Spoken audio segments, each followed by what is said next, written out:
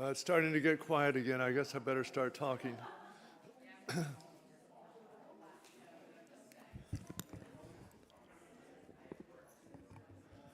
Well, good morning, everyone.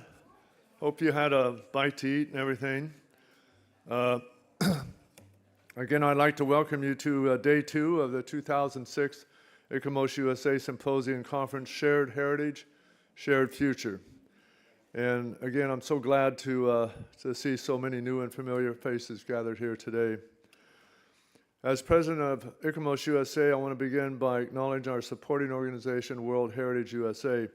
I know it's a little difficult when you see World Heritage USA and ICOMOS-USA, but on the board we decided a few years back that when you tell somebody you're a member of ICOMOS-USA, they go, what is ICOMOS or ICOMOS or whatever?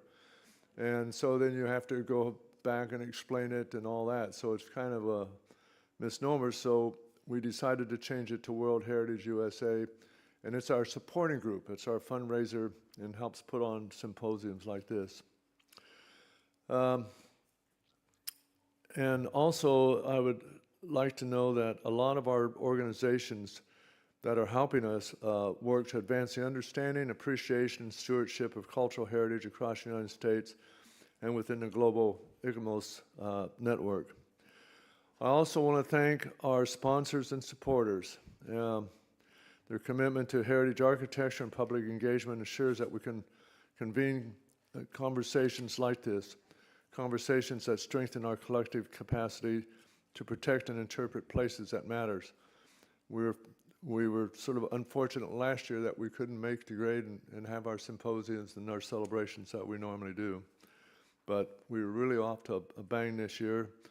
And most of this I can devote just to staff. Staff has been fantastic.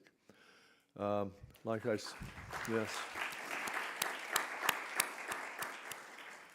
Like if I had my firm still again, I told them I'd hire them in a Hollywood heartbeat, okay? So today we're going to have 5 sessions that will explore a range of topics from intangible heritage and shifting concepts of world heritage to the tentative list, public history, and preservation education.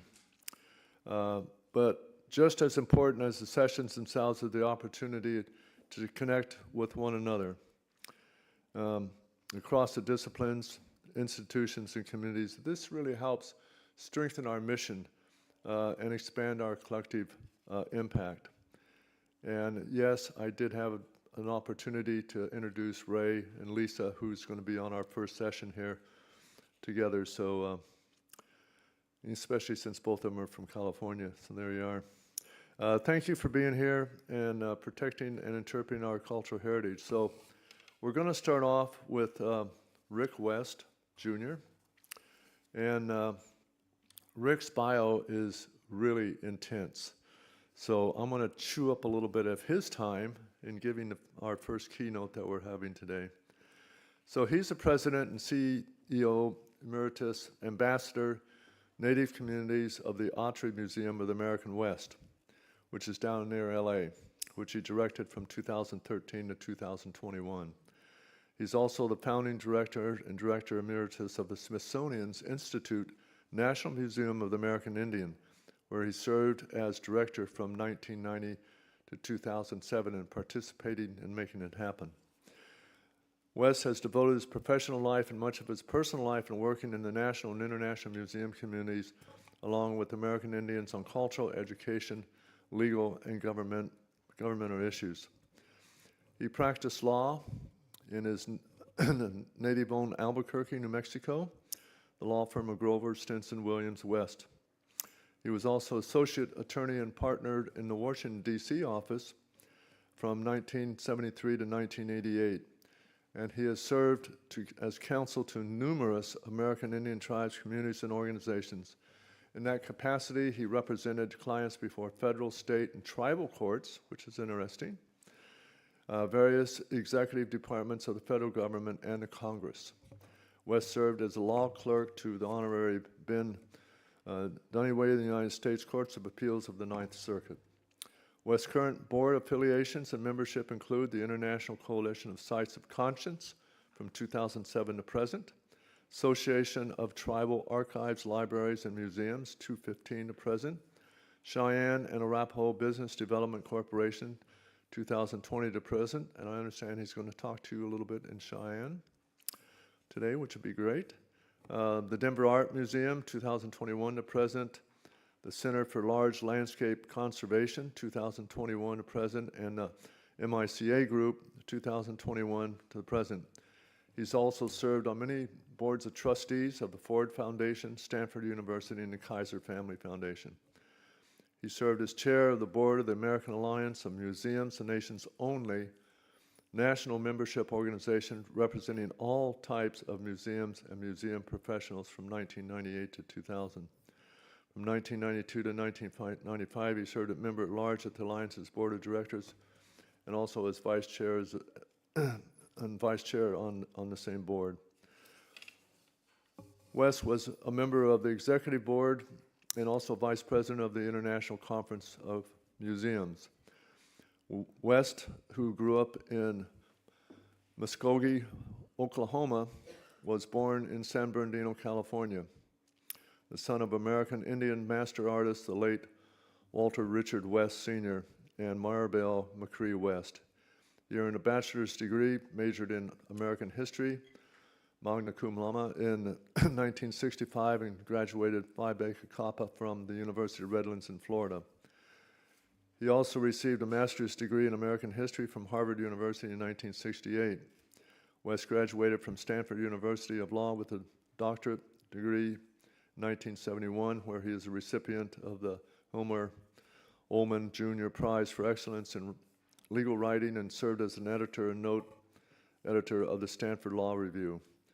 He is a recipient of 11 honorary doctorate degrees.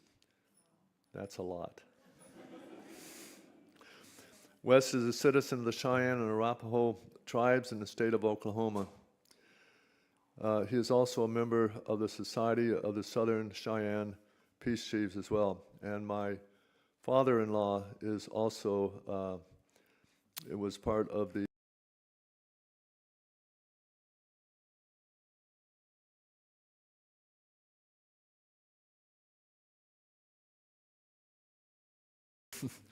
West is married to Mary Beth West, who retired from the U.S. Department of State in 2005. They have 2 adult children, Amy and Ben, and 2 grandkids, Oliver and Finian. All right, Rick, it's all yours.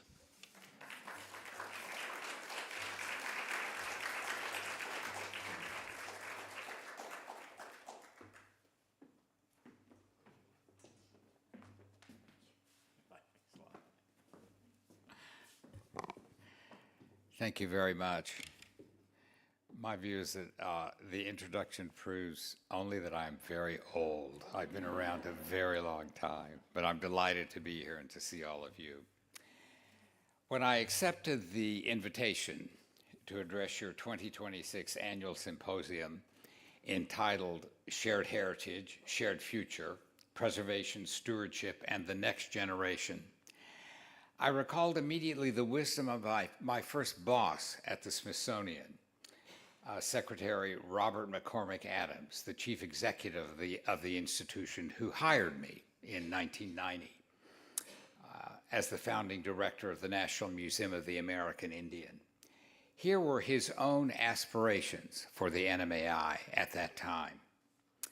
Said he, "This is a national museum that takes the permanence, the authenticity, the vitality, and the self-determination of the Native American voices as the fundamental reality it must represent." We moved decisively from the older image of the museum as a temple with its superior self-governing priesthood to a forum committed not to the promulgation of received wisdom, but to the encouragement of a multicultural dialogue.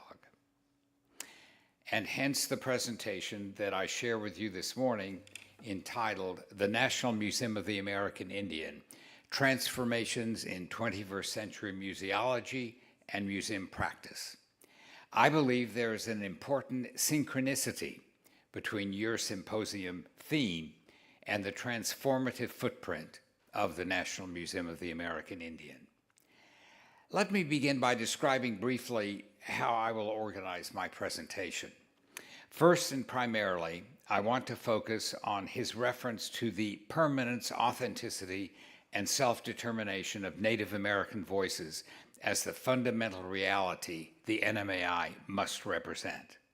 Second, I will address his concept of the museum as forum, in contrast to its mode as the temple on the hill, complete with self-appointed and internal priesthood. I introduce this first point with this preface. At the beginning of its institutional life, the NMAI undertook a 2 to 3 year period of direct consultations on a hemispheric basis, some 25 to 30 of them, with its principal constituents: Native communities in the United States, the First Museums of Canada, First Nations of Canada, and Indigenous communities in Latin America. These consultations produced the initial 3 strategic objectives of the museum. First, the NMAI would be an international institution of living Native and Indigenous cultural communities of the America. Second, in the inclusive, but not exclusive, curation and telling of that history and experience, past, present, and future, it would invoke the first-person voices of Native peoples as authentic and authoritative.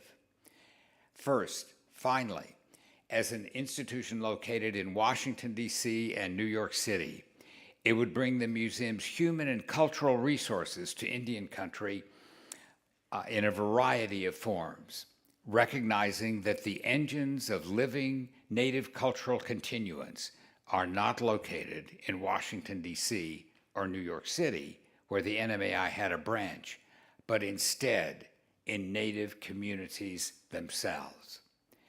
The process of achieving these aspirations took form early as the museum opened its branch, the George Gustav Heye Center in New York in 1994. It was implemented and brought to scale when the NMAI opened on the National Mall in Washington, D.C. in the early 21st century. The implementation of the first 2 of these 3 strategic objectives began with the methodologies of programming, including most specifically exhibits based upon those early consultations with Native communities in the 1990s. Native communities from throughout the Americas were invited to participate in all exhibitions, from the selection of objects to the specific content of the individual community installations.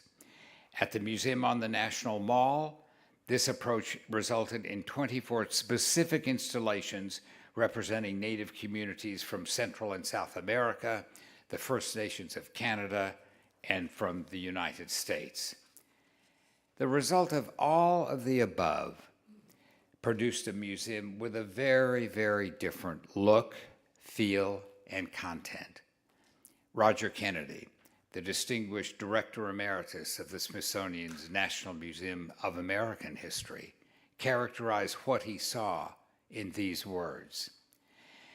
"The point of it all is that the Indian Museum," he wrote, "is a living Indians museum, presenting without rancor or unctuousness certain valuable truths about living Native persons, having a set of experiences special to them, but important to the rest of us.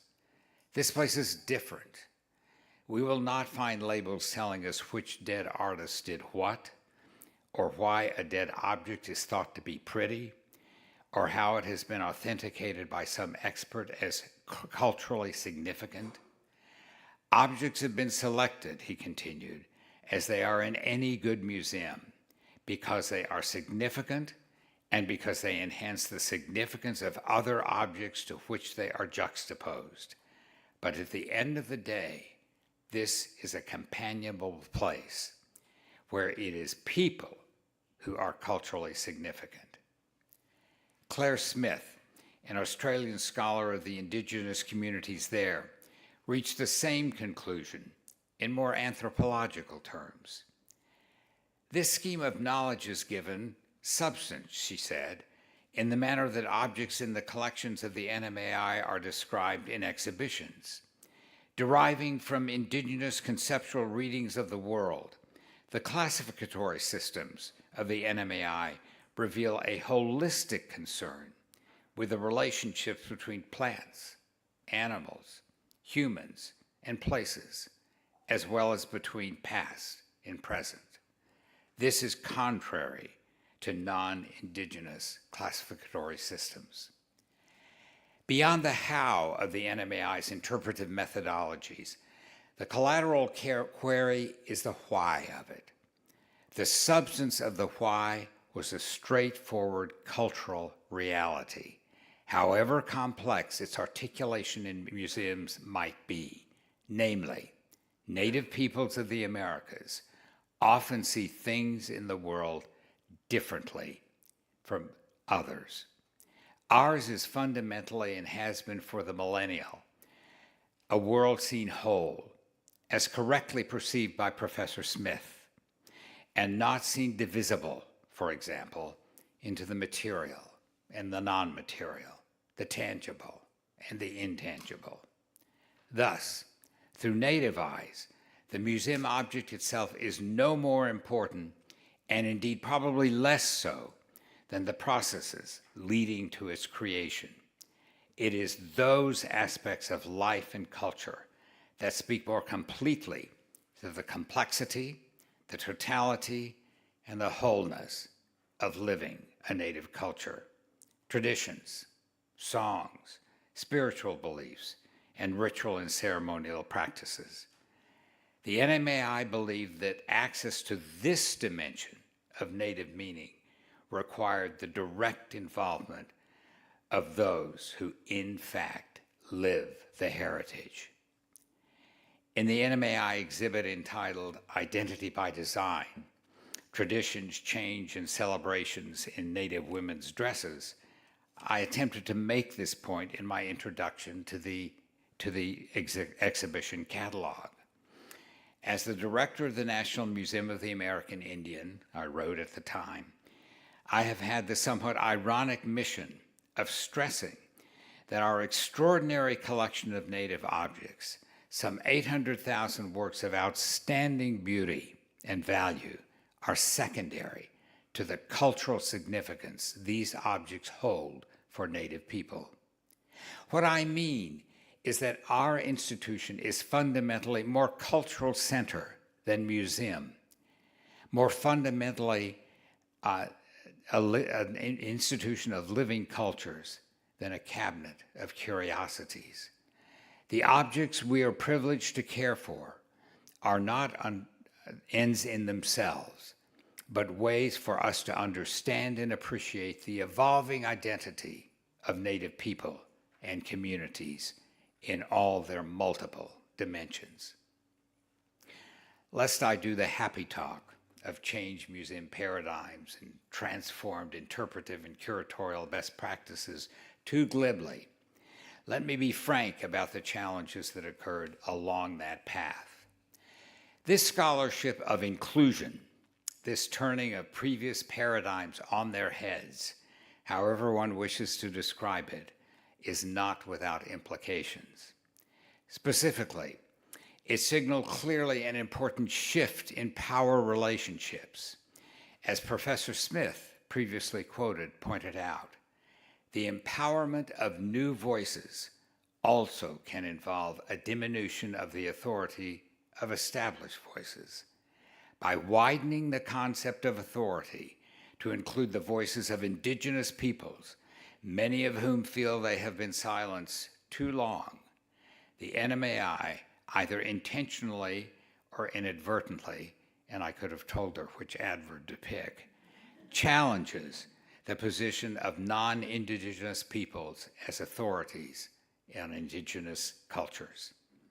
The NMAI knew full well that such shifts might not be taken lightly, particularly among critics whose museology and knowledge base emanated from more conventional origins.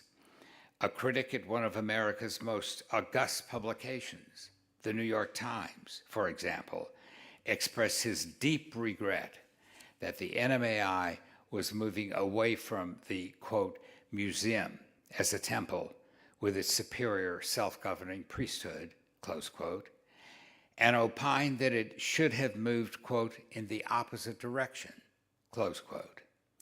He opposed the museum's objects being made available to tribes for, quote, ritual use, believing that this kind of sensitivity constituted evidence of a, quote, studious avoidance of scholarship, close quote.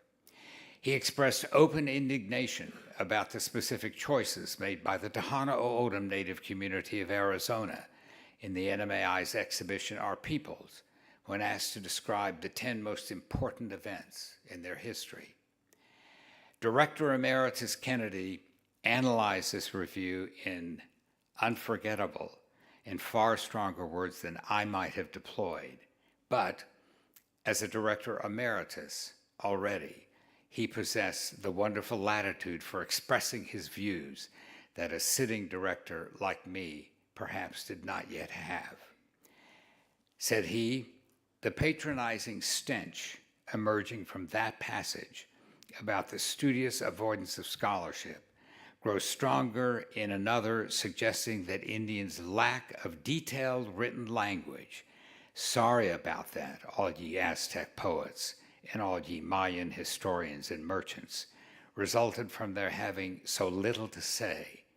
Compassionately, he would have us grant eternal silence to these mute fellow citizens, not only because they were lingo-deprived, but because they had suffered so much trauma. A little well-applied trauma might be helpful to shake that kind of assurance. If he had a sense of humor, Kennedy continued, a critic of this sort might be worth attending, even though tone-deaf to the numinous and colorblind to the symbolic. But what can you do with somebody who can write with indignation of the Tohono O'odham response when they were asked for the 10 most crucial moments in their history and chose as their first, birds teach people to call for rain, and as their last, in the year 2000, a desert walk for health. The Tohono O'odham refused to be talked down to. Their little parable says with a smile, we will listen to the elders whom we respect, but we will not be patronized by puppies. I'm with them, Kennedy concluded.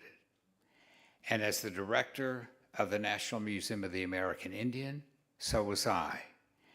I had the ethical and intellectual commitment to the simple yet fundamental proposition that Native peoples possessed authoritative knowledge about themselves and their cultures, past and present. They deserved to be at the table of interpretation. The NMAI had an abiding faith in this potential for new scholarship and insight into Native peoples and cultures at the NMAI. And we chose to pursue that as we introduce new methodologies of inclusion and interpretation. In addition to the changed paradigms of representation, for my purposes today, any discussion of stewardship at the National Museum of the American Indian necessarily begins with the Native American Graves Protection and Repatriation Act, federal legislation enacted by the United States Congress in 1990. For those of you not familiar with this legislation, I will summarize it briefly. NAGPRA requires that with respect to any museum that receives federal funds in any form, certain Native collections, upon application by a culturally affiliated and federally recognized Native community and after due process, must be returned and repatriated to the Native applicant. The collections categories include ancestral remains and affiliated and unaffiliated funerary materials, as well as ceremonial objects and cultural patrimony, necessary for the continuation of contemporary cultural practices. In other words, the law places explicit limitations on a museum's scope of stewardship with respect to Native collections. I remember vividly speaking at the annual meeting of the American Alliance of Museums regarding repatriation soon after NAGPRA was enacted. The room was overflowing. Candidly, you could have cut the angst and anxiety in much of the audience with a knife. Many of them thought they already could hear the rumble of 18-wheelers at their back bay doors preparing to cart away the bulk of their native collections. Happily, in 2026, all of that is a historical moment best forgotten. I can assure you, as the director who is privileged to oversee two of the most substantial and significant native collections in this country, I never, even for a nanosecond, felt programmatically deprived by the proactive repatriation offices that I also was responsible for supervising. The flip side of that coin, however, is not just the absence of negatives for museums, but also the presence of material net positives. Think the concept in term co-stewardship, which is gaining much ascendancy in the 21st century museum practice. Speaking for the NMAI, I cannot begin to describe the high quality of information we gain regarding materials in the collections that were not being repatriated from those native communities that were applying for the return of other objects allegedly covered by the 1990 Act. In this collateral way, the quality of our research and public presentations and programming was greatly enhanced rather than undermined by the regime of repatriation. Furthermore, from the standpoint of Native peoples, and candidly, speaking as one, repatriation has been a vital component of the cultural restoration and renaissance that has characterized the past generation of my respected colleague Elaine Hoyman-Gurian, a former deputy director of the National Museum of the American Indian, and also of the United States Holocaust Memorial Museum, made at the inception of the 1990 repatriation legislation, when she said the following: "The American Indian claims, in their persistence and in their assertion and reliance on the creation and prosecution of law, have been the most visible catalyst for the current industry-wide reappraisal of museums as social institutions. For this pressure, all of us, even in our most fearful and anxious states, should be grateful. We will, I believe, learn more about museum possibilities in the next decade, thanks to the American Indian community, than we have learned in the previous several. And museums will become different in a way that will, in the future, seem logical and self-evident. I predict that we will not be able to recreate what all the fuss was about." Let me now turn, as promised, to the second part of Secretary Adams' declaration, namely his call for the museum as forum, and sounding in his own mind the death knell for the Temple on the Hill. Looking back now, I did not appreciate, as a museum director novitiate, which I most assuredly was in the early 1990s, the profound and transformative interconnectivity conceptually between the first and second parts of Adams' declaration. While the NMAI metaphorically was hammering on the door of museum curation to grant entry to Native viewpoint and voice as authoritative, several other outcomes resulted ineluctably.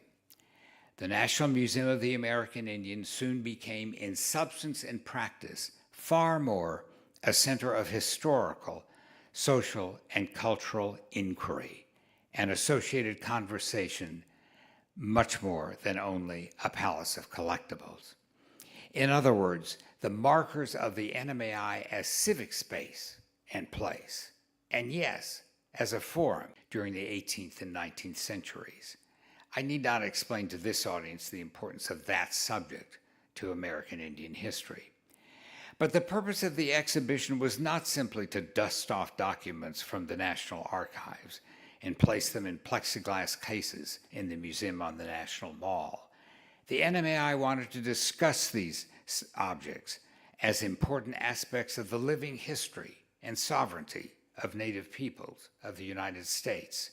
Furthermore, it drew Native communities and others far beyond the gallery floors in Washington, D.C., into engagement, conversation, and debate regarding this often controversial subject in American history and politics.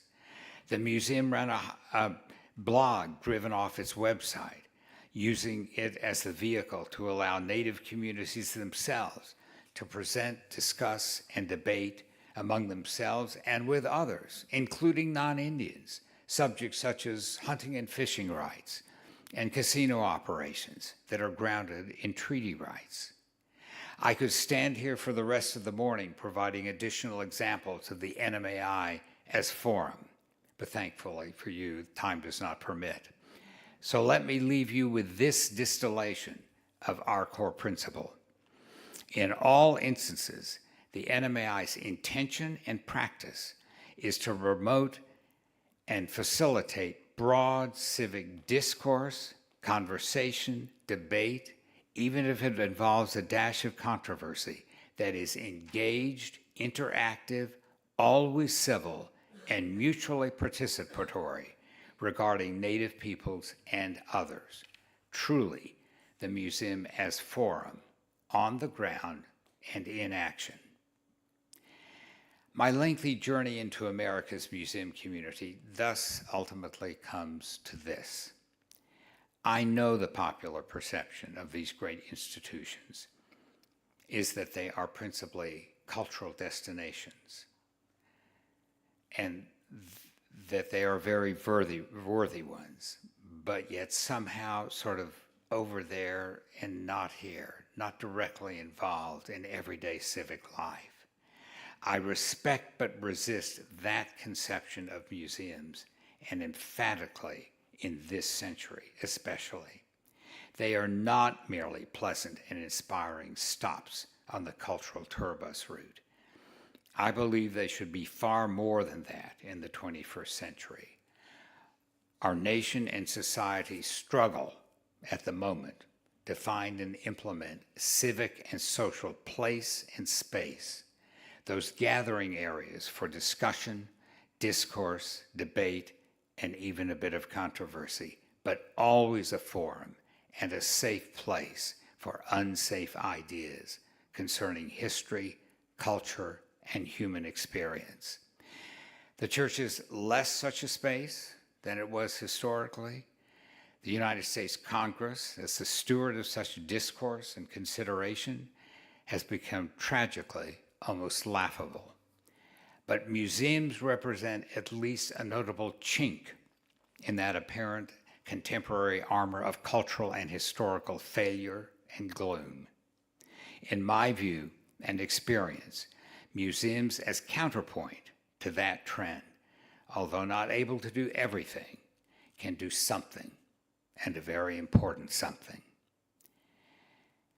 As a citizen of the Smithsonian, visitor, patron, and a former director, I have a related closing comment relevant to America's current semi-quincentennial to leave with you this morning. I do so as a retired, but perhaps not retiring, private citizen not affiliated formally with this organization or any other institution, including the Smithsonian Institution and the National Museum of the American Indian. It is this: the spirit of bilateralism and dialogical ethic and practice embedded in the museum as forum greatly enhance the ability of museums to represent more accurately and successfully the history and experience of the great nation we call home. I turn to the recent words of my dear friend and revered colleague, Lonnie Bunch, the current secretary of the Smithsonian Institution. In his interview on Meet the Press just this past weekend. There, in describing a current Smithsonian exhibit entitled American Aspirations, celebrating our country's 250th anniversary, he made the following points in which I believe passionately. In his words, America's greatest strength, understanding how that history shaped us and continues to shape us. The Smithsonian gives you ambiguity. It helps you understand complexity, nuance, subtlety, debate. That's a major contribution. If you can help people feel comfortable with ambiguity, then you help the nation move forward. Speaking as a graduate of the Stanford Law School, which I also am, that approach to the work of a museum and its best practices is fully consistent with this country's own constitutional history and experience. Our forefathers never presumed a perfect union at incipiency, and indeed, based on both the Declaration of Independence and the United States Constitution as their bedrocks, urged our progression through time, always, to a more perfect union. And with respect to all paths to new and changed destinations that I might have described today, let me leave you with this charge and gentle benediction in Cheyenne. Namaheo, Najamevet Sem, Najamevet Hatzota Ohes, Natsam Khan, Nida Hawaii, Sepeva, Janishe, Neshevet. And in English, roughly translated, Maheo, the great mystery, walks beside you and walks beside your work and touches all the good that you attempt. Thank you so much for your attention.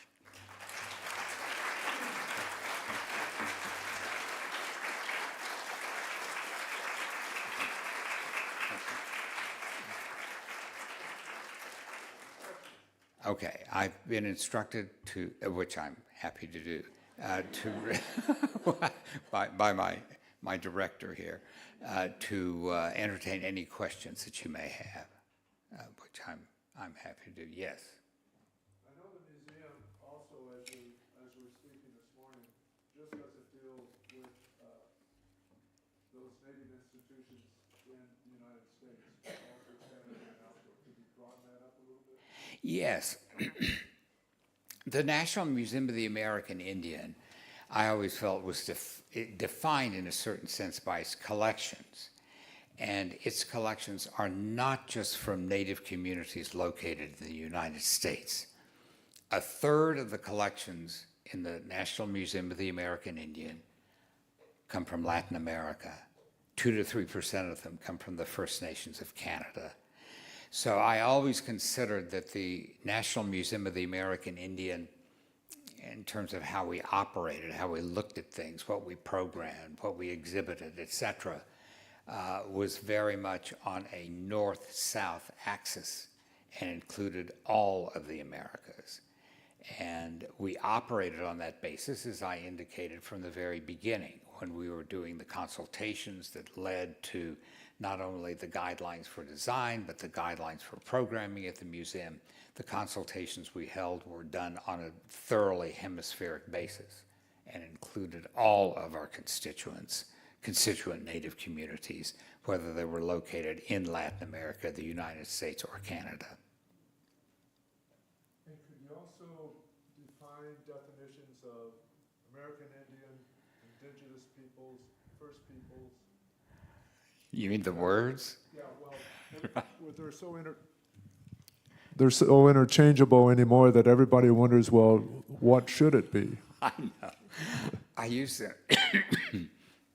to time what kind of audience I thought I was speaking in front of by how quickly the question came up, which term is it I use? What should I be saying? And it was always, honestly, from a non-native person who was legitimately sort of concerned about what to say. Here's how I would answer that question. I think that you ask Native people themselves how they wish to be referred to. Now, in some quarters, I remember having to say very quickly, it was not I, the director, who chose the reference that is in the name of the museum. That was Congress, because some Native people do object to being called American Indians. Lots of people indigenous to the United States do not object to being called American Indians, and I think everybody should know that and be comfortable with that fact. My own view is that the most accurate thing you can say to me about who I am is to say who I am in my language. In my language, it's not Cheyenne. Cheyenne, interestingly enough, if you look up the history of the word, is the French corruption of a Lakota word that was used in referring to my people. And it was not entirely flattering, I would add, even though we were political allies with the Lakota. So in our language, Cheyenne, the word for us is sisistas. And sisistas means, which I consider quite definitive, and it says a lot, means human being, or the people. That's what the word means. So I think the most accurate way you can do it is for the reference to be what the people themselves choose to call themselves in their own language. But apart from that, what I would say is I do refer, when I'm talking about Canadian Indigenous communities, as First Nations, because that's a term they have chosen. At the NMAI, we use Native peoples or Native communities with respect to those Indigenous people living here in the United States.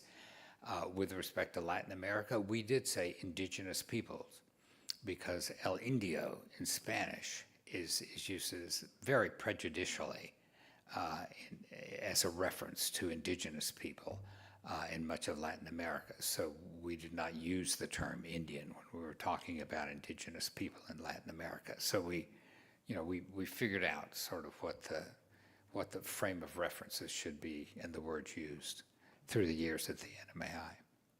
Yeah. Other questions? Yes, where I see hands all over the place. Let's see. Let me begin on the back row. Yeah, go ahead. Thank you for the talk. Yeah. I'm wondering, in the actual programming of the building, how does the staffing and the spatial layout change to accommodate the role of the institution as a forum or a place for public conversation? Oh, that's a great question. Well, first of all, and I'll make sure I understand it, it's sort of how does the physical place, which is the museum on the mall, primarily, although we do have a branch museum. We're the only Smithsonian museum that has a real branch elsewhere that is headquartered in Washington, D.C., and we have a branch in New York City. But the building on the mall is the facility at the NMAI that is most derivative of this elaborate consultation process we went through. And I think there are several things I would say about it that come out of those consultations. For one thing, for those of you who have seen the building, it is very organic in design. It sits across the mall from probably the most pristine piece of modernist architecture that sits on the mall, which is the east wing of the National Gallery. And just a quick backstory to your question is that within 2 weeks after I arrived at the National Museum of the American Indian as the new director, I was invited to lunch with J. Carter Brown IV, the director of the National Gallery at the time, who also happened to be the chair of the DC Fine Arts Commission, which approves all architectural drawings of anything going up on the National Mall. And initially I thought, gosh, I need more preparation time. I've only been here 2 weeks. And so I said, I think I'd like to put this off and the central office of the Smithsonian came back and said, no, you take this right now and you get your body over there. And so I went over and had a lovely lunch with Carter Brown, who was one of the most pristinely charming men I've ever met in my life. But right after lunch, he took me out onto the 7th floor balcony of the east wing of the National Gallery, looking across at our site.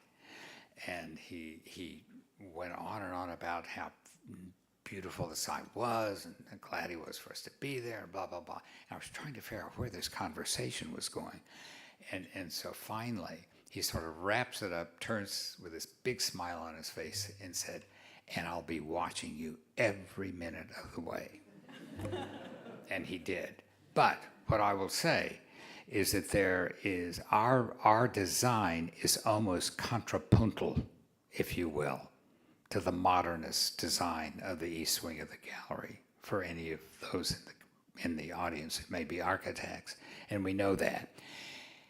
And that building grew very much out of the consultations that we had, and it had to do with everything from the surround, the landscaping, which I just referred to as the outside, the external ecology that surrounded the museum, is very much a result of those conversations. The non-existence of the physical visibility barriers between outside and inside, which goes to your question in a way, is also clear. From the inside of the museum, you almost feel unified with the outside because of the way the building is designed and how it looks directly out into the mall. And vice versa. You can see into the museum as you're entering the place, as you're walking down the walkway to come into the museum. And the largest space in the museum is indeed on the first floor of the museum that has a 4-story atrium in it. And that is because of the very question you asked. We wanted to have physically gathering spaces, a multitude of different kinds of gathering spaces in the museum, where people could be accommodated for purposes of the kinds of conversation, I think, that are absolutely vital to having a museum as form. So that's one thing. But in addition to the physical capacities of the building, there's no question that it was really more almost a set of programming directives that have to do with making a place a form, rather than a house of collectibles. And the NMAI worked very hard from that standpoint, as I gave in the one example I did provide you with of an exhibit and how we ran that exhibit. So it's a combination of the two things, but the building was always built to be a welcoming space. And interestingly enough, almost unfailingly, Native people coming into that space always felt comfortable, whereas they frequently feel intimidated coming into any building in Washington, D.C. They never felt that way coming into our building. Okay, I have about 2 minutes more. There were, yes, ma'am. Thank you so much for your talk and elucidating the vision of a building for many of us have visited. I wish you could be there to greet us, at least with the video. But meanwhile, I have a quick question. For those of us who are involved in this concept of community engagement, could you just give us a quick sketch of the issue of national recognition versus state? I live in San Antonio, where the debates over who is a bona fide stakeholder erupts pretty frequently. So just, I don't want any... You mean a federally recognized tribe versus state state, yeah. I mean, and of course, when I've asked a variety of people, they say, oh, it's political, which is not as good an explanation as I hope you could give us. No, the question is, in the presentation that I made, you'll remember there was a place where I referring to the repatriation law, which applies to federally recognized tribes. There are 574 federally recognized tribes in the United States. And then there's a category of state recognized tribes. And I guess the easier answer to your question is that for almost all purposes, we never distinguished between the two as a matter of how the NMAI operated. And we made the point very, very early on in one of those 24 opening exhibitions on the Mall Museum, the exhibits that were there when the building opened in 2004, was a Virginia tribe. And I'm going to get it wrong which one it was, but it was one of the Virginia tribes who now is federally recognized, but then was not federally recognized and was only state recognized. And so the question arose as to whether we would permit them to actually have an exhibition in the museum, and the answer was yes. And so we did. So we made our own judgment calls about that, and were able to do that. The other place that came up was where we were talking about the repatriation of material, which, as I just said, is to federally recognized tribes under the law. We, from the very beginning, included state-recognized tribes for purposes of our own repatriation policy. We considered NAGPRA to be a set of baseline requirements and not the ceiling. Lots of people looked at NAGPRA and said it was the ceiling. We didn't. We looked at it as the ground level, the plane level, and then we added our own, made our own additions to it as a policy. So as a matter of that, we made no distinction between state and federal. And it's time to go. So thank you very much. I appreciate it.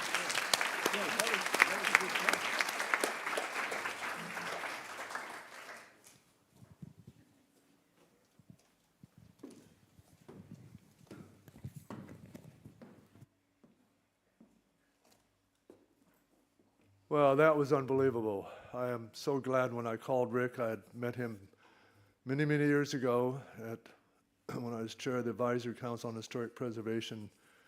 And he said he had to push a few things around, and he did. And I thought that was one of the most fantastics I've ever heard for a keynote to start.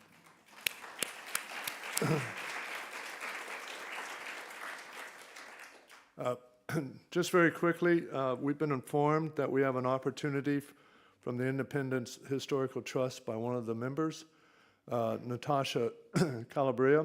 And Natasha has let us know that on Friday, there'll be scheduled twilight tours of the Independence National Historic Park that'll take place right after tomorrow's meeting.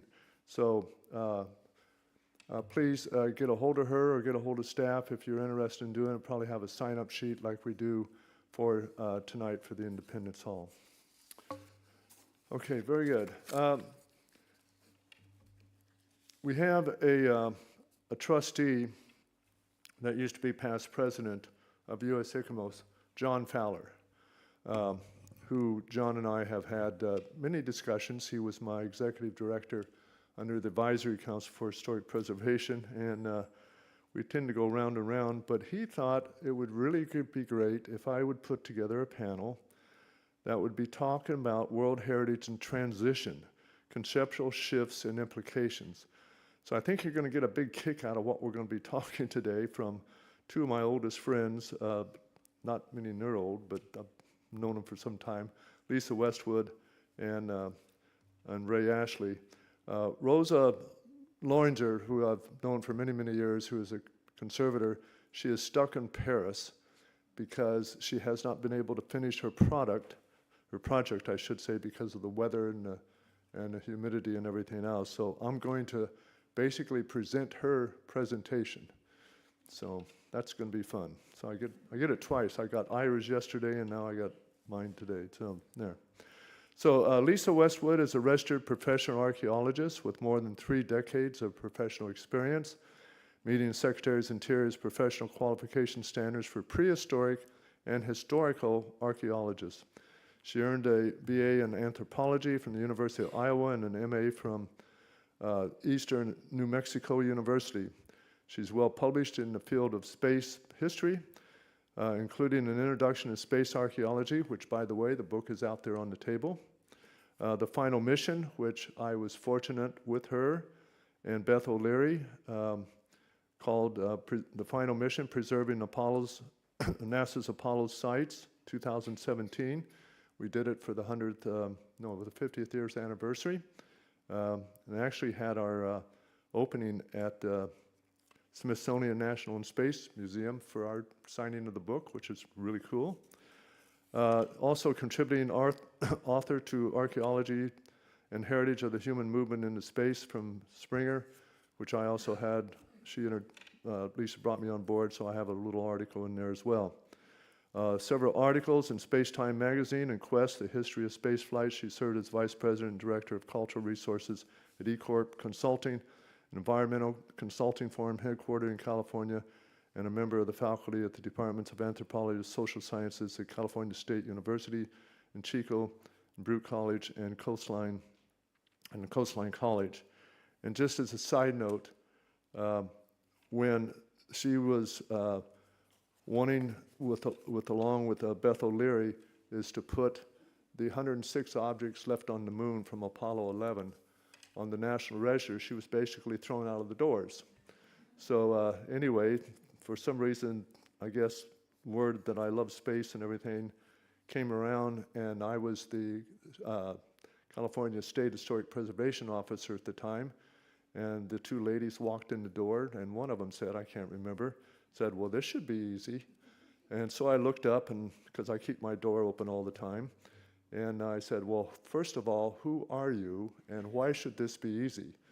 So they explained what they wanted to do, and they said, could we do it and put it on the California Register of Historic Places, which is only 230 miles away from California, the moon. So, but anyway, and I said, well, why is it easy? And she says, well, you have a model of the lunar lander on your table there. So anyway, I'd like to introduce Lisa, and then I'll give Ray's bio afterwards. Okay, thank you.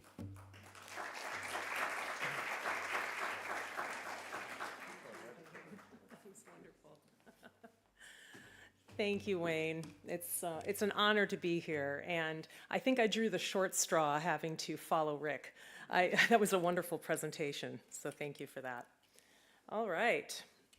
Well, we are all here today because we care about historical sites of outstanding universal value.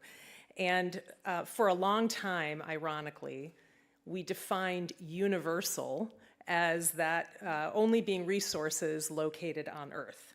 And that wasn't an intentional oversight on the part of the World Heritage Convention when it was adopted in 1972. That was only 3 years after Apollo 11. So space travel was very new, not historic by any reasonable definition at the time. And we had a lot more pressing matters here on Earth that were threatening our heritage. But still, even at that time, we recognized that heritage is a non-renewable resource, and it needs our protection. And that is particularly the case when we're talking about heritage sites that extend, the significance of which extends far beyond that of any single nation, but to humanity overall. Enter Tranquility Base, the first truly universal heritage site not located on Earth to ever be recognized on a historical register. Tranquility Base is a really good model for this discussion on World Heritage because it can be understood as the first human occupation site beyond Earth. It was formed on July 20th, 1969, when Neil Armstrong and Buzz Aldrin became the first humans to ever step foot on another celestial body. And I bet some of you in this room probably remember where you were when that happened. It occurred because humans finally developed the technology and the knowledge to be able to escape the Earth's gravitational pull, travel 250,000 miles through the vacuum of space, in an environment where life as we know it on Earth cannot be supported without intervention, land, collect samples, and come back home. Much like the footprints at Laetoli in East Africa, the first human footprints on the moon represent a monumental achievement in human history. More than 2 decades ago, my dear friend and pioneering space archaeologist, Dr. Beth O'Leary, and her graduate students at New Mexico State University secured funding from the New Mexico Space Grant Consortium to research and document for the first time what was left behind at Tranquility Base after the Apollo 11 mission. And the principle was very simple. NASA knows what it took up to the moon, and it knows what they came back with. And so the delta between those is either materials that were intentionally jettisoned as part of the orbit process or that were left behind on the lunar surface. And they found that the site contains clearly defined activity areas, artifact concentrations and distributions, and behavioral traces like footpaths and toss zones. So basically, it's an archaeological site. And thanks to the historical record, we actually understand its site formation. For example, in order for the crew to have enough fuel to go back up from the lunar surface to Michael Collins, who was orbiting the moon, they had to be very conscious of the weight of the ascent module. Because if it was too heavy, they wouldn't have enough fuel to get back up to Michael Collins and come home. And they had to make room for all of the rock samples that they took. And so this required them to jettison a number of objects right at the last moment, right before they went back up. And these were objects that were no longer needed. They were objects that only existed as one-of-a-kind objects designed specifically for that mission. And they essentially created an artifact concentration. Archaeologists have now, let's move that forward there. Archaeologists have now, we've classified the artifacts up at Tranquility Base into 5 categories. The first one are the structures, and there's only one. It's the descent module of the lunar lander. So basically what came down onto the lunar surface was a structure in 2 parts, and they took the top half and went back up to orbit to come back home and left the bottom half on the lunar surface. There are also commemorative artifacts up there, and some of them represent the messages from 74 nation leaders. So even at that time, we recognized the importance of the event, which was made possible by people from all over the world. It was not just the United States. There are also experimental artifacts up there on the surface, including the laser ranging retroreflector, which is a piece of equipment that can still now be used to accurately measure the distance from the moon to the Earth. There are mission tools and gear, and that's a lot of the material that is still up there. And a lot of these are one-of-a-kind objects and pieces of equipment that only exist in prototype form on Earth. They were designed specifically for that mission to be able to collect samples in these very bulky spacesuits. And then, of course, there's the waste, always the joke among the media, but it should come as no surprise that humans are biological organisms, and the technology needed to allow the human body to live and remain alive in the vacuum of space was no small feat of its own. In all, there are about 106 objects, artifacts, located at the Tranquility Base site right now, and all of these artifacts have been recorded on archaeological site forms in both California and New Mexico. And I think Wayne has a copy of the California record here with him if you're interested. Thanks to modern satellite imagery, including that which was collected by the L-Cross satellite, the integrity is exceptionally high due to some just very minimal post-depositional disturbance. In fact, the lunar environment creates a great preservation environment due to the absence of atmosphere, weather, biological activity, and then frankly, humans, which humans cause most of the damage to archaeological sites on Earth.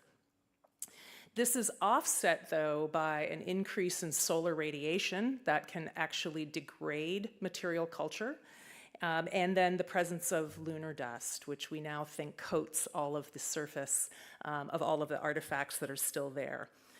But footprints, artifacts, and surface features do remain visible, and it's been over 50 years now. But this same stability and state of integrity also creates vulnerability. Even minimal disturbances like land exhaust and rover traffic and human visitation in the future will cause irreversible change. And so for this reason, NASA developed some guidelines for spacefaring entities, for private entities that are going to go back to the moon. And these include buffer zones to protect the Apollo sites. The Apollo mission was one of the most important ones in history. And so there's a certain radius around each of the sites that people are asked to stay away from in the future. And this probably won't happen in any of our lifetimes, but these remain pristine right now. And the idea is that if we have an opportunity to preserve and protect some really important history to all of humanity, we have an obligation to do that. And NASA took the charge. And the radius to protect Apollo 11 and Apollo 17 are the largest. That's the first and last. But for right now, at least, the Apollo 11 site is both highly significant and it retains sufficient integrity to convey the significance. And that significance held by Tranquility Base represents the very first time a human stepped foot on another celestial body. It was a technological achievement by the human species, regardless of nationality. Again, this is not a United States issue or monument. This is humanity overall. It required advanced human cognition, required material culture development on a scale that we had not seen until that point, and a continuing of the pattern of adaptability to our changing environment, something that began with the genus Homo. Now, knowing that the World Heritage List cannot currently inscribe sites that are located on the moon, and out of concern that there is a lot of increased interest in the private sector being encouraged by the Lunar X Prize, which was offering $25 million to the first engineering team that could land a rover and travel to a Tranquility Base with remote control to take pictures. In 2009, Dr. Leary and I reached out to then California SHPO, Wayne Donaldson, and we did a deep dive into the laws in California. And we found that a site in California does not need to be physically located within the political boundaries of the state in order to be listed on the California Register of Historical Resources, provided that the site is associated with California, and it is. We were successful. In 2010, California became the first to list Tranquility Base, and by extension, any resource not located on Earth, on a historical registry anywhere. It was incredible. It made national, international news. Wayne's phone wouldn't stop ringing, neither did mine. And New Mexico followed suit later that year. And we did try other states.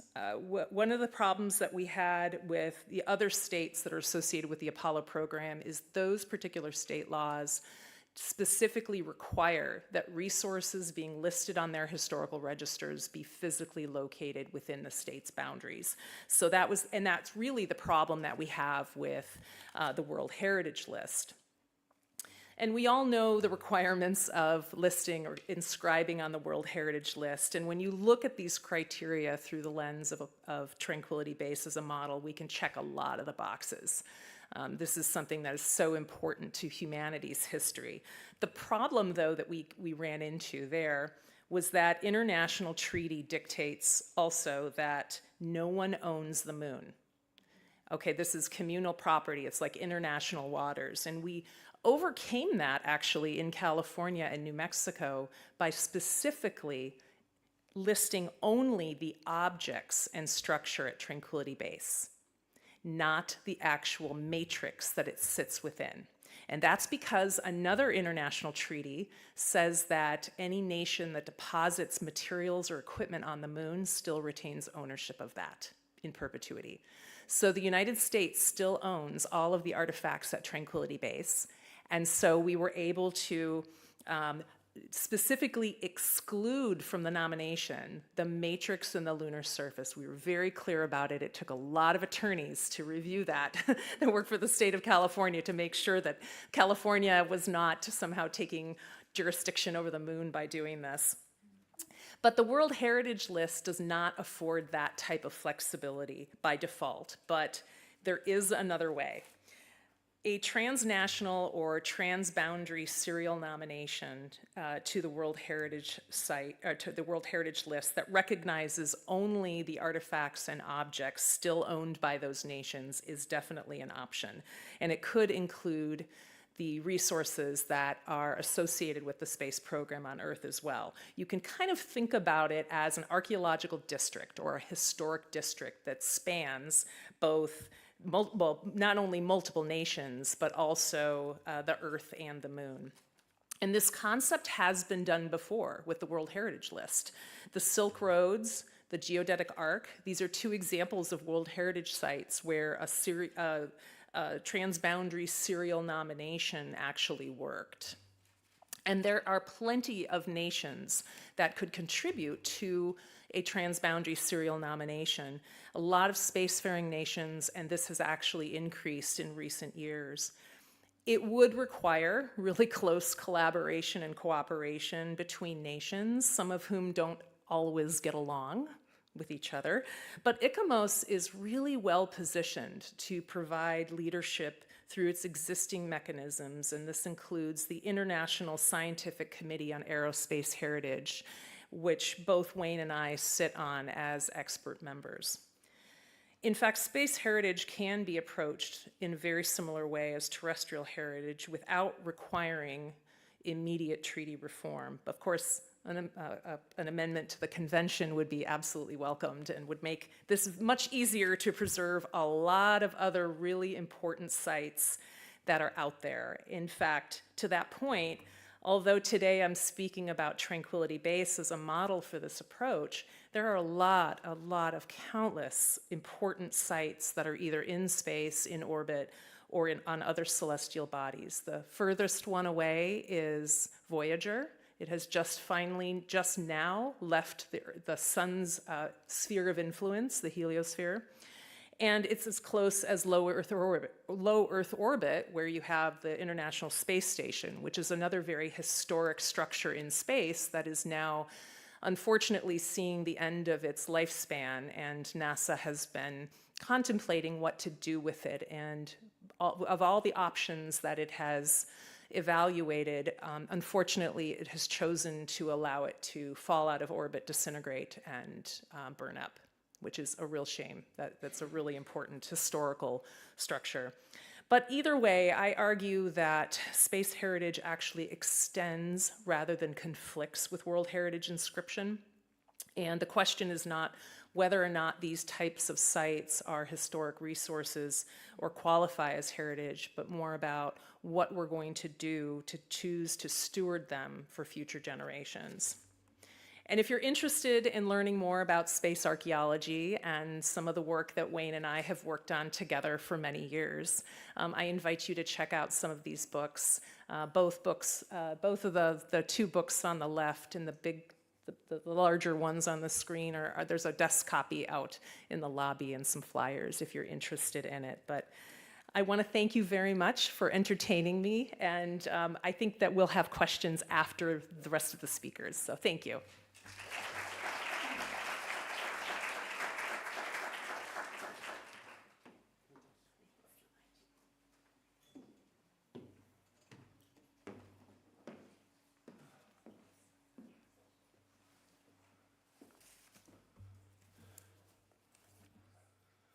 Well, thank you so much, Lisa.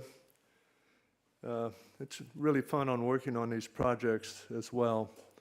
And if you're interested, by the way, in joining any of these scientific committees, you should really look them up and get involved on them. I gave a week's tour of great aerospace sites in California before we moved to New Mexico on our major conference last year, so you're more than welcome. The next person I'd like to introduce, I've known him for many years, incredible person, Dr. Ray Ashley, who is a former president and CEO of the San Diego Maritime Museum. Unfortunately, he retired last year. I was so sad, but after 30 years as president, that's probably long enough, right, Ray? He holds a, he holds a BA in anthropology from the University of California, San Diego, and a Master's of Arts in Maritime History and Museum Studies from the East Carolina University, and a PhD in the history from Duke University. Dr. Ashley is a contributor to several professional and historic publications, including Maines Hall, where he's been author of the publication's introductory column since it became a peer-reviewed journal, American Neptune and Sea History. He's been the curator of several museums' major exhibits, including the award-winning Cook, Melville, and Gauguin, 3 Voyages to Paradise, and most recently, The Art of Navigation. He's also a licensed master mariner with thousands of miles of oceans experience in sailing vessels, including historic steamships and mortar vessels, as well as the replicas of the 1848 Review cutter and the 18th century British frigate and the 16th century Spanish galleon, constructed over 5 years by a team of which Dr. Ashley led. And I'm so proud that my wife Lori and I have carved our names in the keel of that ship as part of the contributors and everything else. Also, you know, he can sell practically anything. And I remember he told me a story of his, I think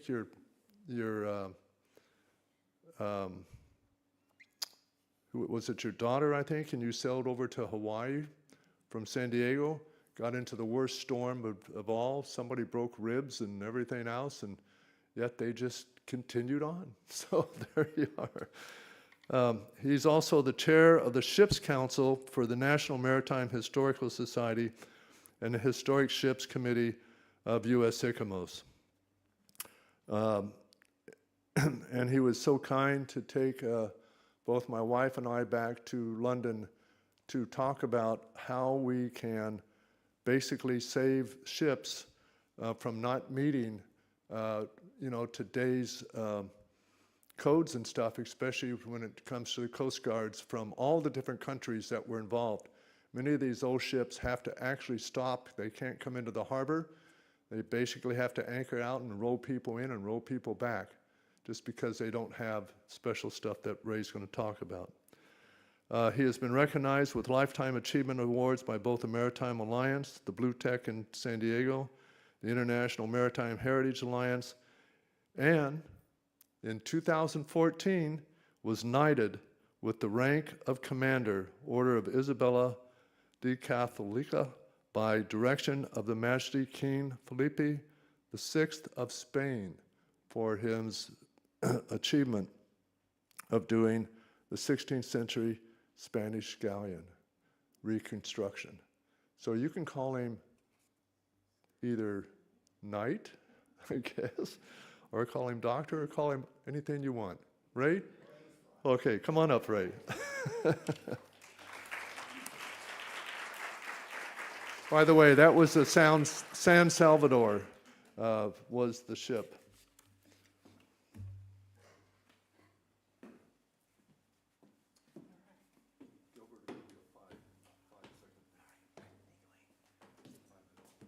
Okay, so I use this to make this work, is that right? Okay, well, good morning, everybody. Thank you for having me here, and thank you, Wayne, for the invitation to this. And also thank you to my two predecessors in presenting. Lisa, I couldn't imagine a better person to present before me, so thank you so much for that. There's going to be some similarities, I think, in what we're saying. So in like fashion to the efforts to inscript spacecraft and sites on the moon that are significant in the history of space travel, this presentation is about attempting to inscript as a transboundary World Heritage Site the remaining great historic ships of the world that we have, scattered around the world in various museums. So to begin with, if I can make this work. Okay, that doesn't do. There we go. So this isn't a ship, obviously, but this is one of the Buddhas of Banyan in Afghanistan in the 7th century. A few months before the 9/11 attacks in New York, a couple of sculptures like this, monumental sculptures, were destroyed by the Taliban in March 2001. It provoked outrage around the world because these were deemed to be part of the patrimony of humanity. They had been recognized as such by the fact that they were a World Heritage Site. They since have been reconstructed as best as possible, but the wanton destruction of these things was really an effort by one group of people to impose their own sense of, I suppose, importance over the rest of humanity, going back as far as you want to go. Now, Palmyra was a Roman city in Syria, the 3rd century BC, and that was largely blown up by ISIS on August 23rd, 2015. Likewise, a wanton act of destruction of a significant element of the world's patrimony belonging to all humanity, also recognized as a World Heritage Site. That level of recognition afforded, theoretically, the protection of these places didn't work in this case. On the other hand, this ship, the Falls of Clyde, that was in Honolulu, one of the last great four-masted full-rig ships built in 1878, and was the link between Hawaii and the mainland for many years, became a National Historic Landmark in 1989. Her stewardship was taken over by the Bishop Museum, and the Bishop Museum, after a few years, disposed of it, and then just in October of last year, she was towed out to sea and scuttled. She's one of the last great remaining sailing ships. She's approximately the same size as the Moshulu, located just down by the river, just down from here. Also located down by the river, the USS Olympia was a flagship of Admiral Dewey at the Battle of Manila Bay, the last protected cruiser left in the world, built in 1895, again a National Historic Landmark. And back in 2011, her museum, the Independent Seaport Museum, wanted to take her out and scuttle her also because they felt they could no longer take care of her. Now, fortunately, they revised that opinion. She is still there. It's a difficult and ongoing process, but it looks like her safety, at least for the time being, is secure. Neither one of these ships, I feel, would have been nearly as threatened had they been recognized as World Heritage Sites, because that level of recognition supersedes everything else. It makes them not just the responsibility of their communities or even of the United States, in this case, as National Historic Landmarks, but they become part of the world's, the possessions of humanity. And they generate a response on the part of the world of people coming to want to see them, because the World Heritage Sites are on all of these people's bucket list, and a lot of these ships can sustain themselves purely by visitation or only by visitation. It might be a while before that takes place on the moon, actually, but at least here that is the case. So in making this argument, I'd like to point out that any historic site, a ship particularly, may be of world significance, but it's usually up to the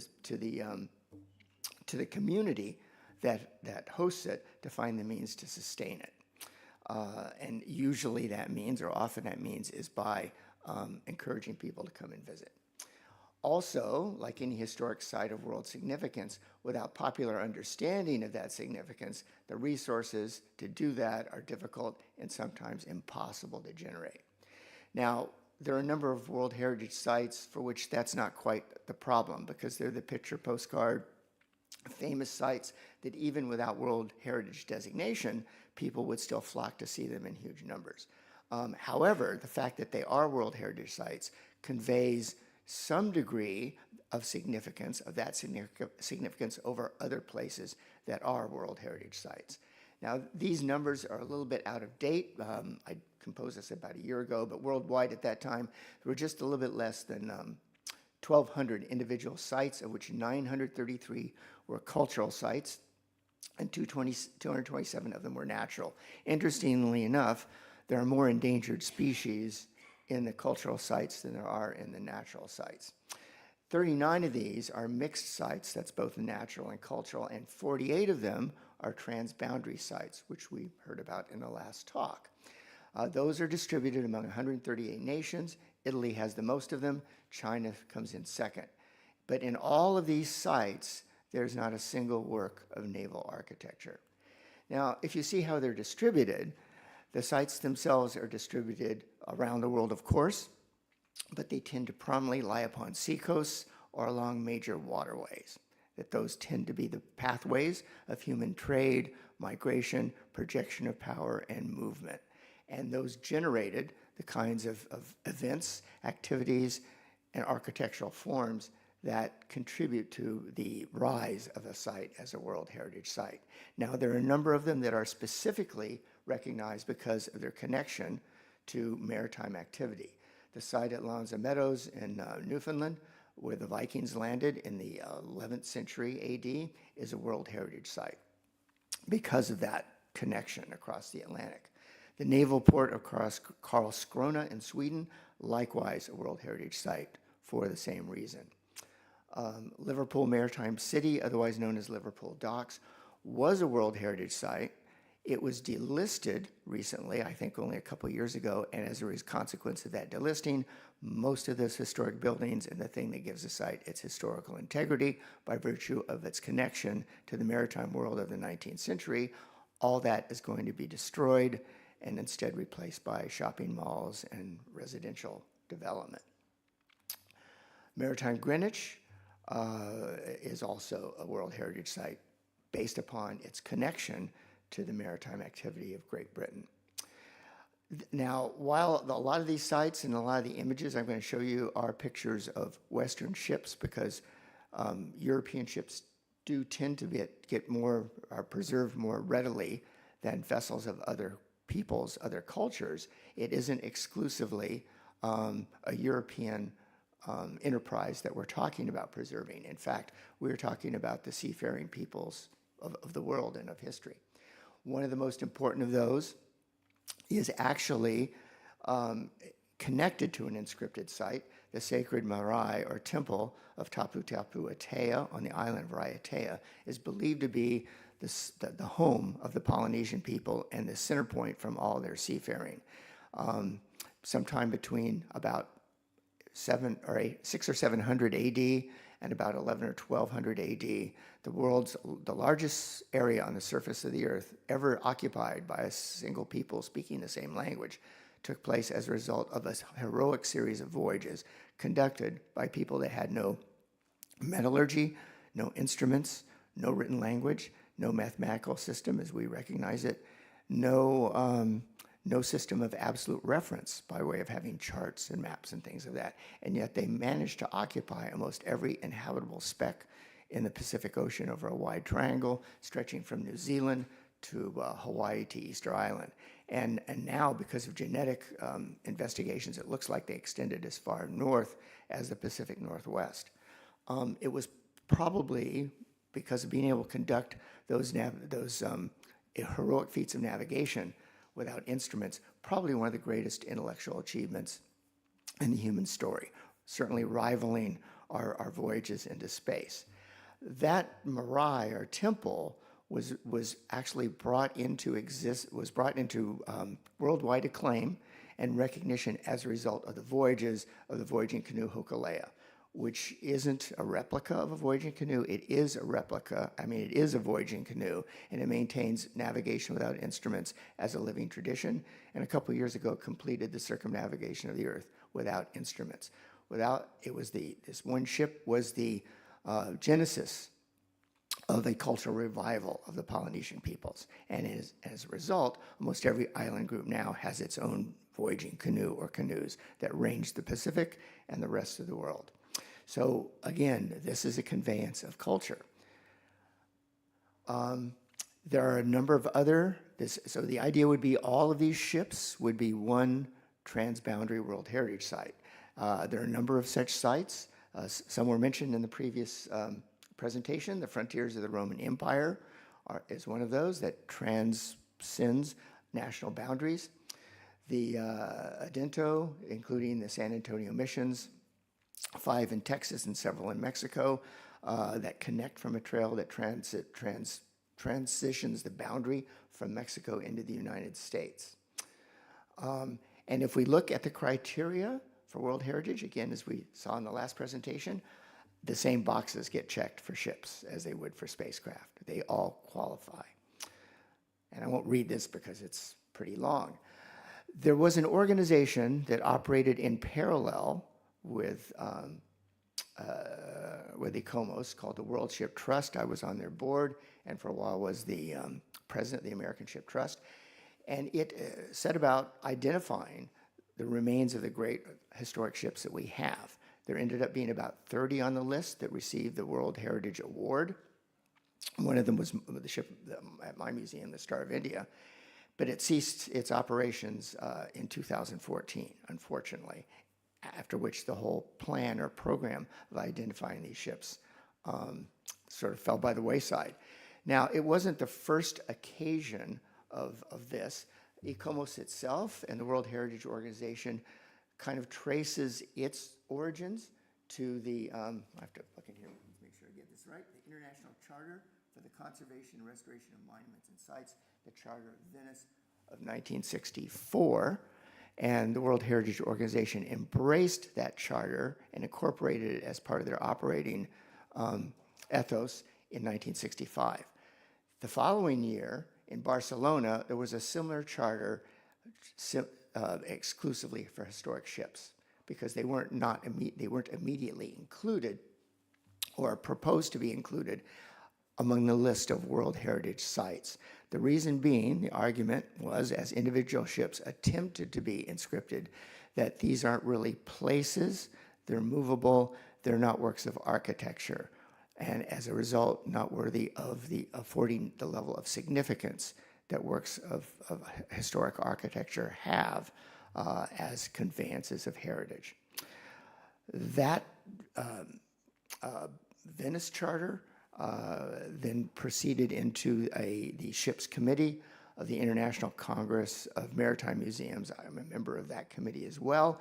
It met regularly and continues to meet regularly. One of its policy initiatives is to see that ships are inscripted as World Heritage Sites.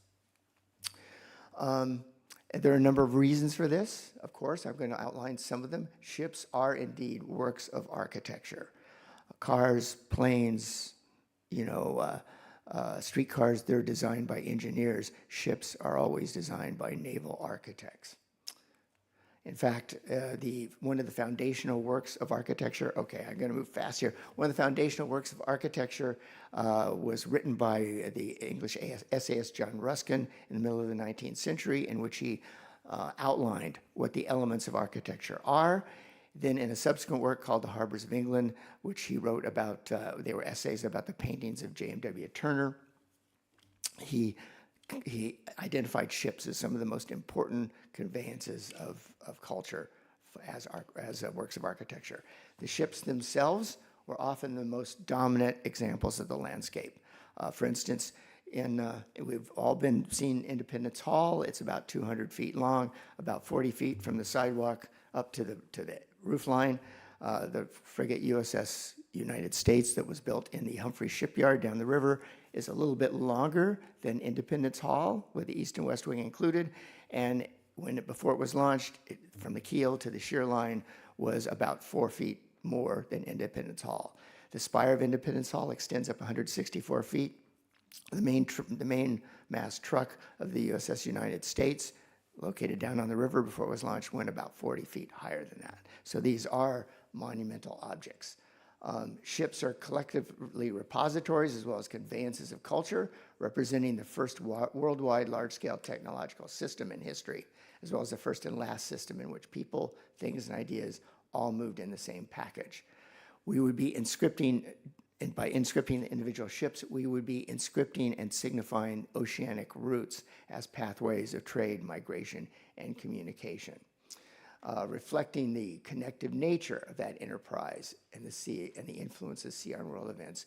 No one ship would be a site by itself. It would be part of a collection in a transboundary assemblage. Recognition of these ships as historic sites would also further the goals of UNESCO to protect underwater maritime heritage. There's no way to appropriately recognize these ships by restricting the representation exclusively to the dockyards and naval complexes, which was the entire purpose of these, were the ships themselves, and to neglect recognizing the historic ships as a World Heritage Site is to ignore the role of seafaring in the development of civilization. In fact, The oceanic ship was identified as the genesis of the Anthropocene. Most geologists believe, until recently, we've been living in the Holocene, but a new geologic era in which human activity may be the dominant influence on the Earth's ecosystems. That was written up in defining the Anthropocene in the journal Nature in 2015, identifying the oceanic sailing ship as a precipitating cause. Just a few weeks ago, the Ships Committee of the International Congress of Maritime Museums got the results of a survey going to many organizations which had historic ships. Funding was a primary challenge for 88% of them. 41% report that only 1 or 2 full-time staff are responsible for taking care of an entire vessel. 76% rely heavily on volunteer labor, and no fewer than 53% report that their vessels are at risk of loss within the next 5 to 10 years. Humanity is an expression of the stories that it tells of itself, and that some of those stories inhabit special places that evoke value. And the great historic ships represent the last remaining part of an architectural construct which once spanned the world. And I'll complete with just one little story. Looking back on the first time this debate started, I've been at this a long time. As Wayne said, about 12, 14 years ago, we went back to London to make the argument at the International Maritime Organization. The earliest iteration of this debate that I could find of ships as conveyances of culture and intangible culture took place, near as I can make it out, a little more than 2,500 years ago. It was an argument between 2 guys on a beach, okay, that happened at night, and the guy that wrote this up, according to him, there were a lot of witnesses to it. It was at night, but the whole scene was illuminated by the distant flames of a city on fire. And the argument between these 2 guys is, where were they going to make the last stand of their civilization?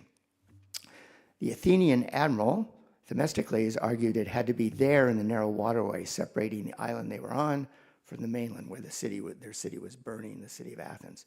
His counterpart, Eurybiades, a Spartan general, argued they should make their last stand at the fortified location of the Corinthian Peninsula. Themistocles thought that was crazy because they would have to divide the fleet, and he said, since you can't defend anything without the ships, and we own most of the ships, in the name of my country, I'm going to demand that we make our last stand here in this strait. His counterpart said, how is it you think you can demand anything? If you look over your shoulder, you'll see that you have no country. You have no culture. You have nothing. It's all been burned. And Themistocles, after a pause, said, do you see those ships lined up on the shore? So long as we have them, we have our country. And if you do not agree that we make our stand here, we'll load our people on them. We'll sail to some far distant place. You'll never see us again, and you could decide on your own how to meet your own fate. Well, that idea of ships as conveyances of culture won the day, and the next day the Greeks won the Battle of Salamis, and that burning city was rebuilt, and its most prominent feature, the Acropolis, was rebuilt, and it's a World Heritage Site. So, for the ships you've been seeing, these pictures, if they're not afforded the recognition they deserve for what they really are, one by one they will slip away beyond the horizon and beyond recall. And there's the stories that inhabit them, there'll be no way to have a tangible connection to those again. On the other hand, we could afford them the significance that they deserve, and we could put finally to rest that argument that started 2,500 years ago at the Strait of Salamis. Right? Thank you.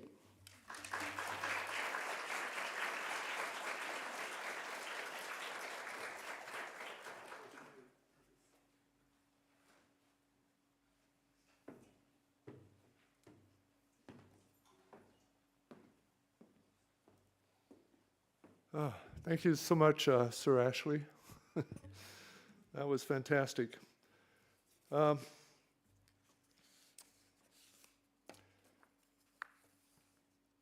going to go ahead and give Rosa's presentation. Unfortunately, she cannot make it here today, as I said. She's a Cuban-American writer and architectural conservator. And we've probably been working back and forth on projects, mostly in California, for the last 40 years together. She is founder of RAL Conservation, LLC, a firm based in Los Angeles and Miami, and has worked on decades of significant modern art and architecture. Most recently, she served as lead conservator for the Luna Amusement Park, and as the 2024 Judith Proxas Distinguished Professor of Conservation at New York University's Institute of Fine Arts. Rosa was the opening keynote speaker at ICOMOS 2004 Symposium and 2009 Rome Prize Fellow in Conservation of the American Academy in Rome. She holds an MA in Art History and Conservation from the Institute of Fine Arts and is among the few conservators who write regularly about the field of mainstream media.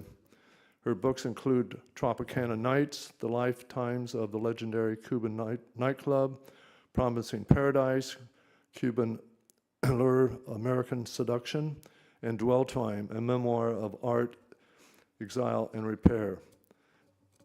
And she's also produced a children's book, Lusa of the Sea, which is about conservation by children, which she co-authored with her husband, Todd Kessler. It is published this year, or will be published in 2026. I met her again at the Docomomo conference that we had in Los Angeles a few months back.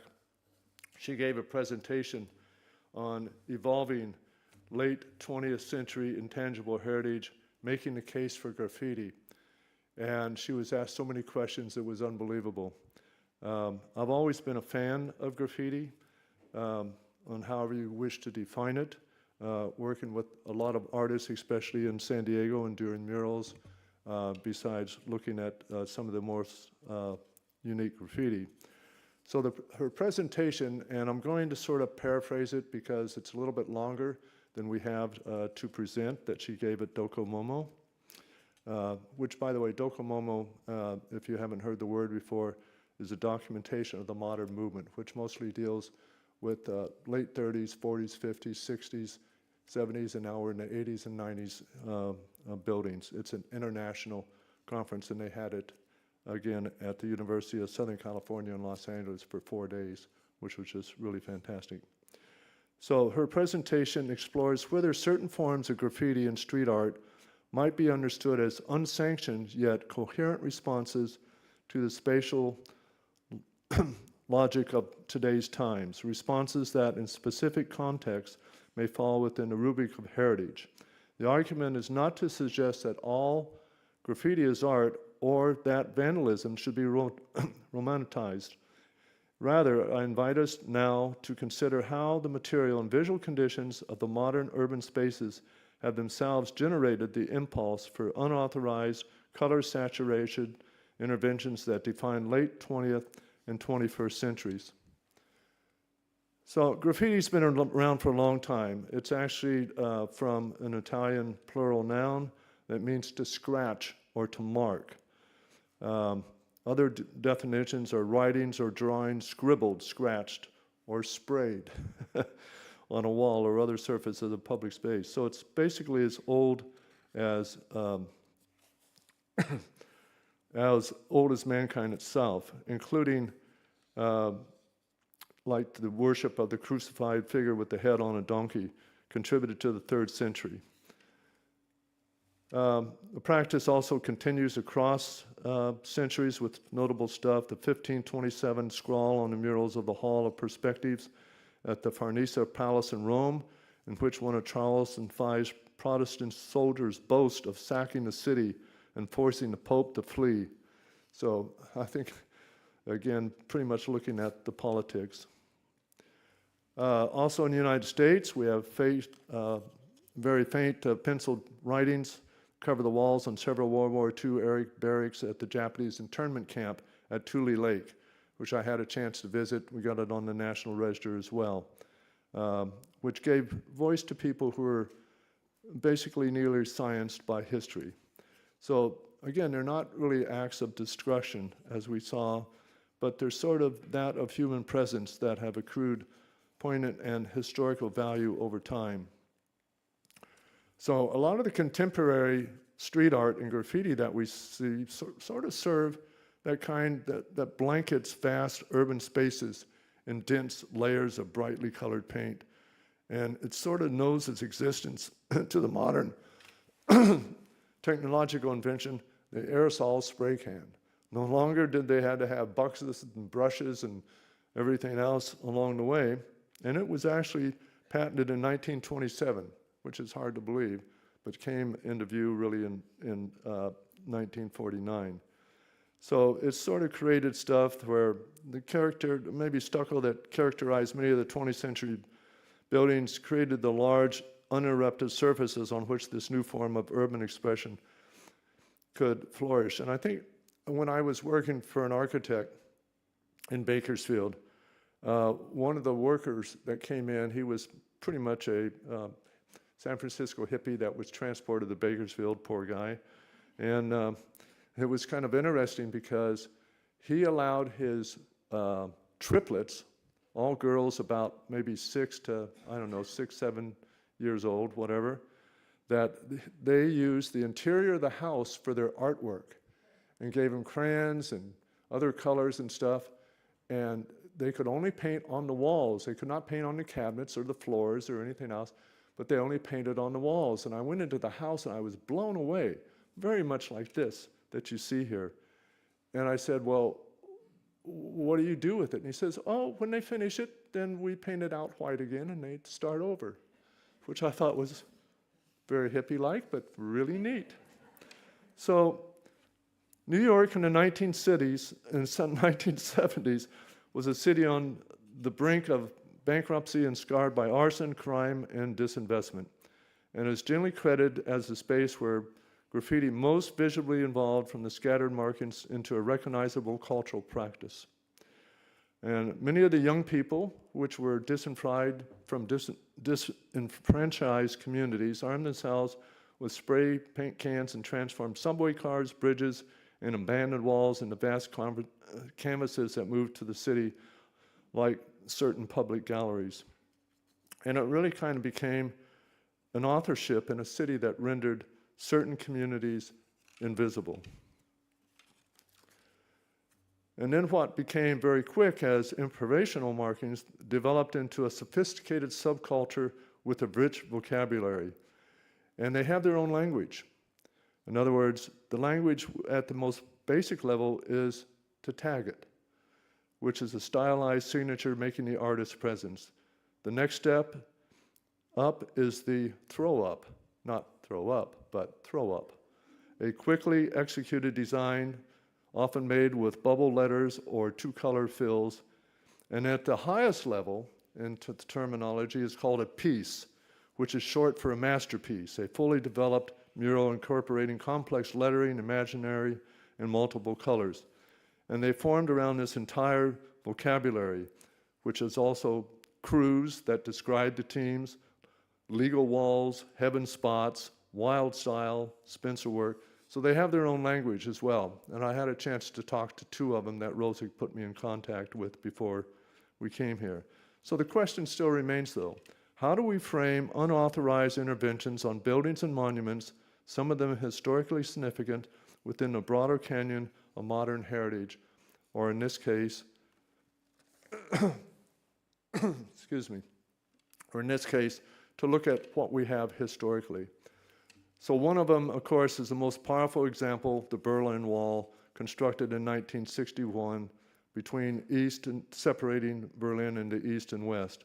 And it became a materialized ideology, given physical form to a specific political and cultural moment in world history.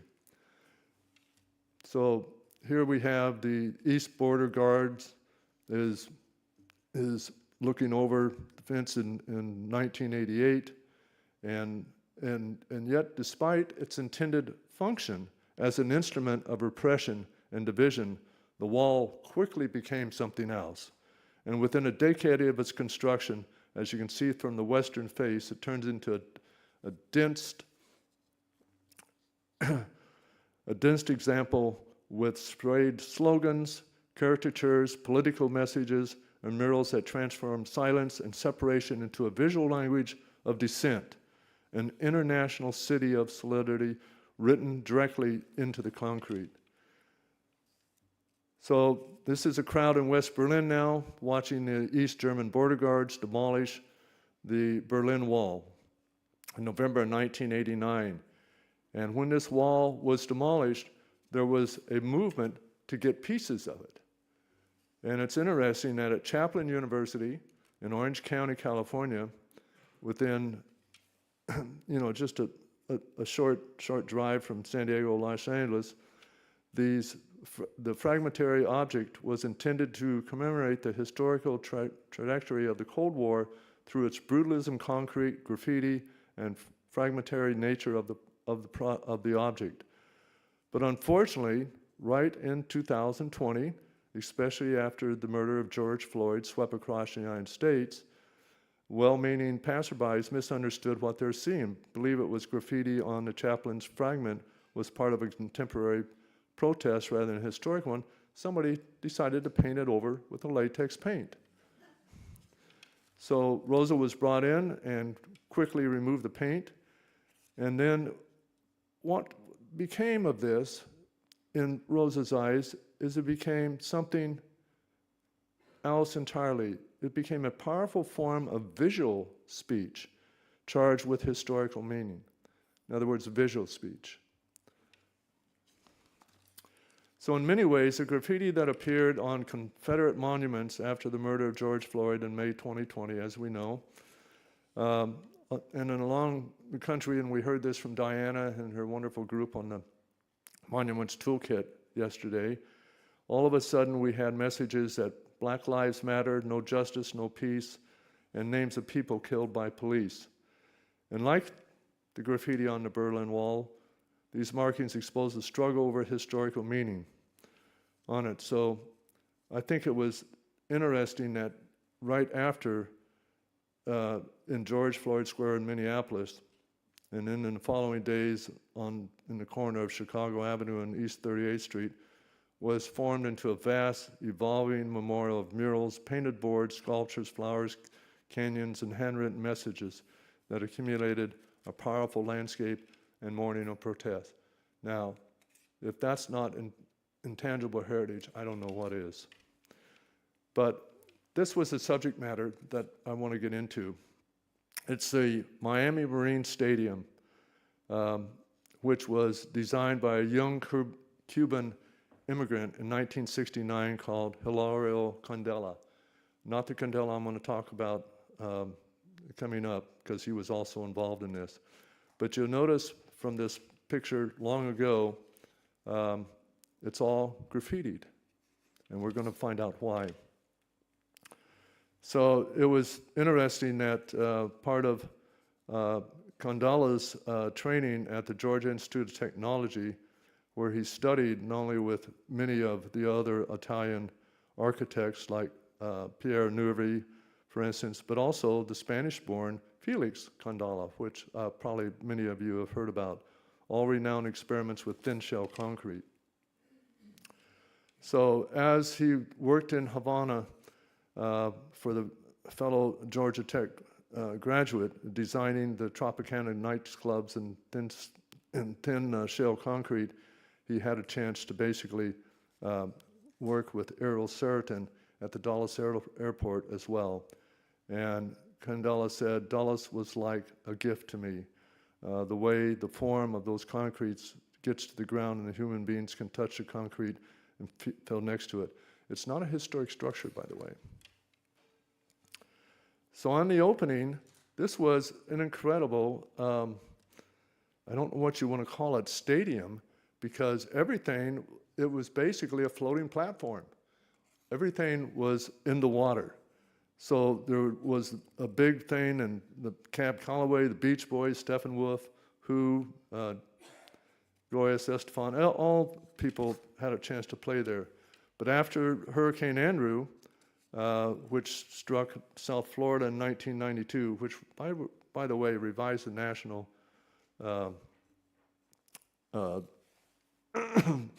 Historic Preservation Act as well, because people that lost buildings wanted to do reconstruction.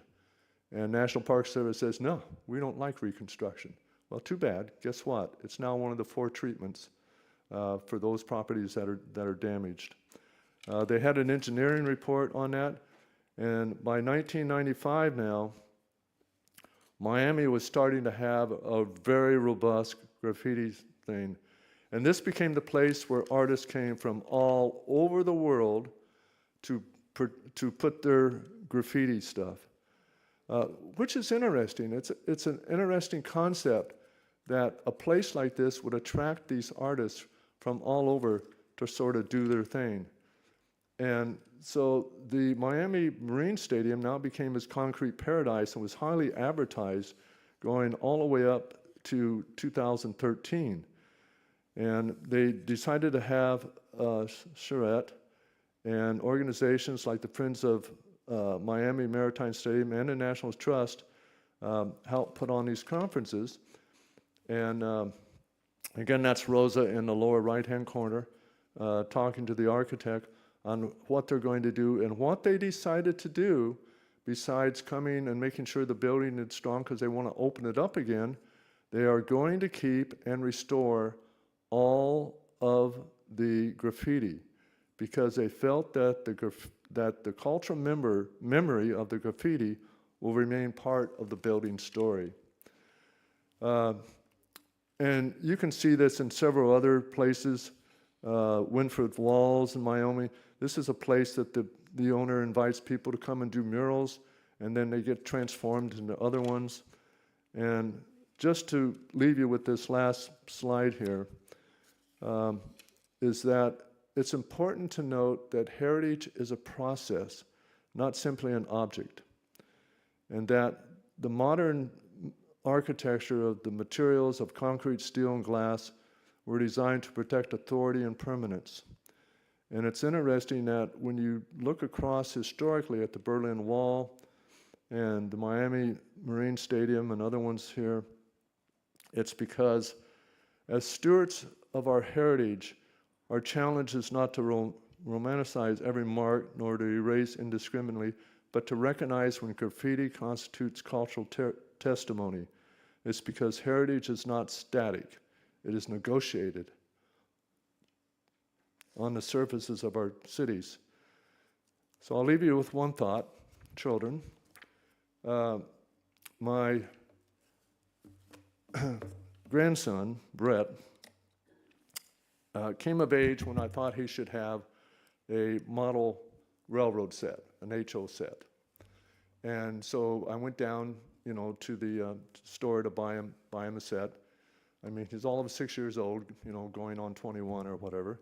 But so I went down there, and believe it or not, you can buy the large cars, the transport cars behind the engines and stuff, has graffiti on it. And sure enough, we've seen enough trains go by where we've had to wait, and we see all the graffiti and everything else. So I'm wondering, well, now, is that graffiti from the Southern Pacific Railroad line, or is it the Northern Western line, or is it the Santa Fe line that comes through? Because we're moving that culture around, aren't we? We don't know what it means, but certainly the people that did the graffiti on there doing that. So I was trying to explain, because when I presented it to him, he calls me Grandpa Bunny because we have rabbits, and that's how we got the name. So, so anyway, he says, but they're all marked up. And I said, yeah, these are from very famous artists. And of course, I was BSing him, and I shouldn't have done that. But I said, don't you think it's pretty nice? And he says, well, if that's the case, I want to do my own. And I said, why? And he says, well, I want to tell my story on there. And I said, but you're only 6 years old. He says, well, Grandpa Bunny, how old are you? I said, okay, Brett, it's yours. All right, so I'd like to introduce our next panel. Dr. Glenn Eskew, Distinguished University Professor. Let me put my glasses on, from Georgia State University. Glenn, are you out there? Yep, I see you coming. Glenn joined the faculty at Georgia State University in 1990. Wait, hold on here. We do have some time for any questions. Do you have any quick questions? Great, thank you. Joined a facility at, he joined a facility at Georgia State University in 1993, and Dr. Eskew serves there today as a distinguished university professor teaching courses in the history of the United States. His study, but for Birmingham, the local and national movements of the civil rights struggle, won the Francis Butler Simpkins Prize of the Southern Historical Association and Longwood University in 1997. His 2013 biography, Johnny Mercer, Southern Songwriter for the World, received the Malcolm and Muriel Bay Award from the Georgia Historical Society. Since 2016, Eskew has directed the Georgia State University World Heritage Initiative that is developing the serial nominations of the U.S. Civil Rights Movement sites that in 2004, the United States Department of the Interior proposed for inscription on the World Heritage Site. All right, very good. And we're getting the panel together. The panelists just arrived. Oh, okay, good. PowerPoint loaded up. Well, it's all yours. Thank you, sir. And I'll you will lead us, and then we'll pass those around. Take one and pass them to you. By the way, I did want to tell you that we're fortunate to have a professional recorder back from us besides running all the slideshow for us, and that all of these sessions will be on YouTube, and you'll get, you know, how you can find it and everything else. So everything that you hear up here, if you miss something, will be there. We'll also post all of Rosa's presentation as well on there, and along with all the connections, so that if you want to ask us any questions or follow up with our email or give us a call, you're more than happy to do that. Thank you.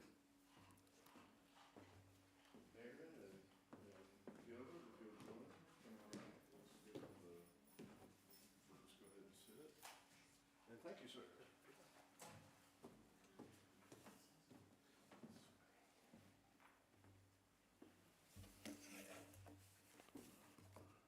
Is Maren here?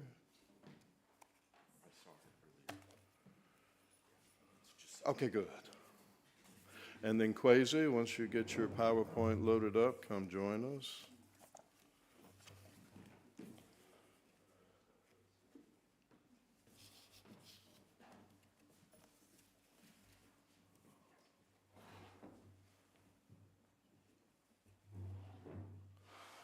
And I'll let him join us when he gets his chance. Well, good morning.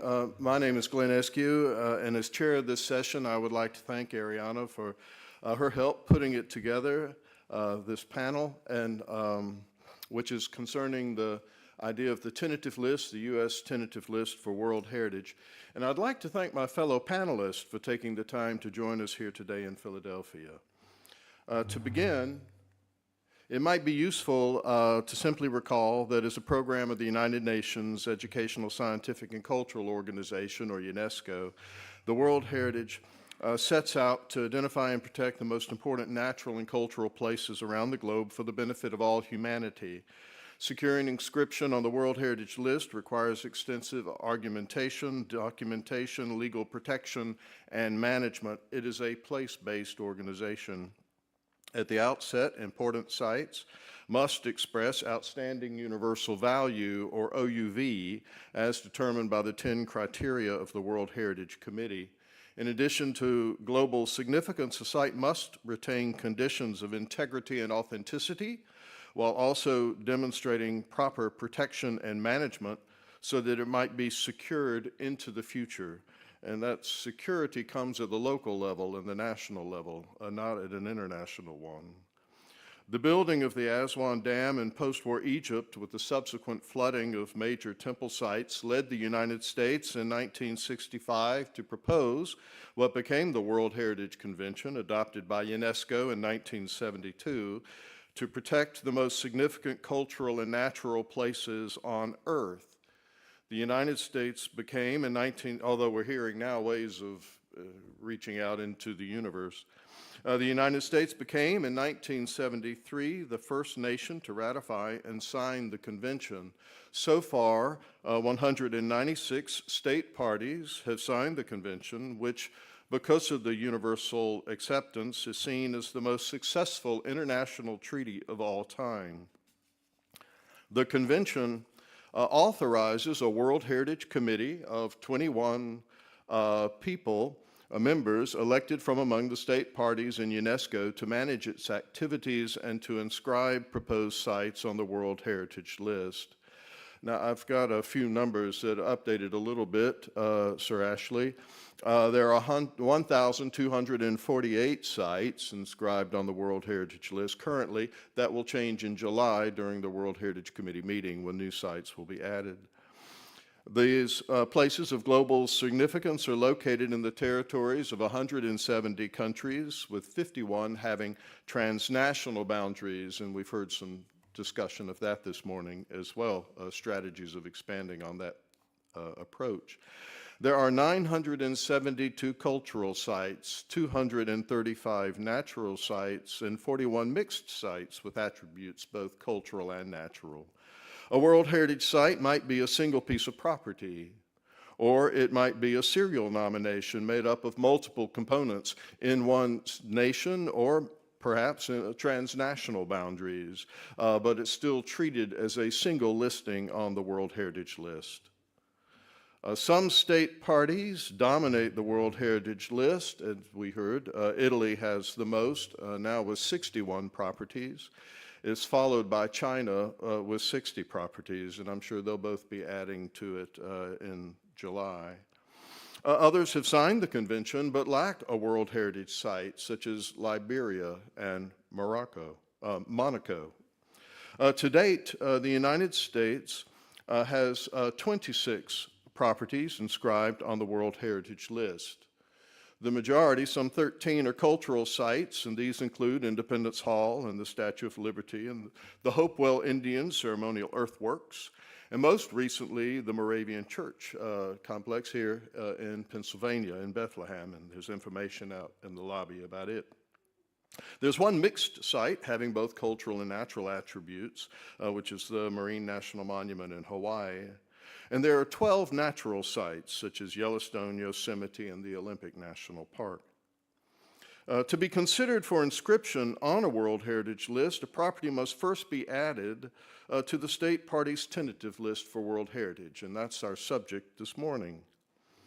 This includes creating a brief description of the property, justification of its potential outstanding universal value, and a statement regarding its authenticity, integrity, and comparability to other national and global sites.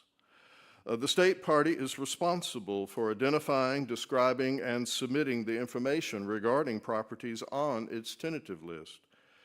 To date, some 188 countries have developed tentative lists of properties being considered for World Heritage inscription, and I couldn't find a total number. They change those. Sites go on and off the tentative list. The World Heritage Center requests that state parties consider reviewing and resubmitting their tentative lists every 10 years. Since last being updated in 2017, the United States has 17 sites on the tentative list, some of which are the Brooklyn Bridge, Serpent Mound, Ellis Island, early Chicago skyscrapers, and the Big Bend and Petrified Forest National Parks, among others. Unlike in some countries, the United States does not have an agency in the federal government preparing World Heritage nominations. Rather, it authorizes individual organizations to undertake this challenging work at its expense. What the United States does require is that a property owner of any site considered for World Heritage must agree in writing to be proposed for listing. Also, to be considered for World Heritage, a property must have achieved the highest recognition possible in the United States, and that means it must be a National Historic Landmark or be affiliated with the National Park Service as a national monument or park. The process of inscription is lengthy, expensive, and uncertain. The San Antonio missions took 12 years to gain inscription. 10 properties initially comprised the Frank Lloyd Wright serial nomination when it was on the tentative list, but only 8 ended up being inscribed by the World Heritage Committee. Advocates of the Frank Lloyd Wright nomination, and you can talk to Barbara Gordon about it if you like, spent 30 years developing a dossier, then revising and resubmitting before gaining inscription in 2019. The Okefenokee National Wildlife Refuge first went on the tentative list back in 1983, and as Kim Bednark can tell you, it's been a challenge moving it forward, and not until this year will it be considered by the World Heritage Committee when it gathers in South Korea in 2 weeks, having been recommended for inscription by the International Union for the Conservation of Nature. The members of today's panel will talk about the tentative list process and their experiences developing dossiers for submission. First, we'll hear about New York City's Central Park being discussed with remarks by Marion Lankford, the Director of Special Projects in the President's Office at the Central Park Conservancy. She will be followed by Gilbert Correa, who is the director of the World Heritage Nominations Initiative of the United States National Committee of the International Council on Monuments and Sites, or World Heritage USA, our organization hosting this meeting, who will discuss efforts to develop new tentative list proposals of trails out west. Gilbert will be assisted virtually by Michael Romeo Taylor, a retired National Park Service Cultural Resources Specialist, who helped develop 9 congressionally designated historic trails. And then we'll hear from Professor Kwesi Daniels, the head of the architecture department at Tuskegee University, who will discuss his work with African American heritage sites as a way to suggest additional petitionable properties that could be added to the tentative list. I will join Professor Daniels towards the end in a brief discussion, if there's time allowing, regarding the effort to develop the U.S. Civil Rights Movement Site Serial Nomination, which received in 2024 from the U.S. Department of the Interior formal authorization to be nominated for World Heritage. But let's begin with Marion.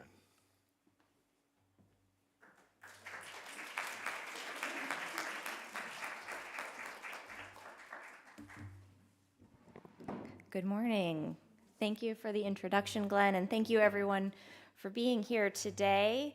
Let me make sure I'm situated. Yes.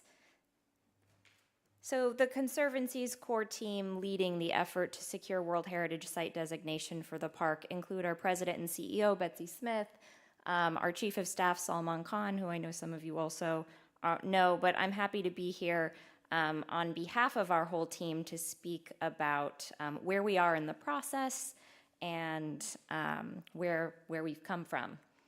But first, as background, I want to give a brief overview of the park and the role of the Conservancy. We are a private nonprofit organization with the mission to preserve and celebrate the park. And since 1980, we have done this in partnership with the City of New York, who owns the park. 250 years ago, the city was concentrated at the southern tip of Manhattan, and it quickly expanded north, as we see here. Originally, the 1811 street grid plan proposed covering the entirety of Manhattan. No park. The idea for a central park for the city was raised in response to the grid plan, and at the time, multiple locations were considered.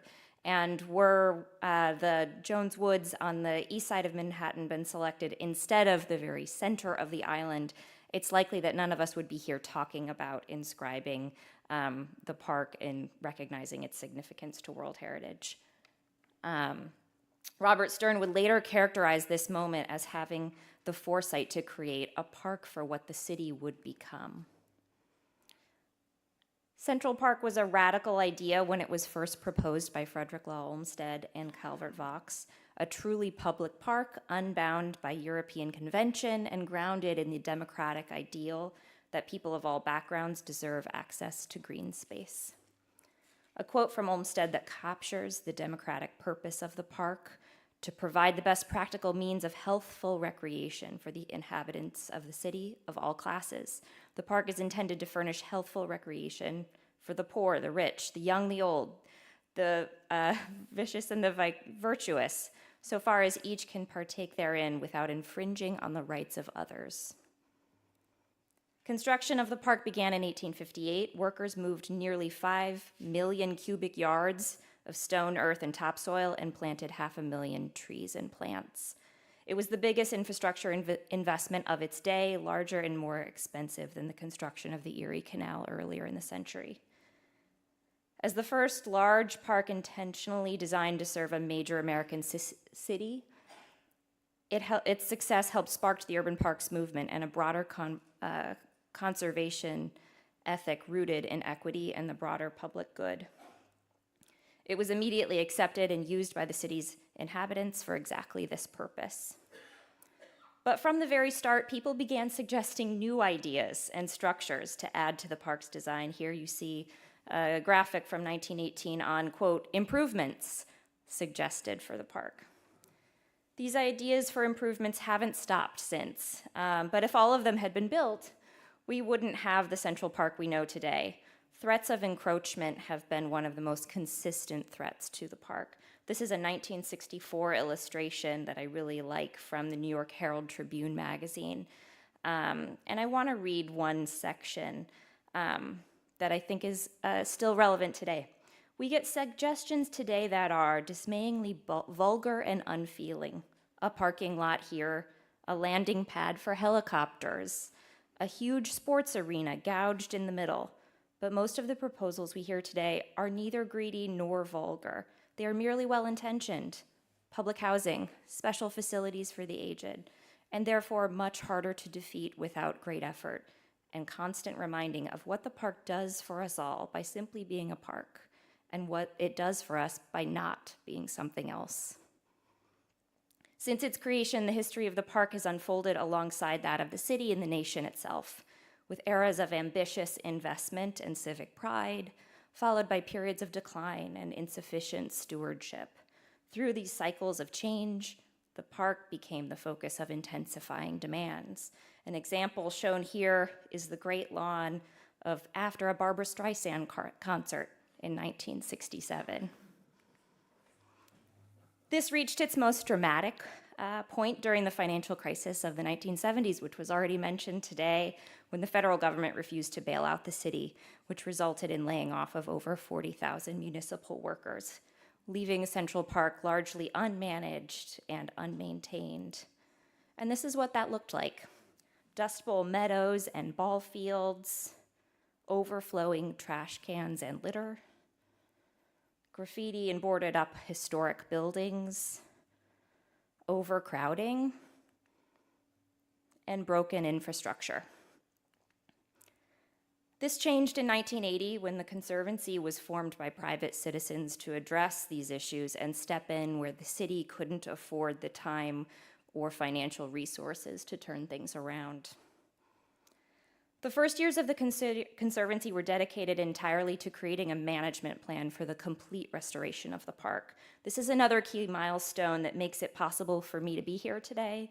As our leader, Betsy, often says, the leaders of the 1980s made a concerted effort to frame the park's restoration through the lens of Olmsted and Vaux's original design and purpose, maintaining the integrity and authenticity that's so important to OUV today.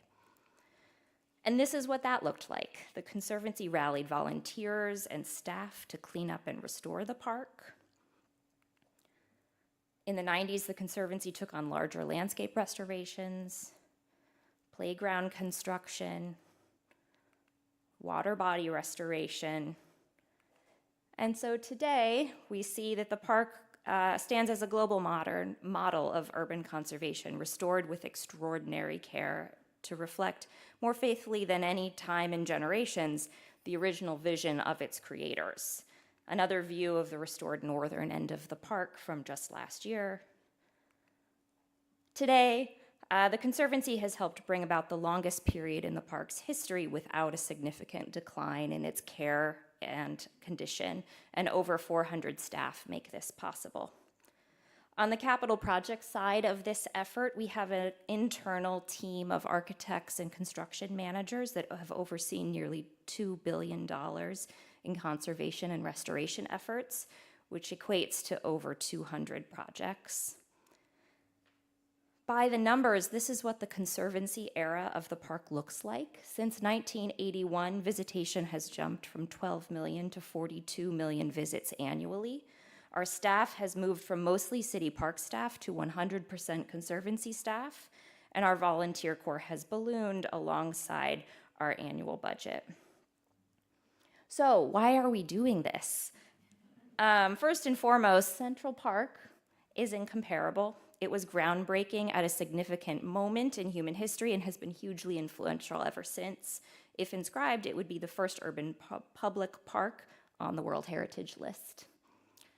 So what criteria are we pursuing? Most people we present to have no idea what this means, but this is a unique audience.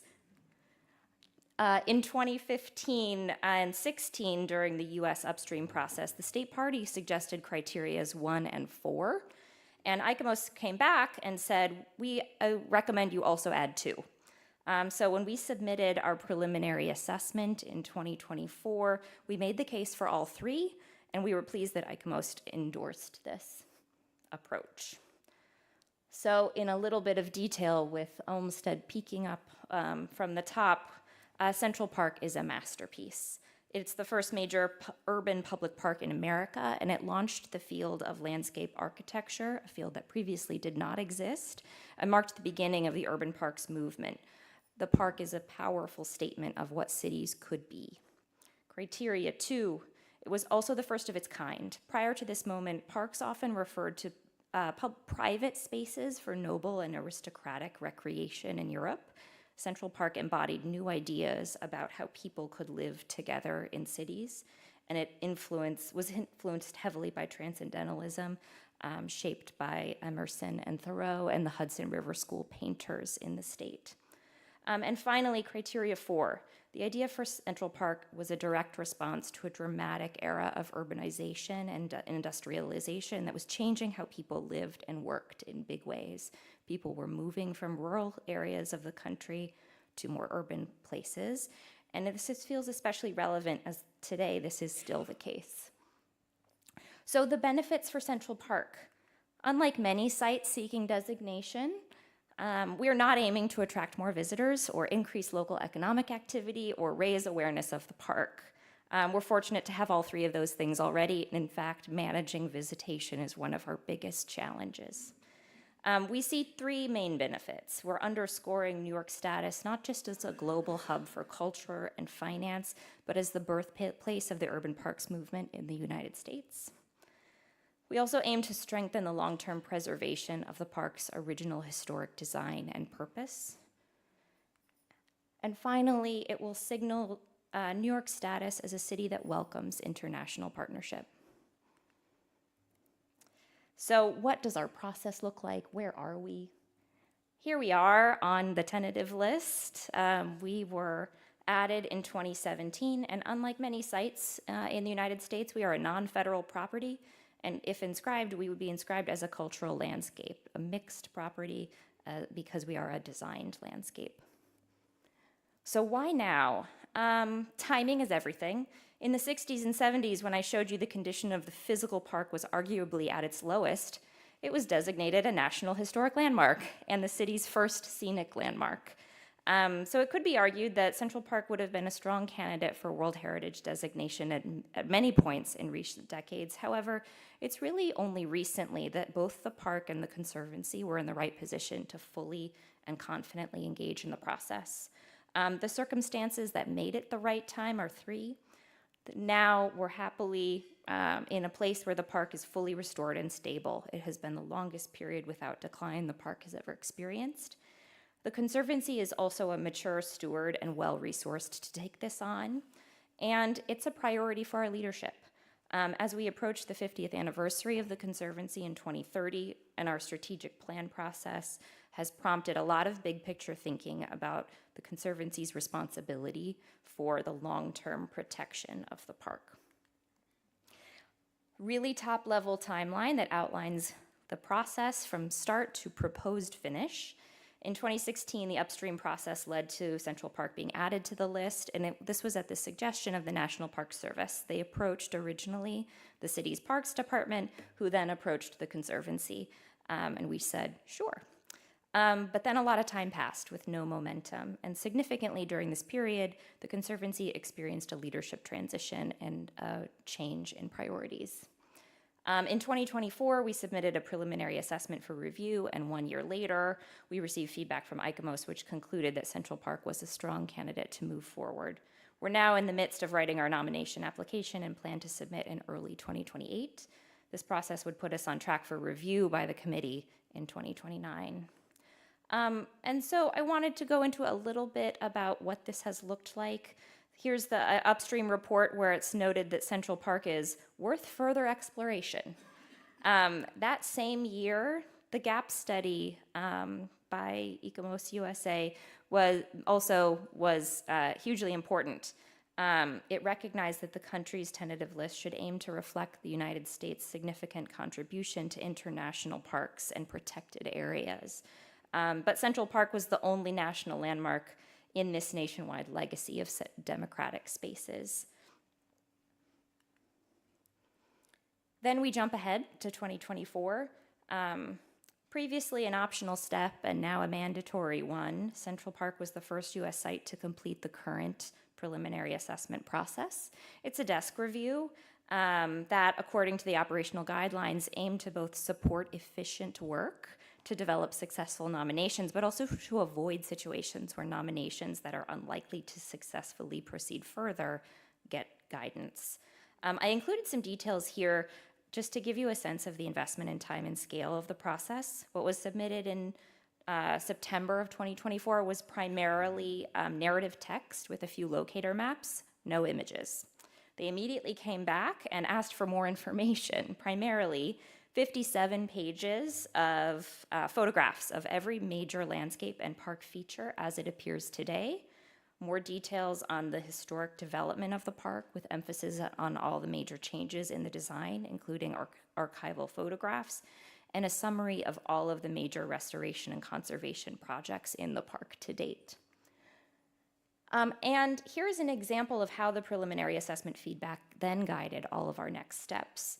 The level of detail was significant. Here are some example quotes that demonstrate how specific they were and then how we were able to create a to-do list for our next phase of work.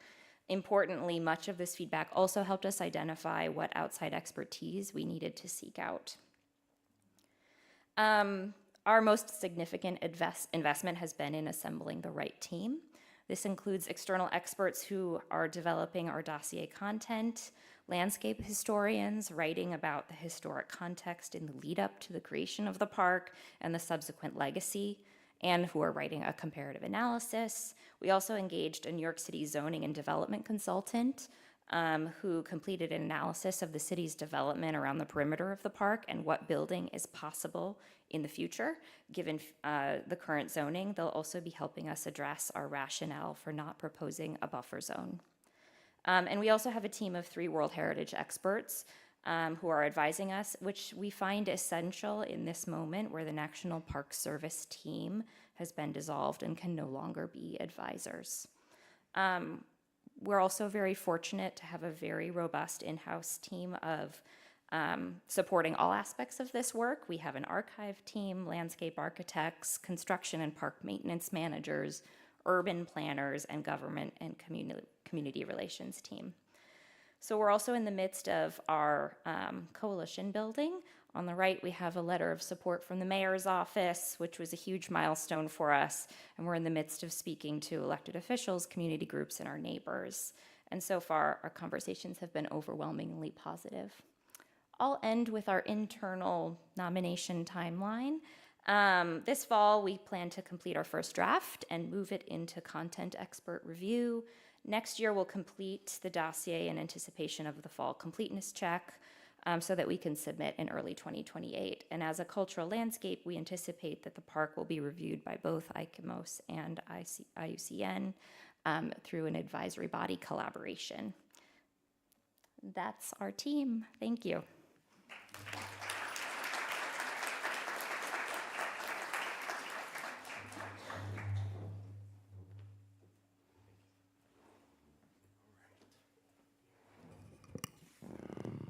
have to adjust this. There we go. So good morning. I'm Gilbert Correa. I'm the director of the World Heritage Nominations Initiative and the Monuments Toolkit Community Engagement Associate for ICOMOS-USA.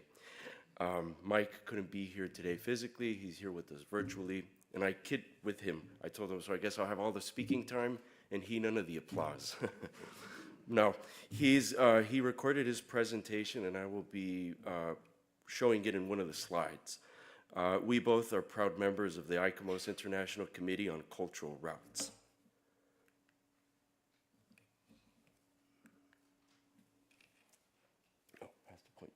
There we go.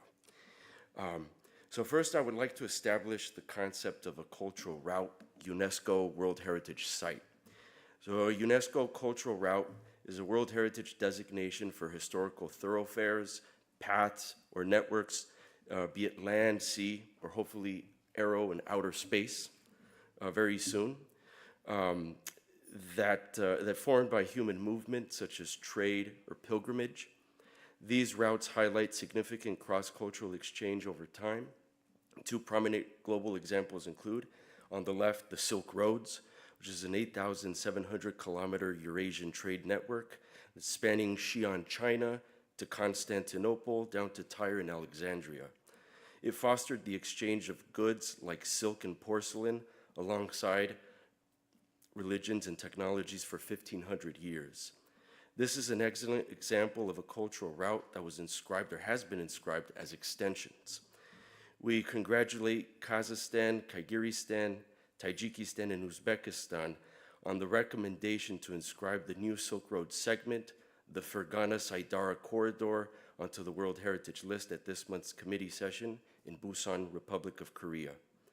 The other example is the Kapak-Nian, which is Quechua, Andean Road System, which was a 30,000-kilometer pre-Hispanic network spanning 6 South American countries: Argentina, Bolivia, Chile, Colombia, Ecuador, and Peru.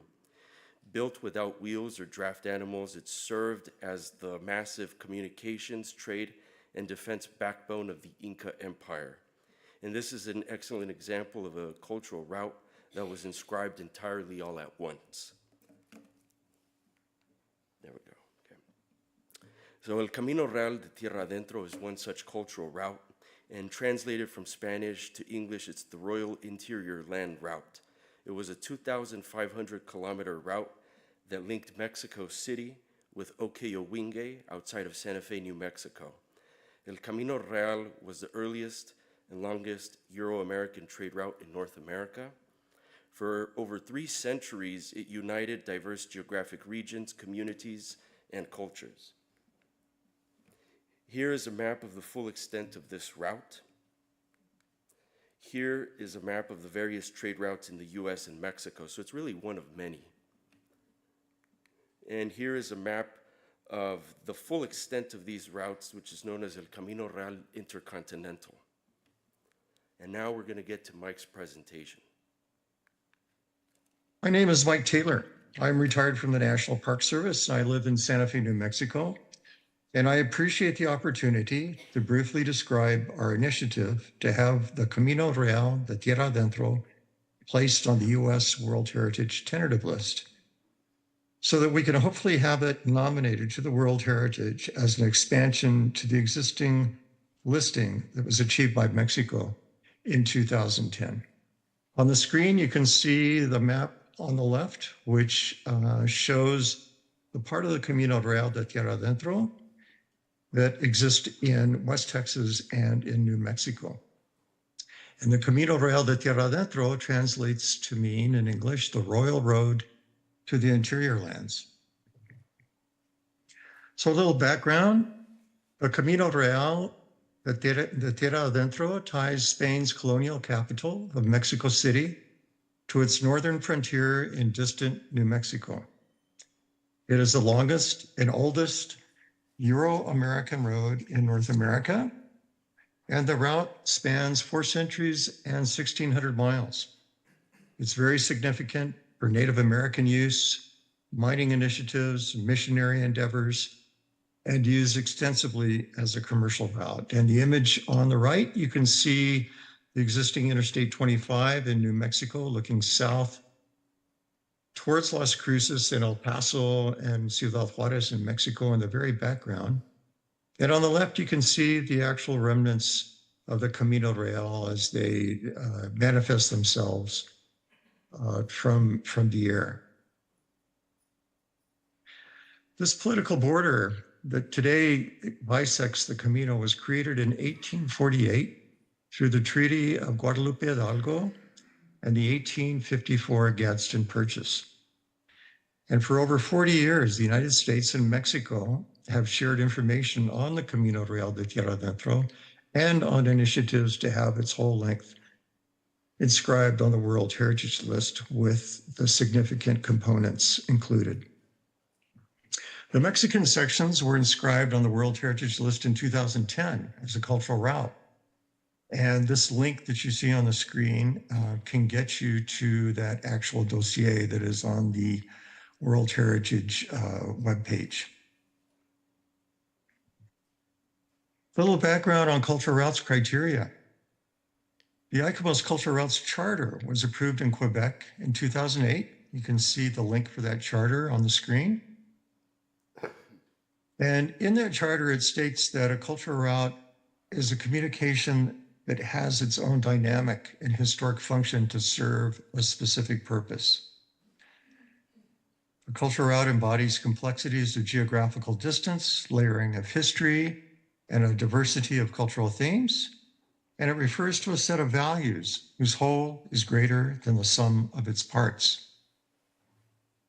Cultural routes reflect interactive movements of people, as well as multidimensional, continuous and reciprocal exchanges of goods, ideas, knowledge, and values between people, countries, regions, or continents over significant periods of time. And cultural routes must have provided a cross-fertilization of cultures in space and time, as reflected in both tangible and intangible heritage. These routes represented a qualitative change in the concept of heritage conservation. And to date, there are 6 cultural routes inscribed on the World Heritage List: the Camino Santiago in Europe, the Sacred Routes of the Key Peninsula in Japan, the Negev Incense Route in the Mideast, the Camino Real de Tierra Adentro in Mexico, and Capacñan in South America, as well as various segments of the Silk Road in Asia. And finally, in Parachi, Isla Grande in Brazil. To date, our committee, our scientific committee of cultural routes has convened many symposia through the years. You can see examples of these on the screen. And if you'd like more information about our scientific committee, you can see the social media links there on the bottom of the screen. So the Camino Real de Tierra Adentro in the United States. The route passes through approximately 20 miles of West Texas, through El Paso up to just beyond Santa Fe, a place called Oque-Wingue. The 400-mile route was designated a National Historic Trail in 2000, and you can see the link to that congressionally approved designation here on the screen. So back in 2009, concurrent with Mexico's initiative to have its sections placed on the World Heritage, a number of US properties were initially selected that lend themselves to be considered sites of outstanding universal value. And in addition to buildings, structures, civic plazas, archaeological sites, and landmarks, the draft included route remnants that are still very evident on the ground in many places. And actually, much of the Camino Real length in New Mexico exists on federal lands, BLM and US Forest Service. So the draft nomination that we prepared was by the BLM and the National Park Service, but the process was stopped in Washington, D.C. because of concerns that designation would impact the construction of Spaceport America, which is in the middle now of the Jornada del Muerto, the Journey of Death, a 90-mile stretch of desert in south central New Mexico. So here we are today. We're reviving this tentative list nomination initiative. I wanted to let you know that funding has been recently awarded by the New Mexico State Legislature to prepare a nomination expansion to the culture route that Mexico was successful in getting inscribed in 2010. The Mexican government greatly supports this binational expansion nomination, and in fact, just in August, or actually the beginning of September, Gilbert and I will be at a conference for the Camino Real in Durango, Mexico, to coordinate our efforts with the Mexican government even more. And proponents for this expansion in the United States are actively working to include the Camino Real de Tierra Adentro to the U.S. tentative list. So briefly, the component sites for World Heritage nomination will comprise such elements as buildings in historic districts, natural landmarks, cultural landscapes, archaeological sites, and the actual remnants of the historic route.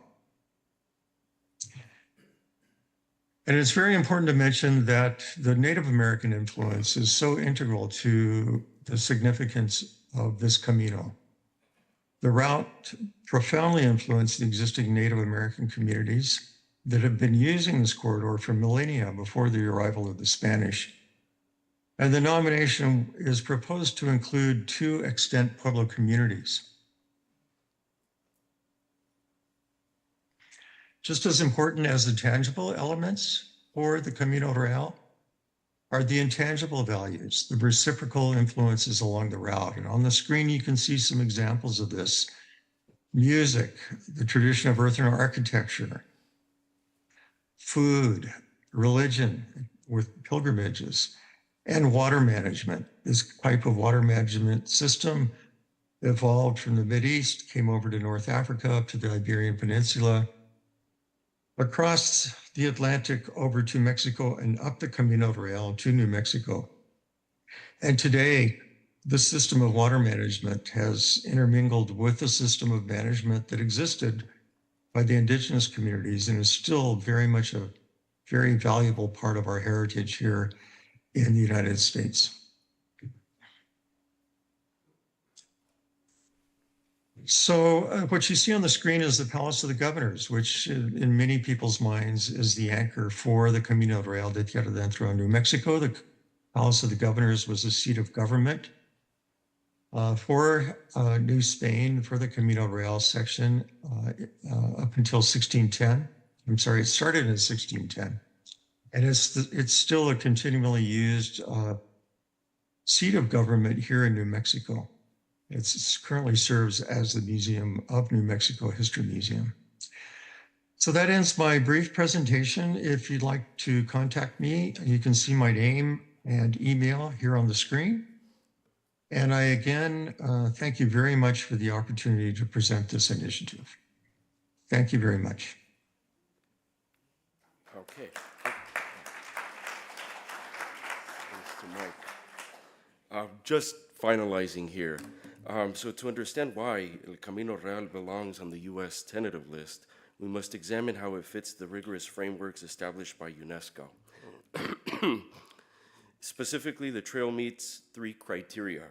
So criterion 2, because it facilitated profound cultural, religious, and technological exchanges over 3 centuries.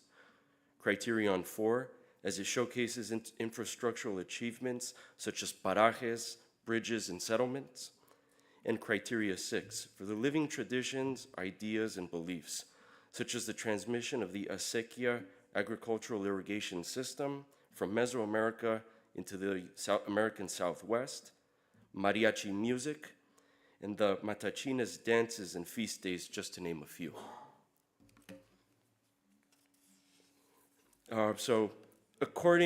Adding this site to the U.S. tentative list unlocks major opportunities for cross-border cultural diplomacy. UNESCO strongly encourages multinational nominations to foster international cooperation. Although managing a binational site, especially a cultural route, involves navigating complex bureaucratic challenges, which are always easy, across diverse lands, established joint agreements between the U.S. National Park Service and Mexico's National Institute of Anthropology and History, acronym INAH, offer a strong framework for success. Additionally, ICOMOS-USA and ICOMOS-Mexico operate under an active MOU to advise government authorities on these cross-border World Heritage initiatives. The picture on the left was taken last summer at Tomei Church while we were doing site visits along the Camino Real. This particular church is near Albuquerque, with stakeholders representing Isleta Pueblo, Okeowinge, and the consulates of Mexico and Spain. The picture on the right was taken at INAH's headquarters in Mexico City, February of this year, with Francisco Vidargas, who was the director of World Heritage, and he's the one in the black blazer, as well as with ICOMOS Mexico, represented by Federico Godinez on the far left, and Dr. Guadalupe Zapella, who is the president of ICOMOS Mexico. She's on the third to your left, third to the left, I should say. And lastly, formalizing El Camino Real's inclusion on the U.S. tentative list bridges a vital geographical gap in our international narrative and honors our shared history with Mexico. This nomination embodies the spirit of global collaboration, championed by ICOMOS and the National Park Service. This inclusion brings much needed recognition to Southwest history especially now during our nation's 250th anniversary. Ultimately, it allows the United States to actively diversify its tentative list, shifting to large-scale cultural routes that define global human migration. Thank you.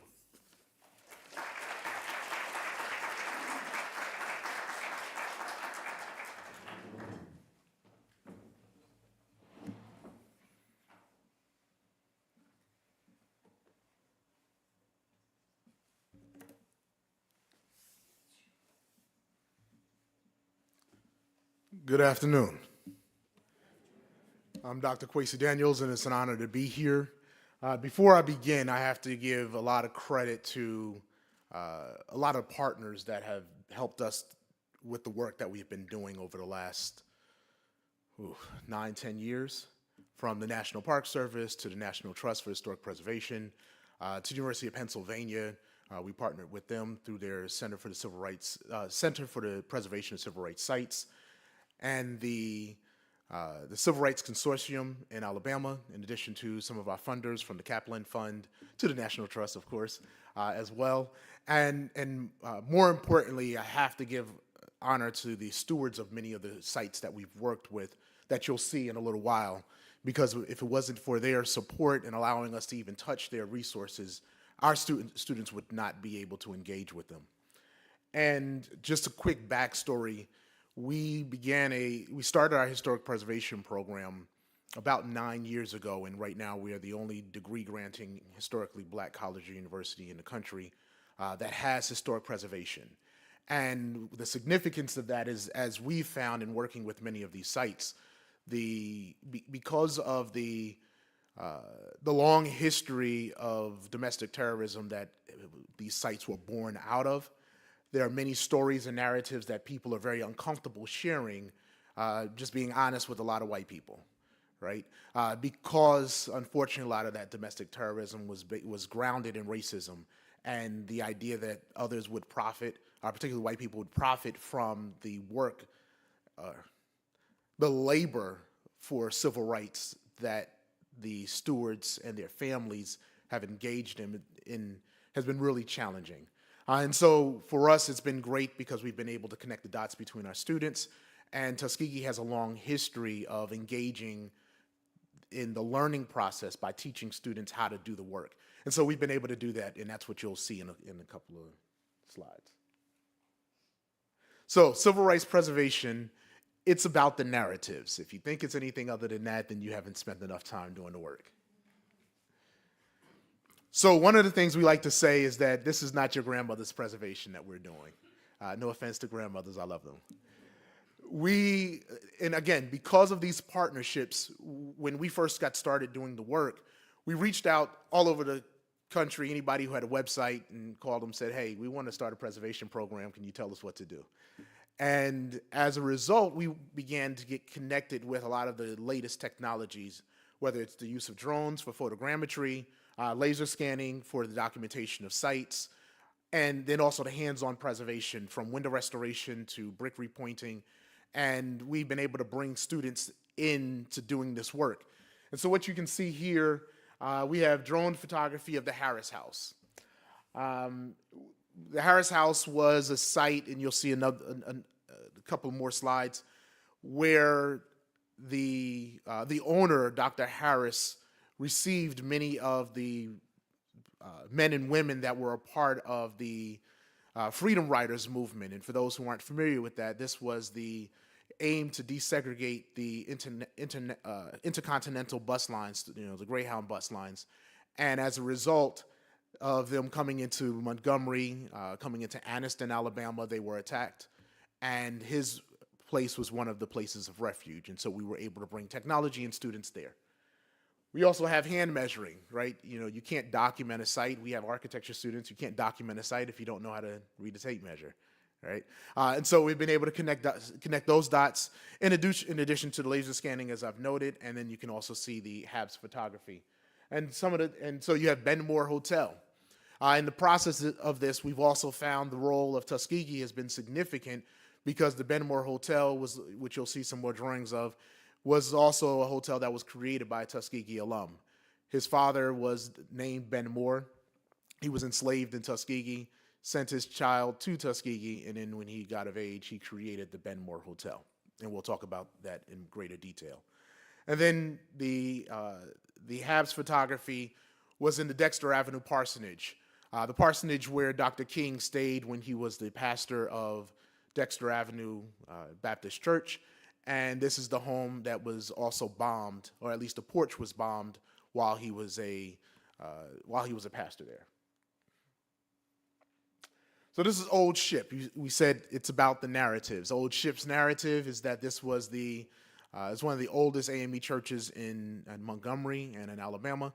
And they called it Old Ship because the original church, they put it on logs, and they rolled it down to its current site. And they said it looked like a ship, and so they called it Old Ship. And we have here one of our alums who was documenting this. And she noted that documenting historic structures has allowed me to become more articulate and detailed with the drawings that I produce.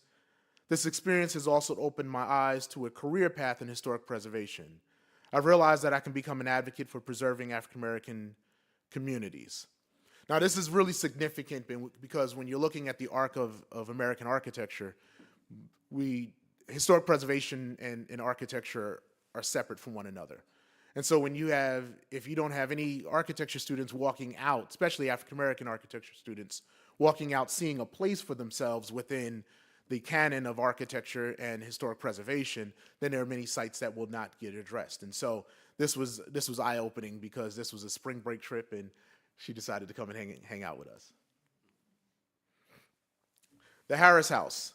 So as I mentioned, this was a location where civil rights workers who were a part of the freedom rides came, and one of the most famous ones was John Lewis.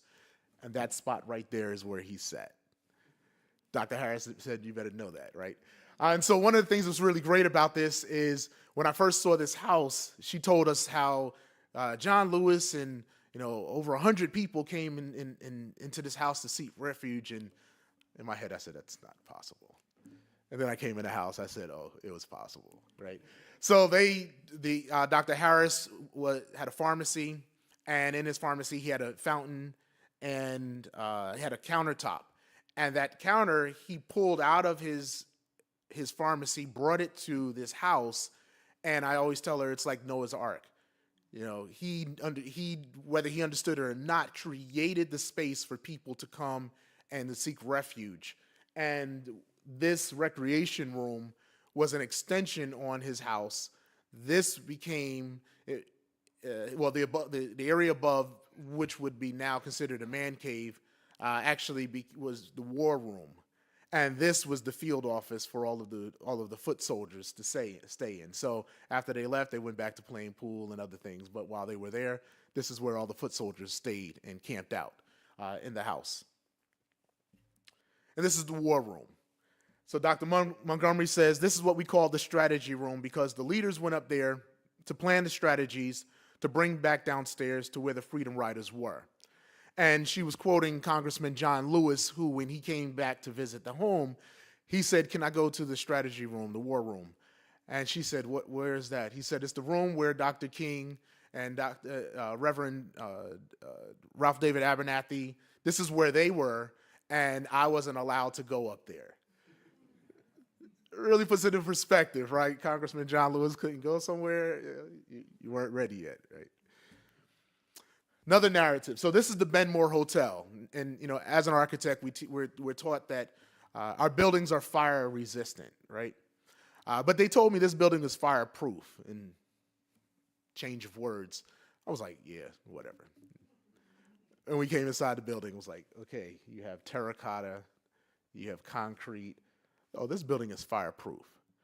The significance of that is it tells a story about what that domestic terrorism looked like for men and women in the South who were dealing with the challenges of buildings being burned down regularly.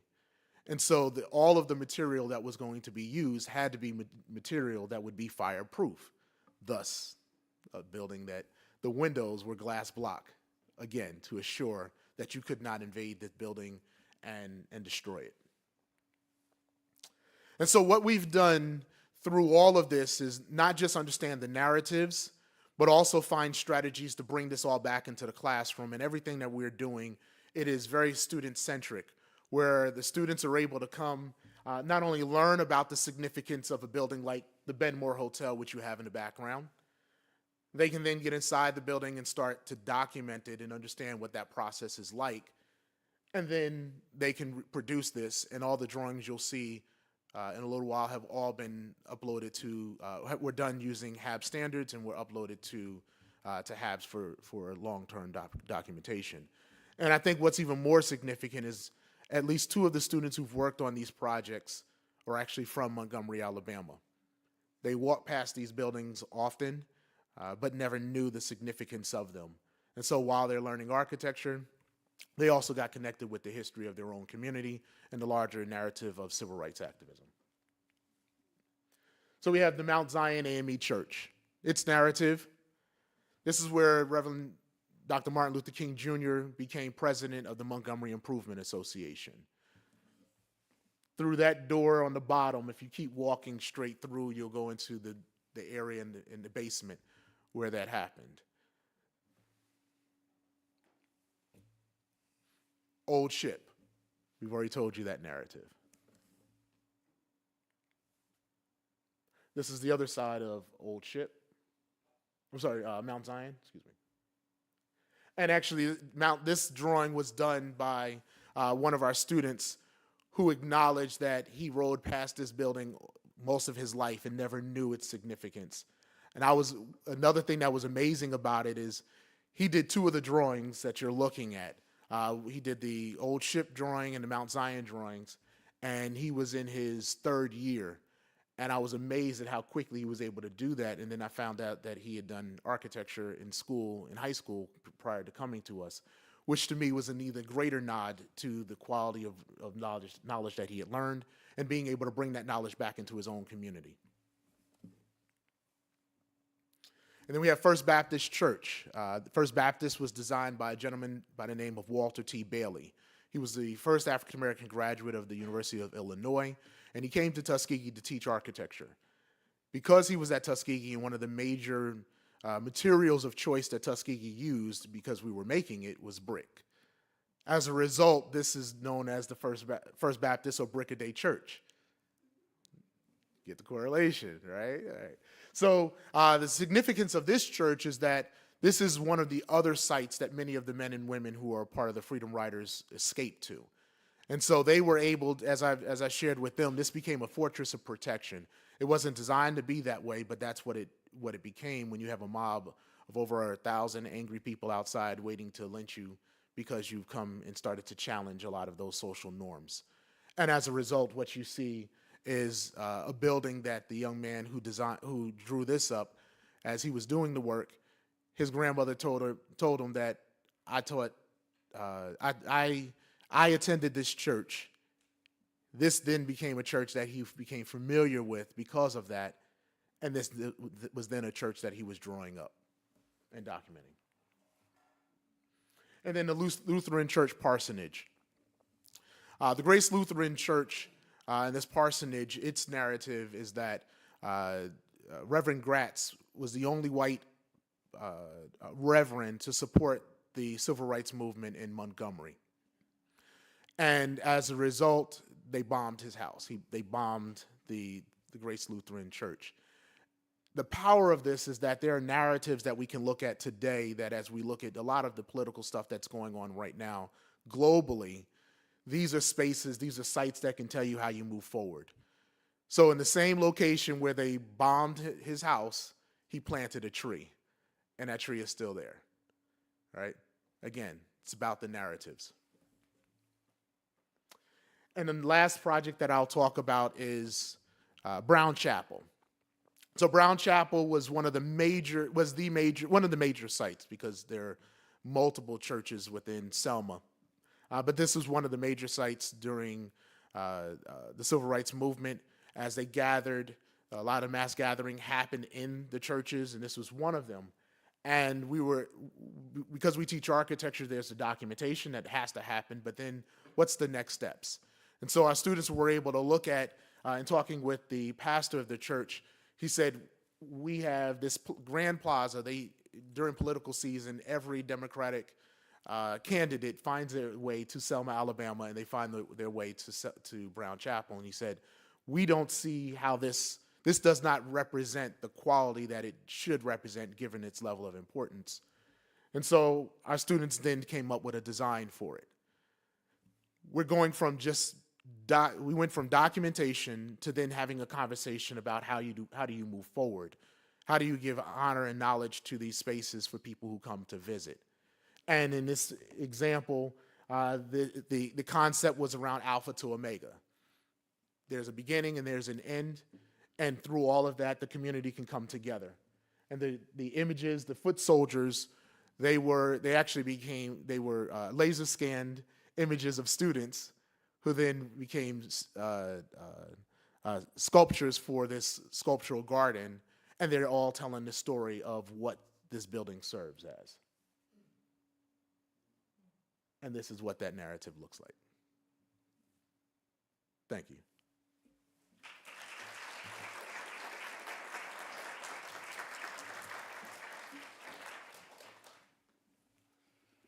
Well, I'd like to thank the panel. Professor Daniels, by the way, has just given you a good plug and reason to go visit Montgomery, Alabama, which is really one of the hot spots for tourism these days.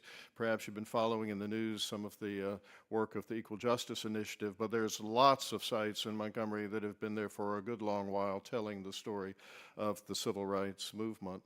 And it's, as he noted, the civil rights preservation is about narrative. It's about those intangible aspects that we see, not just in the structure, but in what took place within those structures. And it's out of that that we were able to develop the properties that end up in the civil rights nomination for World Heritage. But Wayne, I think I'm out of time. It's 12:30, and so I did hand out a brochure about the civil rights nomination, which gives you a bit more in detail. I'll be happy to talk with you and take questions concerning it if you like, and I think our panelists would all be willing to talk with you too about their efforts and their sites that are on the tentative list. So unless you want to continue, I think we'll have to call it quits for now. Thank you very much.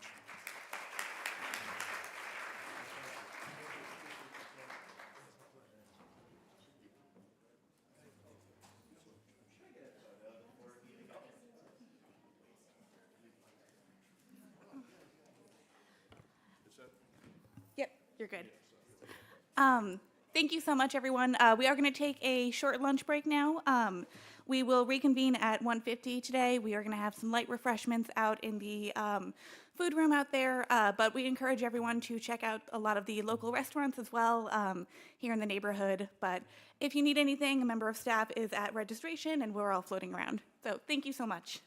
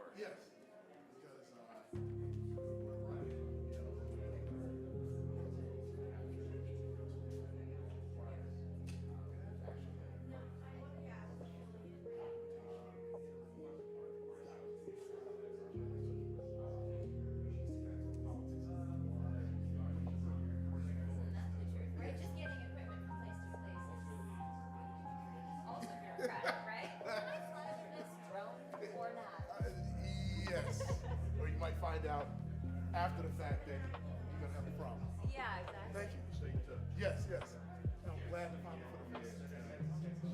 Yes, yes, yes.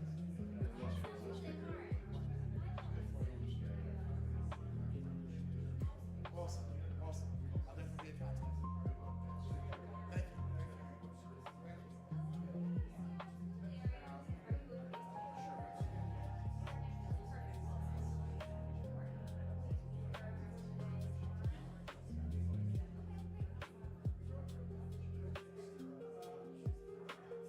you.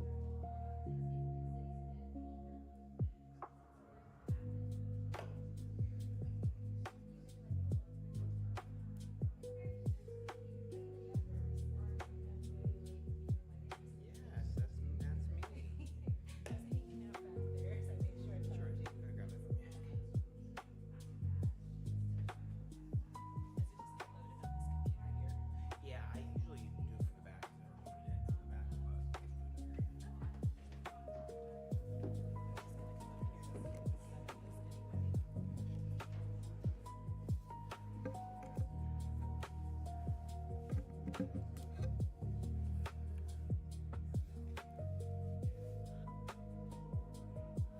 I learned another one was my colleague Susan, who I think you already have hers. The first one.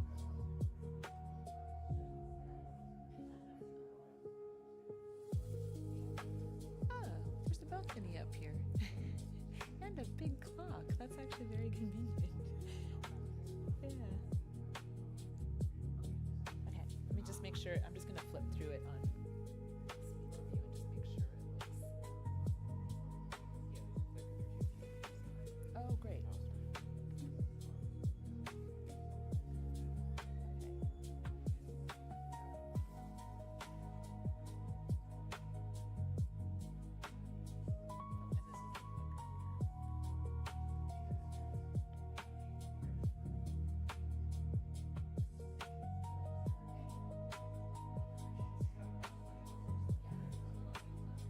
Did you want to see it on the screen real quick? Or? No, it'll be fine. I just was like, sometimes I always worry about something on your own computer and something happens and it goes somewhere else. It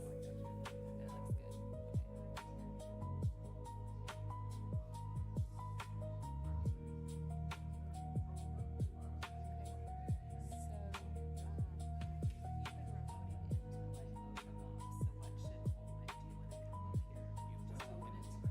Come up, it'll be ready for you. Just step up to the microphone. Oh, there it is. That's what we need to change to, right?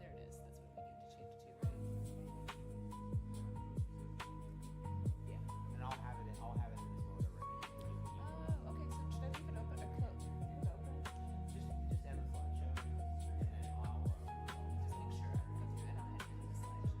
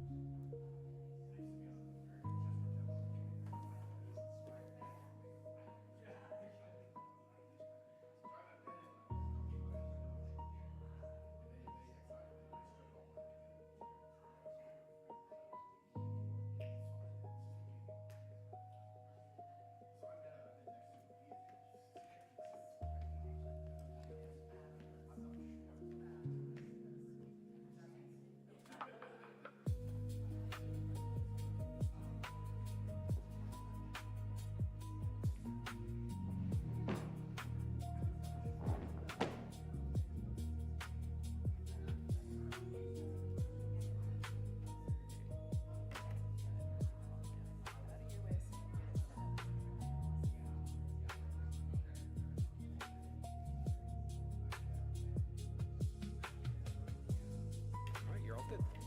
Oh, let me get this back to you. Thanks.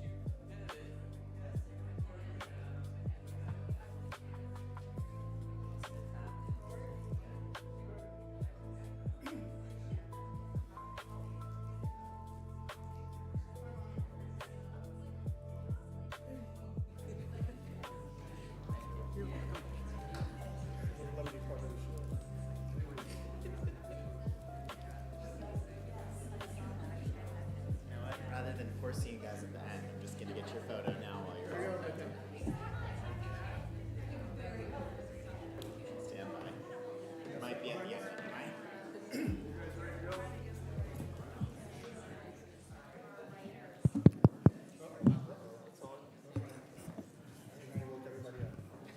I? Hi, folks. You guys way in the back there in the corridor, come on in. Can somebody round up the feral cats out there for us?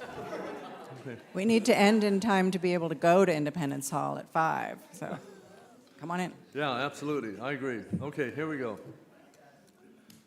Cynthia McLeod is a architectural historian and park manager who was a superintendent of Independent National Historic Park from 2008 to 2023. And by the way, Cindy, I really want to thank you for all the contacts and efforts and, you know, at the Carpenters Hall, all these things that you put together for us. If it wasn't for you, she really did all this. Thank you so much. It's wonderful. She is also superintendent of the Richmond National Battlefield Park and the Maggie L. Walker National Historic Site from 1990 to 2008. She was the acting superintendent of Great Smoky Mountains National Park in 2014 and the acting regional director, National Park Service, Northridge Region, early in 2017. Oh, and acting superintendent of Point Rios National Seashore in late 2007. I didn't know that. All right. Great. Yeah. Well, I wasn't SHPO at that time. I'd moved on, but anyway, good. She was also the National Park Service liaison to the Semi-Quintennial Commission for planning the 250th anniversary of the Declaration of Independence prior to her retirement. She also set us up for the tour today for Independence Hall. And I think we sold out. There's people on the waiting list. We have over 36 people now. It's okay. The acting superintendent said he'd make it work. Okay, very good. Okay, so you people that have been pushed over to the waiting list, make sure you show up. Cindy was a member of numerous task forces for projects throughout the National Park Service and internationally, including missions to Poland, France, and Italy. She is currently on the board of the U.S. International Conference of Monuments and Sites, the Scott Arboretum, and the Gardens of Swarthmore College, an elected member of the Swarthmore Borough Council. She has a master's degree in architectural history from the University of Virginia, bachelor's degree from Duke University. In 2003, she successfully completed the Senior Executive Service Candidate Development Program. Thank you, Cindy. It's all yours.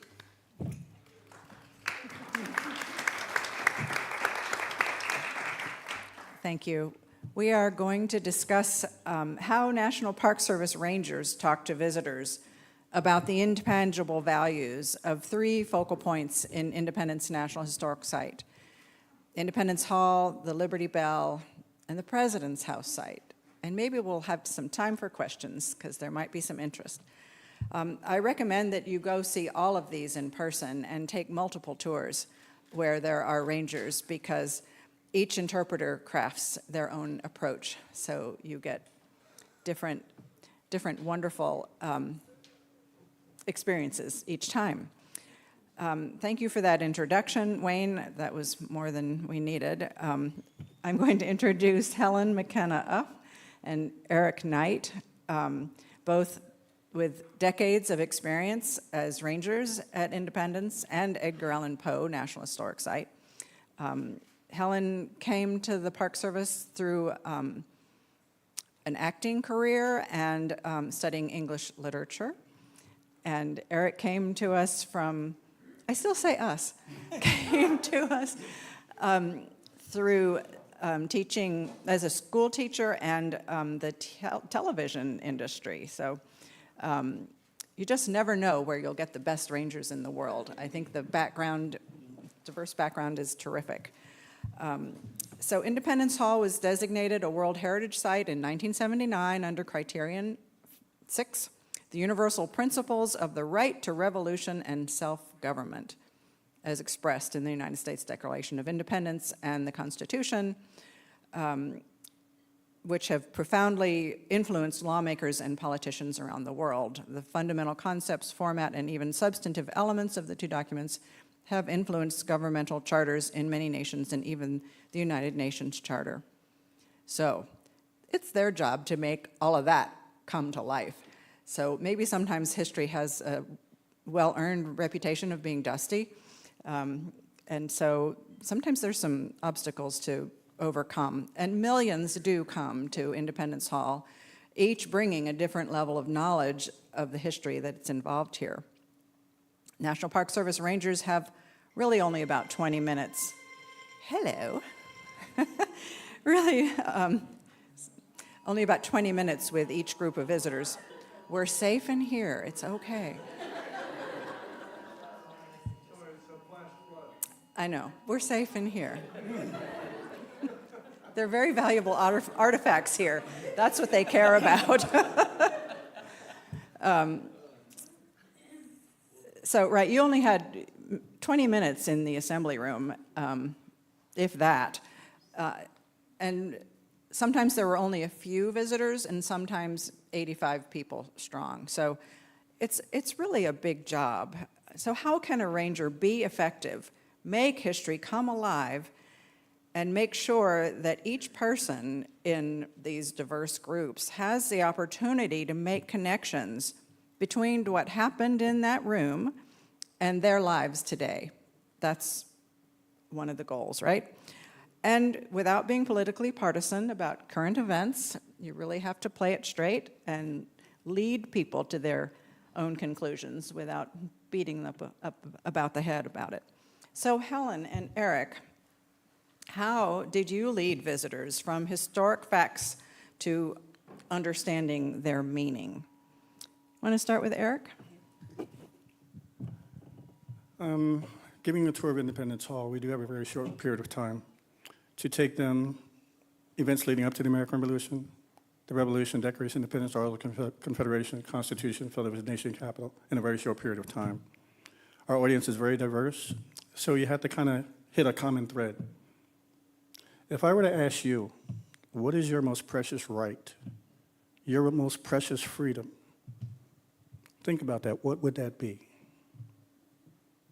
And if someone tried to take it, what would you do? Now, if we go back to what is your most precious right, what is your most precious freedom, chances are I'm just going to take a guess. Freedom of speech, freedom of religion, freedom of press, the right to arm bears. The bears can shoot back now. But we get them to thinking about their individual rights. And those are some of the things that the founding fathers fought for, because they did not have those rights and freedoms from England. So as we look back then and how it relates today, there are a lot of common threads. When people walk into the assembly room where they sign the Declaration of Independence and the Constitution, people may not always know what happened in that room. A school kid may remember it from a history book. Some people may be seeing it for their first time. Somebody may have traveled all the way from Switzerland to walk in that room. And I asked them, what happened in this room? And they will say, Declaration of Independence was signed. Yeah. What else happened in this room? Constitution was signed. That was good. The little kid may say, oh, they had dinner. And all those answers are not the one I'm looking for. When I ask them what happened in this room, the answer I'm looking for is arguments, debates, sacrifice, compromise. All these men didn't get along. They didn't all agree. Some of them didn't even like each other. So those are the type of things I touched on, and many others, and I'll defer to Helen to kind of share her experience. That was awesome, thank you. So can you guess what my least favorite class was in high school? Yeah. So history to me was this horrible litany of dates. And when I first started working at Independence Hall, that's what I heard. I heard, oh, it was 1773, 4, and then, oh, the Magna Carta, and And then people would come into Independence Hall from all over the world, And they may have reverence for what happened in that space. And I don't want to kill them with what killed me, you know, with like a litany of dates.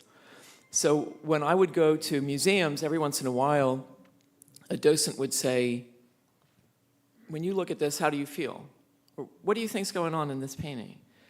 And I felt, you know, I was happy to be included and active in what was happening. And so I would do that on my tours. And when I first started working there, we had 45-minute tours. We were in the East Wing for 15 minutes, and then the courtroom for a little while, and then the assembly room.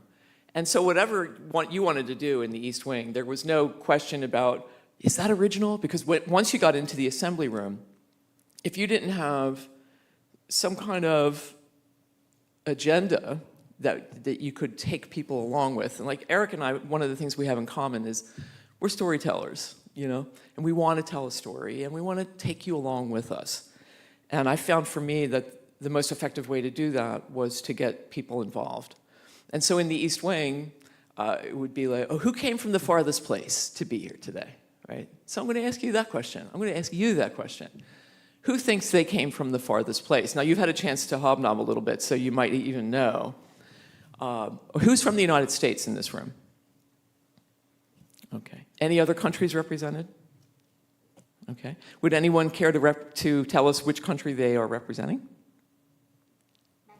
Mexico. Bienvenidos. De nada. I'm not representing anybody. I just come from away. Come from away. So you're from... London, England. Oh, I was going to say Newfoundland. Okay. All right. Very good. And? Toulouse. Beautiful. Who else? One in the back. Okay. So I would do that because it was kind of fun when you had all these people who didn't know each other, and the person who came from California were like, oh, I came all the way from California. You know, and you had people from Japan and South Africa and stuff like that. So, but, you know, just to kind of ice break, you know, and I was involved with a program called Facilitated Dialogue, which was developed by the International Sites of Conscience. And they wanted people to make connections when they visited these kinds of sites, like Terezin in the Czech Republic and, you know, and Independence Hall. They proposed that we should be thinking of ourselves in that way, that what happened in that room had that kind of gravitas. And it certainly did, didn't it? So I would do these little ice-breaking things. I'd tell some jokes, you know, and some of the Rangers were like, ugh, infotainment, you know. But I had a goal, and my goal was I wanted people to feel included and comfortable. And then when we got into the courtroom, I would be standing in the prisoner's dock, you know, this is a courtroom. And sometimes very difficult decisions were made in this room. I'm going to ask you to make a really difficult decision. Does law, in general, protect your freedom more than it limits it? Or does it limit your freedom more than it protects it? Right? And they'd be, oh, it depends. And they all want to stay in the middle. I'm like, nope, you have to take a side. If you think that law protects your freedom, you walk here. If you say that it limits your freedom, you walk over here. And they would, you know, get along, like, because I wasn't the, you know, I had a badge and a uniform and stuff. And if I had, you're not allowed to do this, and you're not allowed, if I had done that, then they were, you know, they're not going to do anything I asked them to do. But I hadn't done that. I was telling jokes and stuff. They liked me, you know. So they were like, oh, okay, yeah, I'll go over here, I'll go over there. And then I would ask if anyone felt comfortable enough to share why they selected the side of the room that they did. And not essential to the program, but just an opportunity. And I always felt like just asking the question was including people. Because they would think, what, should I say something? You know, am I going to say why? And there was always a few, maybe 2 or 3 people that would jump in. And they would say wonderful things, you know. Like there was a group of African-American students, and it was a certain time, and they marched over to the law limits your freedom. And I said, what brought you to that side of the room? And a young lady who was 14, she said, Trayvon. That's all she had to say. But she was linking that recent experience to being in that courtroom. Another man, this was quite a while ago, but he said, "I'm gay." You know, he was probably my age, you know, and it's like, yeah, I get that too. So I was bringing, you know, they were bringing in the current events. I wasn't saying, "Oh, you know, did you see what happened in the news?" Or, you know, you can't do that.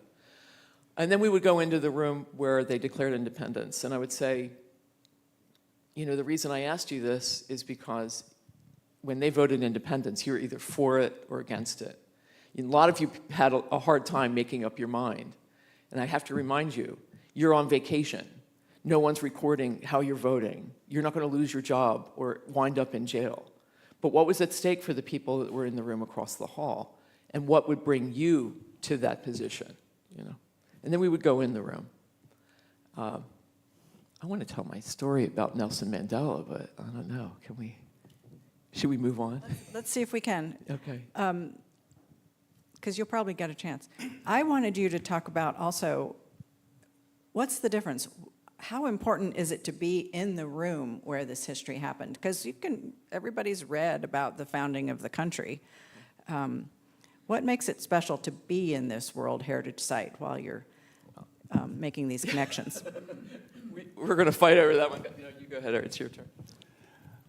For me, it's personal. Helen and I have walked in that room every day for over 30 years. And for me, it's always different. I always pause when I walk in that room. I walk in the room first. My group of 85 are behind me. So I get a chance to go beyond the railing and stand there and wait for them to all to come and get assembled.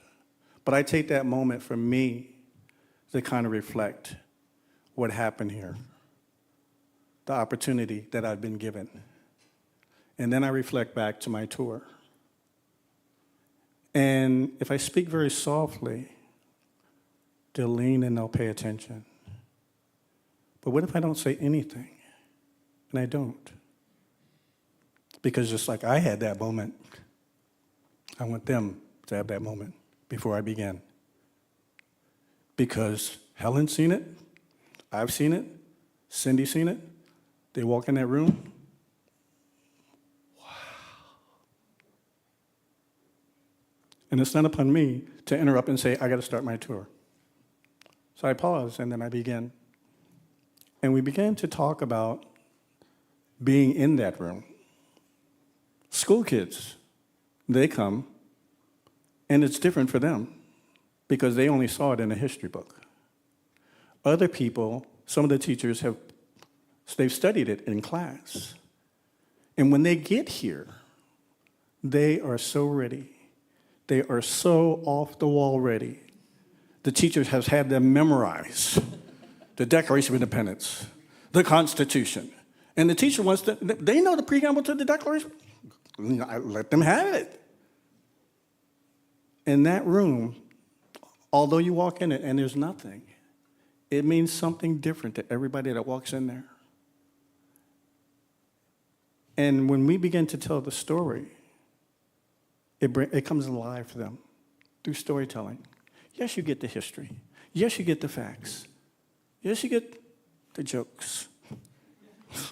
Because, like Helen, I mean, I remember high school, favorite subject, history? Flunked it every year they gave it to me. Because it was memory and regurgitation. So when I began to put together my tour was going to be anything but that boring history class. So I began to put it together.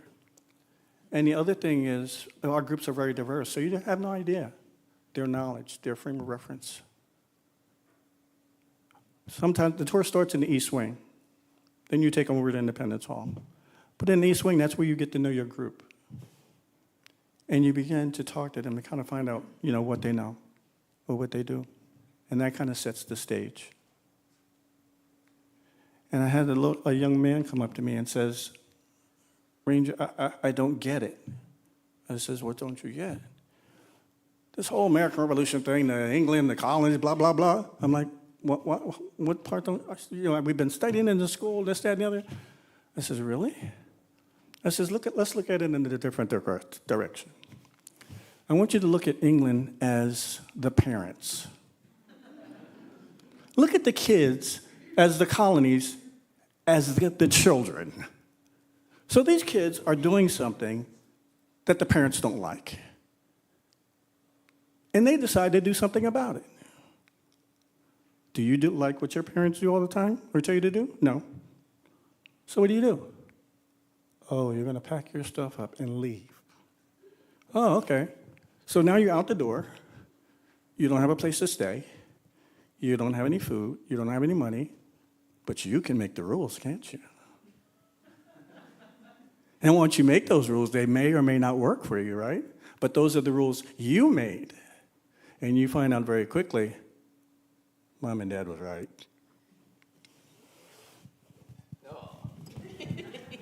Those parents weren't happy with you. When Cindy asked the question, I could tell I know I was, and I could kind of tell Eric was emotional too. It's a stunning building, and it was a privilege to work there.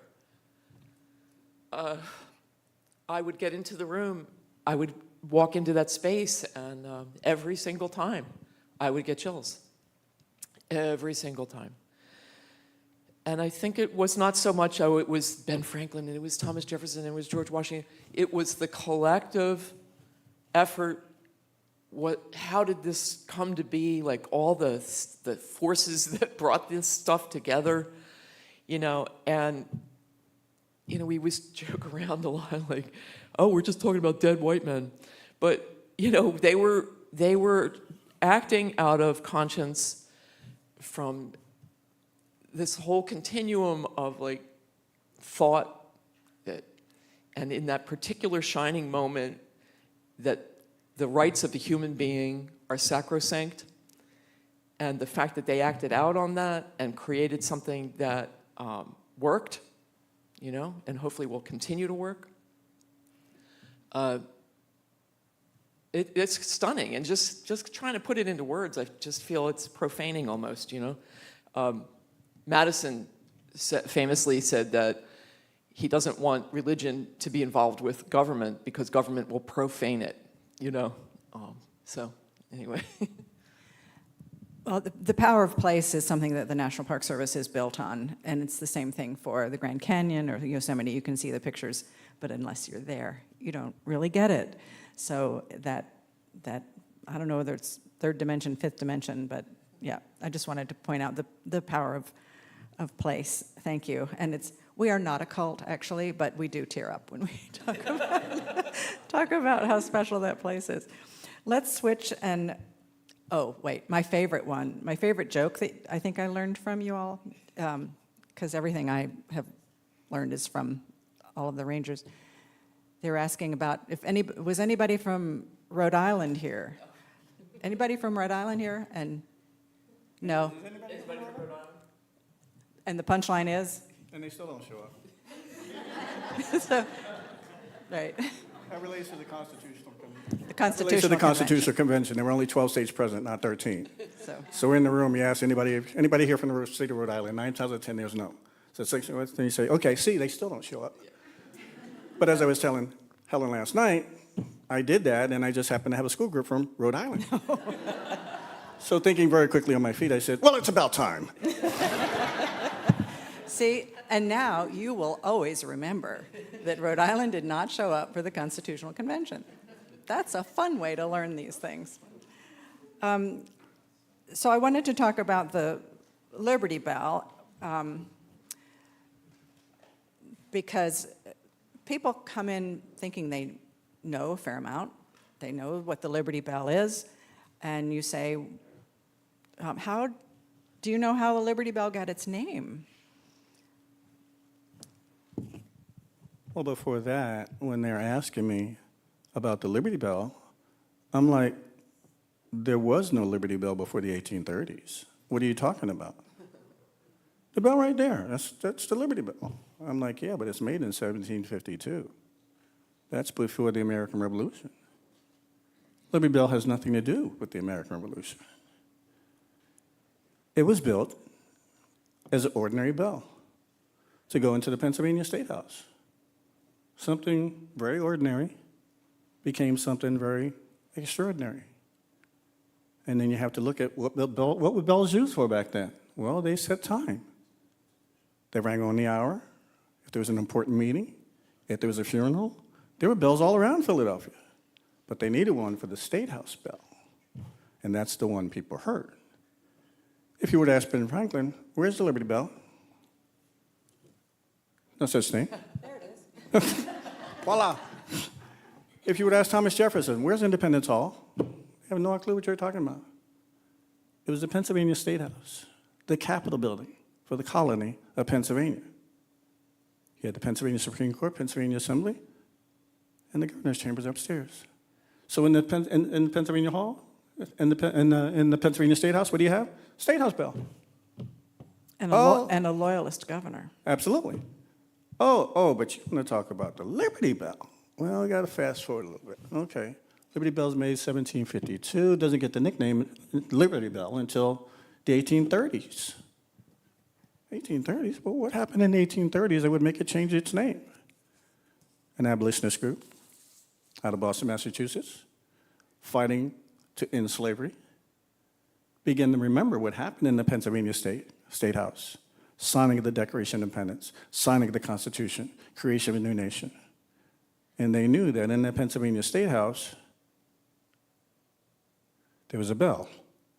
They were also very aware of the inscription on that bell. Proclaim liberty throughout all the land, and to all, not some, all the inhabitants thereof. Book of Leviticus chapter 25, verse 10. And they began to adopt the bell, and they named it the Liberty Bell. And after that, women fighting for their rights made their own Liberty Bell, and it took on a whole legend of its own. But when you're working at the Liberty Bell, and the people come in, all the history of the bell, what do they want to know? How did it crack? Really? Really? How did it crack? When did it crack? Why don't you fix it? Da, da, da. Well, first of all, okay, you want to talk about the crack? We're going to go to the crack. Okay. The crack is not the crack. It's an optical illusion. The big crack, what you call a crack in the big thing in the middle, that's not a crack, that's a repair. That's physically drilled out. It's a process called stop drilling. Because let's go back to the Pennsylvania State House. The bell's up in the tower, right? Rings every hour on the hour. But then all of a sudden it starts to sound funny. That sounds weird. What the heck's going on?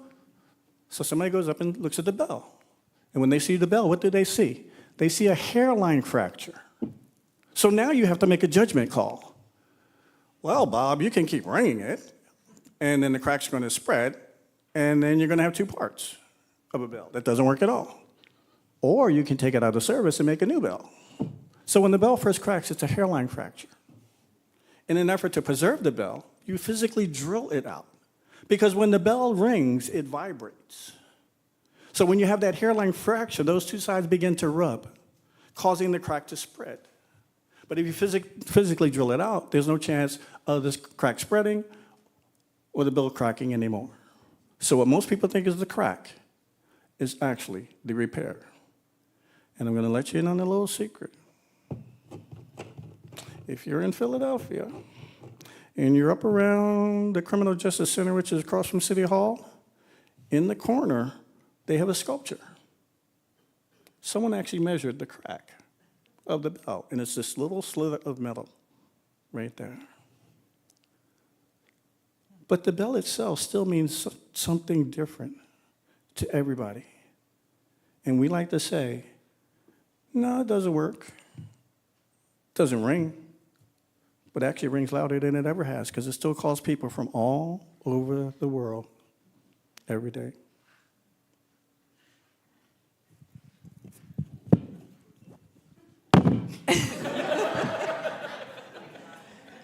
In the Liberty Bell Center, we have a number of exhibits that highlight famous people who have used the Liberty Bell as a symbol of their struggles for justice and liberty as well. One of them is Nelson Mandela.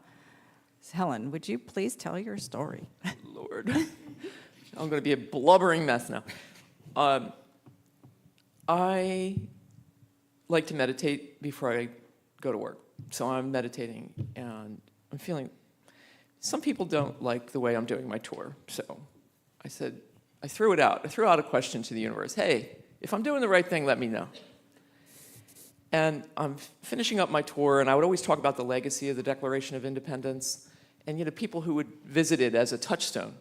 You know, so Frederick Douglass made a speech out in the yard about, it was a very sarcastic speech. We don't have the exact words of it, but he was, you know, definitely using the backdrop of Independence Hall. Abraham Lincoln lay in state in the room where they declared independence after the, you know, he was assassinated. And then Susan B. Anthony read the Declaration of the Rights of Women in front of Independence Hall.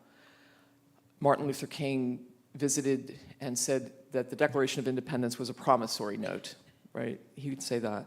So I was mentioning these things on my tour, and I had photographs of the people that I was talking about, and I would hold them up, you know, just to remind you, this is who I'm talking about. And this man called me over, and he said, I'm from South Africa, and I have a coin with Mandela's face on it. And he put it in my hands, and he said, the winds of freedom blew all the way from your country to mine. That's why I'm here today. So my question was answered in a really stunning fashion, right? That this man not only had made the connection, he had made the connection before he even walked in the door. And he had this Mandela coin. Whoever was giving him that tour, he was going to give him that coin that day. The legacy of the Declaration is something that's out there and cannot be taken back. But I always felt like being in the room and sharing that history was helping to give it a little momentum.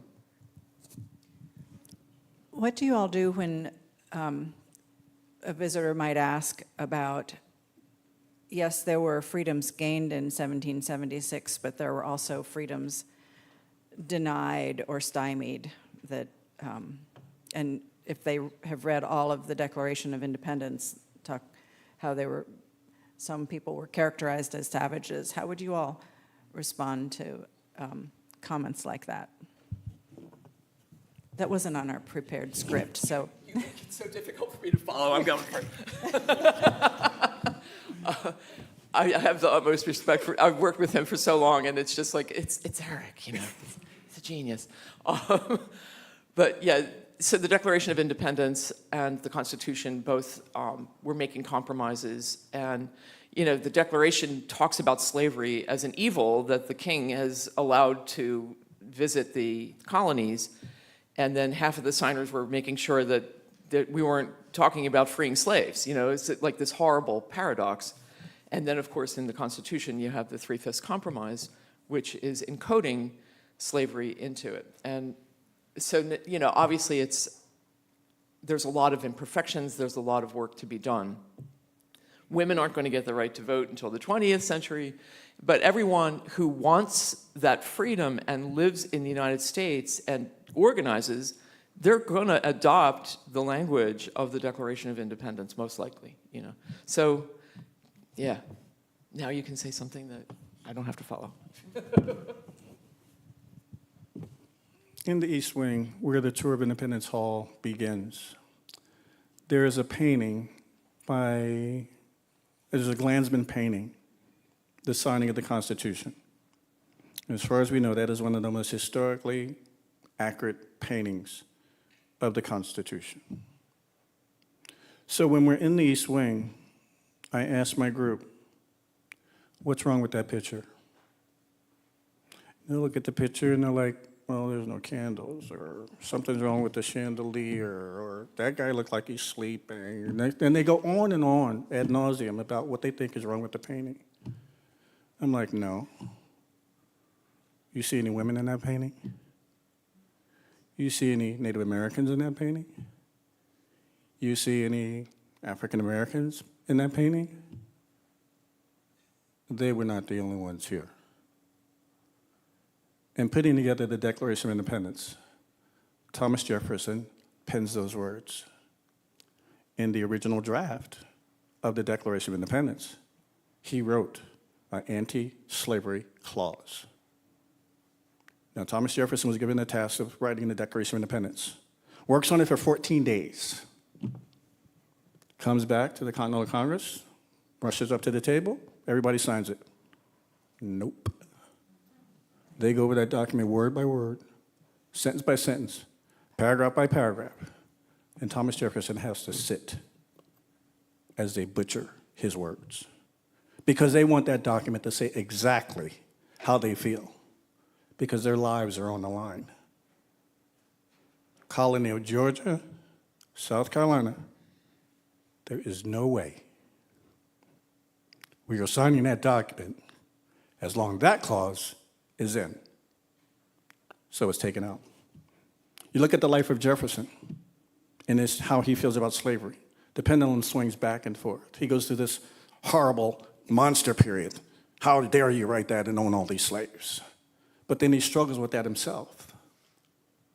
And there's a quote, I can't remember the name of the book. I know the name of the book, I don't know the author. But in reference to Jefferson's dilemma on both sides of the fence, it basically says, Jefferson says, we have the wolf by the ears. Afraid to hold on and afraid to let go. And the same thing with the Declaration of Independence and the Constitution. They could not address every issue. They felt as though if they dealt with the issue of slavery during the Constitution, nothing else would get done. So at that mindset, at that time, is it right? Yes. Can it be fixed right now? No. So at that point, they did what they felt as though was right. Not right for the enslaved people, doing all the work, working in the houses. And we have to kind of get them in the mindset that this is this time, this is this element.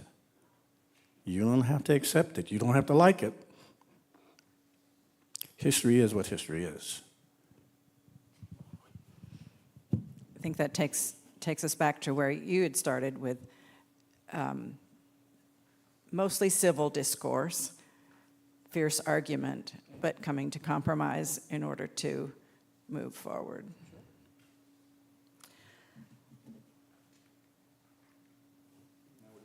President's House site.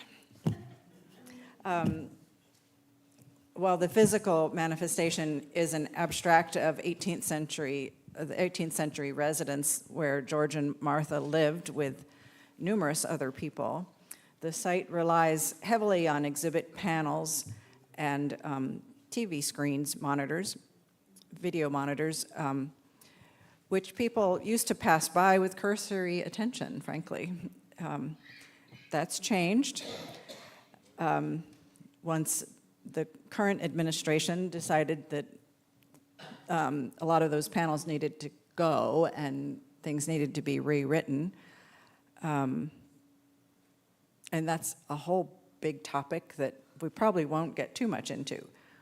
But I'd like to ask these folks how you summarize the intangible significance of the President's House site. Intangible significance, yeah. It's a concrete reminder that when we're talking about slavery, we're talking about human beings. And when I first started working at Independence, I greatly admired George Washington, and it was George Washington's house. Like, he didn't own it. It was owned by Robert Morris. But weirdly, for the bicentennial, they knocked down a lot of structures, and they put a ladies' restroom on that site, and then they had to do the President's House site was long gone. Yes, the house itself was gone. Yeah, I'm so sorry. Yes, you're right. Yeah, the house was gone, but yeah. So they didn't realize that they could actually find, or maybe they did know. Do you know this? That the foundation of the house was still intact. So it's an archaeological exhibit to some degree. You know, you have plexiglass, you can see the foundation, and you can see the shape of the bay window, And, it's a wonderful, tangible reminder that presidents lived here, right? George Washington and John Adams both lived in that site. And huge things happened, and right now that's what the site wants to interpret more than anything else. But they still have a little panel for Oni Judge, and they still have one of the TV screens that's playing a script of, a mom who's preparing her children to go out into the world, and, an African-American mom who's, you would assume they're slaves. The script was written by a terrific writer here from Philadelphia, Lorene Carey. Her book was the first book that was chosen by the city of Philadelphia to be the city read, and then she wrote Price of a Child, which was about slavery.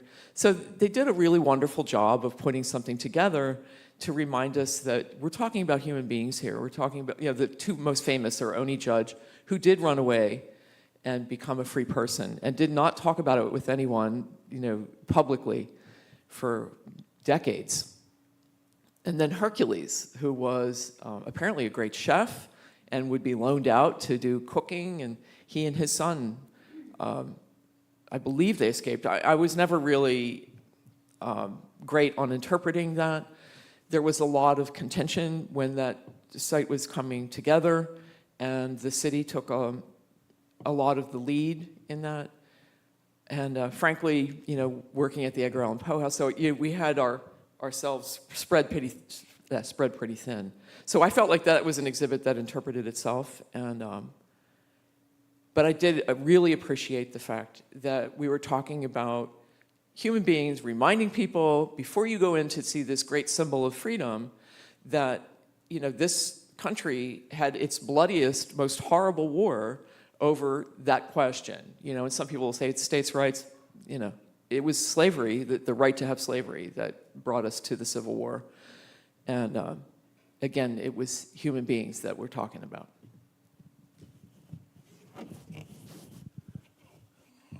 The President's House was controversial from the beginning. Before that, the site was even set up.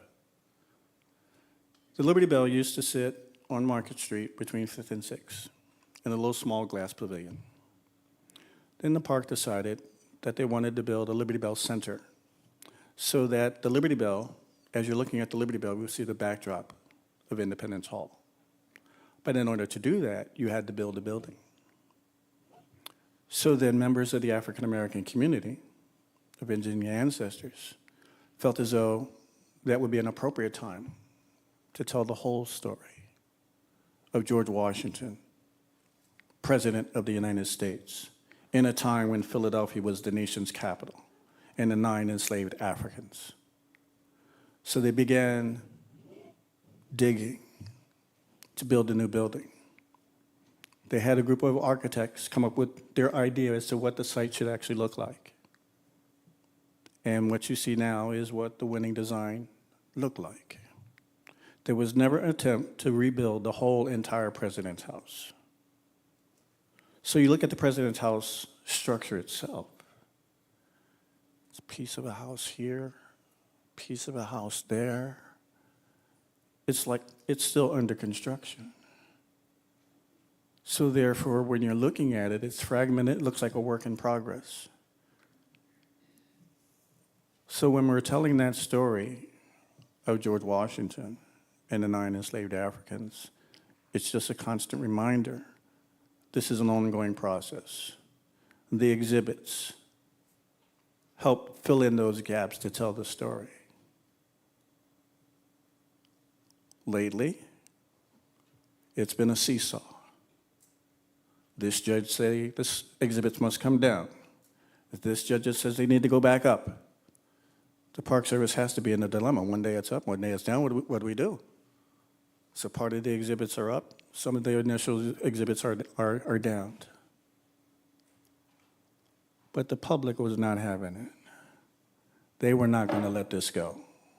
They began to fill in the missing pieces. And they began to add papers telling them, do not hide this exhibit. Tell the truth. You can't hide history. So there, once again, you have the promise and the paradox. You have the power and the powerless having their stories told. And as people go by, it affects each person differently. Does it matter if you're African American? Some people who've heard about it but have no idea what the heck it is. There are even some people who are the revolution. George Washington had slaves? When did that happen? So therefore, it's a site that I enjoy because it's basically the public has kind of taken ownership of it, regardless of what the courts have said, regardless of what the Park Service has done. They're like, no, this is our history, and we will tell this story. Now, if that means me writing in handwriting about Oney Judge or writing about the fact that George Washington had to swap his slaves out every 6 months so he didn't have to set them free, oh yeah, we're going to tell this story. And then once again, go through the President's House, to the Liberty Bell Center, to Independence Hall. The Liberty Bell, you will not believe how many people do not want to hear that Liberty Bell has nothing to do with, that doesn't have anything to do with slavery. No, that has nothing to do with slavery. That's about the Revolution, colonists against the British. No, not at all. But our job is not to drag them kicking and screaming, because they're going to believe what they want to believe. They'll walk in, oh, that has nothing to do with slavery. They're going to walk out believing the same thing. Our job is to present the facts as we find them. What you take away from it, what you feel about it, that's on you. And it's been a job where it's been an amazing story to tell. American Revolution, Declaration of Independence, Articles of Confederation, which they always forget, Constitution, Philadelphia as the nation's capital. When you're up around Independence Hall, pay attention to the other buildings, because that's not the only building on the block. On the corner of 5th and Chestnut, that was Old City Hall. That was City Hall for Philadelphia. Independence Hall is the Pennsylvania State House, Capitol building for the colony, later the state of Pennsylvania. 6th and Chestnut, you have Congress. You have the Pennsylvania Courthouse. When Philadelphia becomes the nation's capital, Old City Hall is where the United States Supreme Court met. Independence Hall is now the state capitol. Congress Hall is where you had the United States Congress, House of Representatives on the first floor, Senate on the second. 1790, 1800, you had city, state, and federal government on that block. 1790 to 1800, Philadelphia was the temporary capital while they were building Washington, D.C. They went to Washington. We had it all right here. We had it all right here. Thank you, thank you.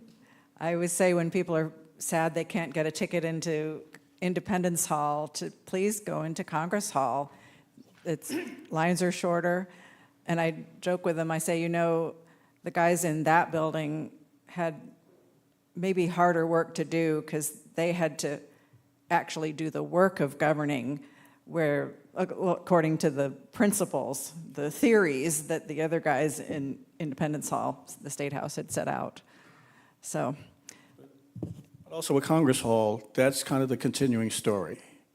They signed the Constitution in Independence Hall. So when we get to Congress Hall, they're looking at the Constitution like, if you're James Madison, it's perfect. You don't need to change anything. But others looked like I said, no, not quite. Let's look at this. Because at that point, no one knew if it would work, how long it would work. If it didn't work, whose job was it to fix it? And that's where it takes place in Congress Hall. Congress Hall, they had 3 new states, Vermont, Kentucky, and Tennessee. What was the debate about that? Are they free states? Or are they slave states? Congress Hall ratified the Bill of Rights, first 10 amendments to the Constitution. Initially, there were 12. But once they sent them out to all the colonies, each state was to review them, indicate which ones you liked, which one you didn't like. When they came back, they only liked 10. So they took amendments 3 through 12, whoosh, Bill of Rights, first 10 amendments. First peaceful transfer of power, Congress Hall. George Washington was sworn in for his second term of presidents in the Senate. John Adams was sworn in as President of the United States. First peaceful transfer of power. Keep in mind back then, there's no political parties. You have election, you get the most votes, you're the president. You get second most, you're vice president. Don't mean you two get along.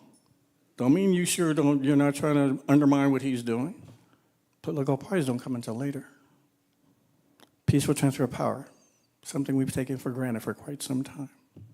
Don't give it a second thought.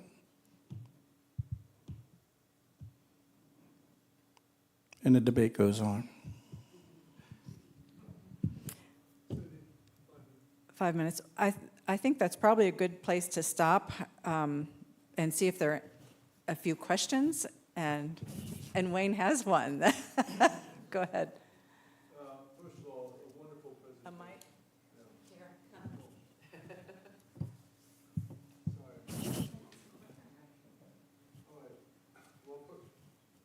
Should be on. Just speak into it. No, it's not. Maybe it's down. It has one. Oh, okay. Thank you. You're welcome. All right, thank you very much. First of all, great presentation. I can't remember how many times I've been at Independence Hall, but I wish I was there when I was a fifth grader, which brings me to my question. You had mentioned that in the fifth grade, when we learn about our national history, usually our fourth grade is state history, and then when we're sixth graders, it's world history, but I'm not sure how it works out here. How do you feel we can improve what they're teaching in the fifth grade when it comes to our American history, rather than just memorizing things, chapter and verse, and all that, and trying to get more inclusive, especially talking about intangible heritage? Do you feel that the young students at that time can understand what you're doing from some of the tours that you've been giving, if we could change the way that they're taught in school? I think the same way we talk to the adults, we talk to the children. We may word it a little differently, but you engage them. What I love about Congress Hall is it's kind of in a horseshoe, and it's divided. So what I used to do is, if I get, say, two school groups, I put one on this side, one on that side. And I asked them a question, they can sit in the seats. They can actually sit down in Congress Hall. And I asked them, we're going to add an amendment to the Constitution. What do you think it would be? And they'll come up with something like, no homework on Friday. Okay, no homework on Friday. Okay, so this side, you're no homework on Friday. You're against no homework on Friday. Why are you against no homework on Friday? Why are you for homework on Friday? Another one I use is in the Supreme Court, Old City Hall. Get school groups in there, and I'm giving them the story about the Supreme Court, how Supreme Courts are nominated, and then they have to be approved before they get to the Senate, before they get to the Supreme Court. And I talked to the kids, and I says, okay, United States Supreme Court, I pick one of the kids out of the class, okay? Bobby is now my best friend. I'm the President of the United States. And as President of the United States, I know everything. But I find out that there's a ruling coming up on the Supreme Court. But Bobby's my best friend, so I'm going to nominate Bobby to be my nomination for the Supreme Court because there's a vacancy. All right, class, should I nominate Bobby to be on the Supreme Court? And they'll say, yeah, they'll say no, but for the sake of this experiment, we're going to say yes, okay? All right, Bobby's my buddy. I nominate him. He's confirmed. He's on the Supreme Court. My advisors tell me, Mr. President, there's a very important vote coming to the Supreme Court, and we really, really need them to vote no. So, well, wait a minute. I got my buddy Bobby over here. Hey, Bobby, You're on the Supreme Court now, right? Yeah. You owe me big time. It's because of me you're on the Supreme Court, right? You owe me big time. So when that vote comes through, I need you to vote no. So ask the rest of the class, what should Bobby do? Well, you should do what you do. You gave him the job. Then other people say, no, that's not how it goes. So you get them in the mindset of thinking. And I eventually tell, we go through this back and forth whether they say he should do what I say or she should not do what I say. And so we get them in the mindset of thinking. And then I tell them, no. Bobby has to pay attention to the law. Just because I nominate him as on the Supreme Court, that's not how it goes. And we go back and forth. And you kind of engage them. You get them in that mindset, like a mock trial or discussion. You engage them rather than having them, write an essay about the Declaration of Independence or write an essay about the first peaceful transfer of power. Because a lot of times it is memory and regurgitation, a whole bunch of names, dates. And the problem I had with it is I didn't know if Benjamin Franklin knew Abraham Lincoln, knew Frederick Douglass, whoever the current president was at that time. I couldn't make that connection. So for those children, we have to kind of meet them where they are. Just like I had the little kid that didn't get the American Revolution, and I told him, rebellious teenager, oh, you get that, don't you? Because you want to go against your parents. So those examples, something they can identify with every day in their lives where they are at that point. And I think that's the way to kind of get them into it. I'll come at it from a different approach. I think we need to keep working to bring public historians and the academy together to collaborate more, to make sure that public historians, that small historical societies really have access to good history. And field trips is my answer for kids to go. And again, it's the power of the place. And they're not going to learn everything at once. None of us did. Still have a lot to learn. But if you get, and to use one of our jargon words, you get provoked to want to learn more, it's so powerful. So field trips with good historians, it doesn't have to be Independence Hall, it can be your local history site. And kind of piggybacking on all this is just the idea of less is more, and to have them really concentrate and be involved and engaged in maybe one issue and learn critical thinking and learn about primary sources and, bad sources like, when they come to the Edgar Allan Poe house, I'll say, if they can't spell the middle name correctly, you're on the wrong website, you know what I mean? But just to learn how to do research and all of that, I think is much more important than absorbing like the entire history of whatever you're focusing on. Thank you.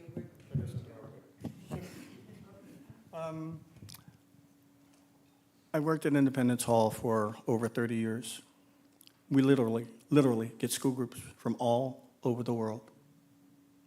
The one thing that has disappointed me the most is we don't get a lot of Philadelphia schools. And you have to be teaching American history somewhere. This is the real deal. This is the real building. This is where it actually happened. And usually when I'm wrapping up my tour of Independence Hall, I take them from the American Revolution to the Constitution, and I mentioned that, yes, they did their work, but the revolution does not stop there. What are you going to do? So in closing, I say one short thing. So what? Now what?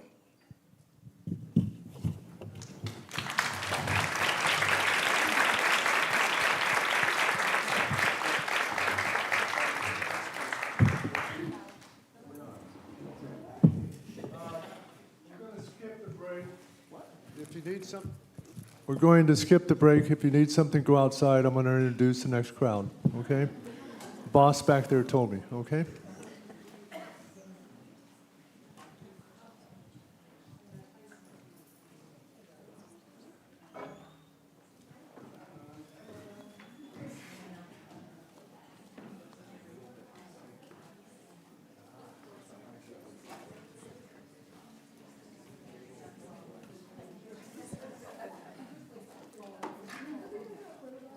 All right, Janice, if you'd like to bring your folks up. Are you out there? There you are. Janice Harrington is a programs coordinator for World Heritage USA, ICOMOS-USA, where she works to support the annual International Exchange Program and Emergency Professionals Initiative, which is a wonderful program that was started many, many years ago, and Janice has really basically taken this over. She is a creative problem solver with expertise in cultural heritage, visual arts, and design education. In addition to her work as programs coordinator, Janice has about 15 years of experience teaching design students, and she currently teaches history of environmental arts and AutoCAD courses online. She holds a MFA in studio art from University of Albury and an MS in building conservation from RPI, and enjoys exploring the intersection of art, design, preservation, and education. Her varied experiences have served to expand her understanding and appreciation of architectural and finished materials, which has influenced in both her artwork and her work as an educator.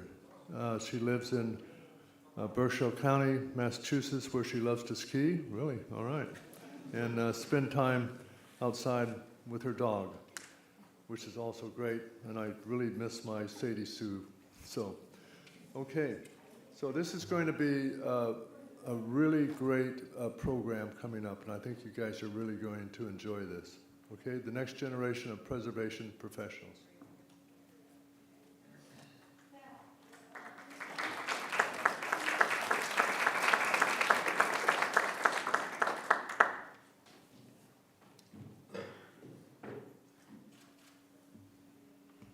Hi, everyone, and thank you so much for joining us for session 5 of our symposium programming titled Preparing the Next Generation of Preservation Professionals. My name is Janice Harrington, and as mentioned, I am the programs coordinator for World Heritage USA. Education and mentorship are the key components of our work, and one example of this is our International Exchange Program, which happens annually. It was established in 1984. I will also mention at this moment that toward the back of your printed program, there is a call for mentors for our Emerging Professionals Committee. So if you're interested in mentoring a future professional, please use the QR code to sign up for that. We believe that mentoring and cultural exchange are essential to the future of our work. Globally, preservation education is always adapting to meet new demands across disciplines and regions. We are joined today by 3 speakers who will share their experiences leading formal academic education programs as well as continuing education courses. We will learn about current directions in preservation education and consider how the next generation of global preservation professionals are being prepared for work in the field. We would like to thank our speakers, Sarah Lardinois, Brian Clark-Green, and Sue Ann Pemberton, who I will introduce to you now. Sarah Lardinois is a senior project specialist in the Buildings and Sites Department at the Getty Conservation Institute. She's working on conservation of archaeological sites, historic buildings, and urban areas, both in the US and internationally. A registered architect in the state of California, Sarah holds an architecture degree from the University of Notre Dame and received additional training at ICROM. Her work at the GCI includes conservation projects for the tomb of Tutankhamun and in the Valley of the Queens in Egypt, and Louis Kahn's Salk Institute for Biological Studies. Projects related to the sheltering of archaeological sites, urban conservation courses for Southeast Asian professionals, and a project to help improve conservation of African American heritage in Los Angeles and other underrepresented heritage. Sarah is an alumna of the ICOMOS-USA International Exchange Program to Turkey, and she has been a member of our International Exchange Program Committee since 2019. She became a trustee of ICOMOS-USA in 2026. Sarah will be followed by Brian Clark-Green. Brian is visiting associate professor of practice in the School of Architecture at Virginia Tech and an architectural historian and preservation practitioner based in Richmond, Virginia. Before joining the faculty, he spent 17 years as Director of Historic Preservation at Commonwealth Architects, one of Virginia's leading architecture firms. His practice encompasses historic structure reports, conservation and rehabilitation studies, restoration projects, preservation planning, and historic tax credit certifications across Virginia and the Mid-Atlantic. He served as Secretary of the Society of Architectural Historians and chaired the Society's Heritage Conservation Committee for a decade. He currently serves as co-chair of Association for Preservation Technologies Training and Education Committee. And he served on the board of APTI from 2021 to 2024. He also is currently a member of ICOMOS-USA. Following Brian, we will hear from Sue Ann Pemberton. Sue Ann is professor of practice at the University of Texas at San Antonio. She has been both a practitioner and academic for over 40 years. She holds a Master of Architecture degree and Bachelor of Environmental Design from Texas A&M University. Her focus of practice, study, and teaching includes design, materials research and technology, inner city development, and historic preservation. She is committed to community and professional engagement. Her teaching involves students in service learning and field schools, including ongoing documentation of Taliesin West and design build projects in South Texas and northern Mexico. We will now start with Sarah.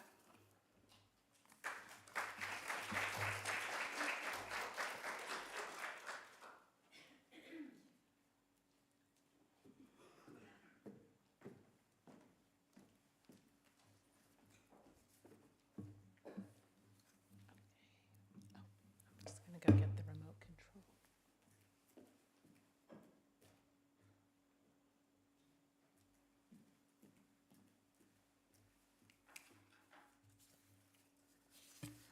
Okay, good afternoon, everyone. In my presentation, I'm going to give you an overview of the Getty Conservation Institute's training and education programs for built heritage practitioners and what we have learned through this work about the current training needs of the field. This presentation is less about preparing the next generation of professionals and more about further developing the capacity of the current generation as after they've completed an academic degree program and have been working in the field. But first, I'm going to start with a very, brief introduction to the work of the Getty for those in the room who are not familiar with us. The Getty Trust is a cultural and philanthropic institution in Los Angeles dedicated to the preservation, presentation, conservation, and interpretation of the world's artistic legacy. It is made up of 4 programs: the Getty Museum, which is our most public face, the Getty Research Institute, with a large library and a program for scholars to come and undertake research, the Getty Foundation, which is responsible for our philanthropic work through a variety of grant programs, and the Getty Conservation Institute.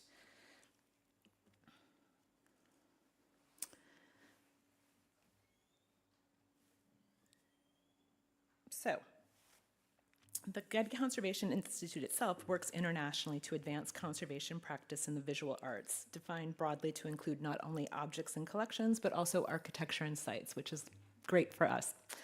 Our primary audience is the conservation community, which we serve through scientific research, education and training, field projects, and dissemination of information and resources. We have 3 main departments: the Buildings and Sites Department, Collections, and Science, along with a conservation library and colleagues who work with us on publications. All 3 of these departments offer training for professionals from around the globe. Several years ago, we compiled 10 years of available data on our training programs, which is summarized on this map. So in this time period, over 2,000 participants coming from all regions of the world received training through the GCI, and I would suggest that significantly more have been added in the years since 2024.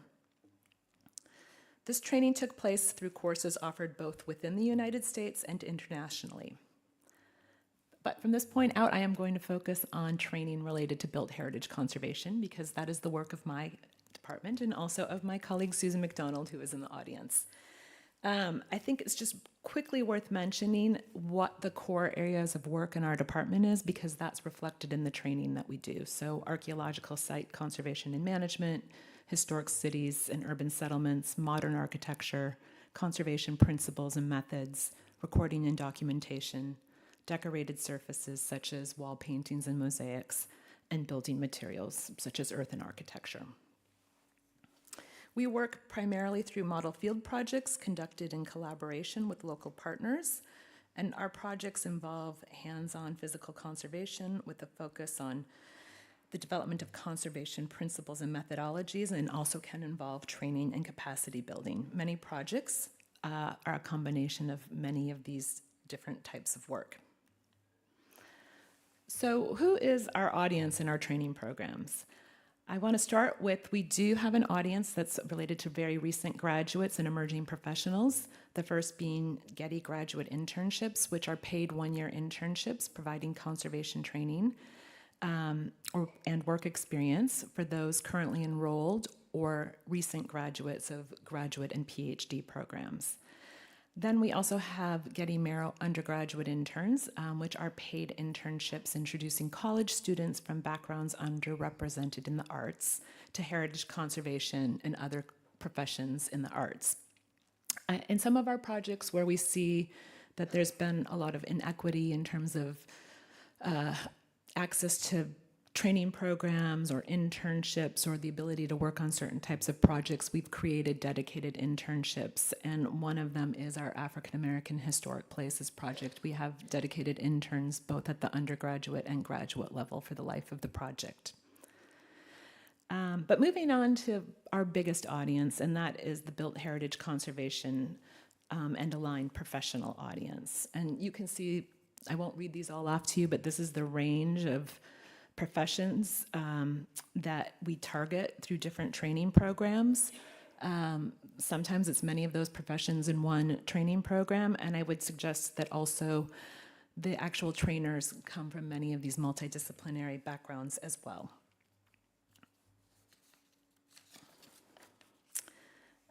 And I would, that's enough. So the main objective of all of these training programs is to have programs for professionals to build practical skills that are based on a sound theoretical framework and scientific knowledge.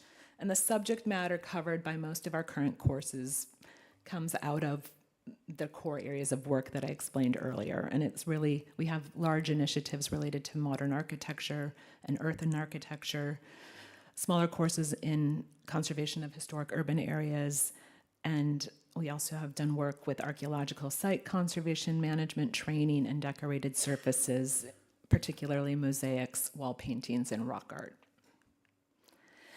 Throughout all of these trainings, we use the values-based approach to conservation to guide the work in a step-by-step process that's illustrated on this slide, because what we really want to give to all of these participants is a methodology they can follow as they are going through the process of working with a historic site. So what informs the development and refinement of our training programs?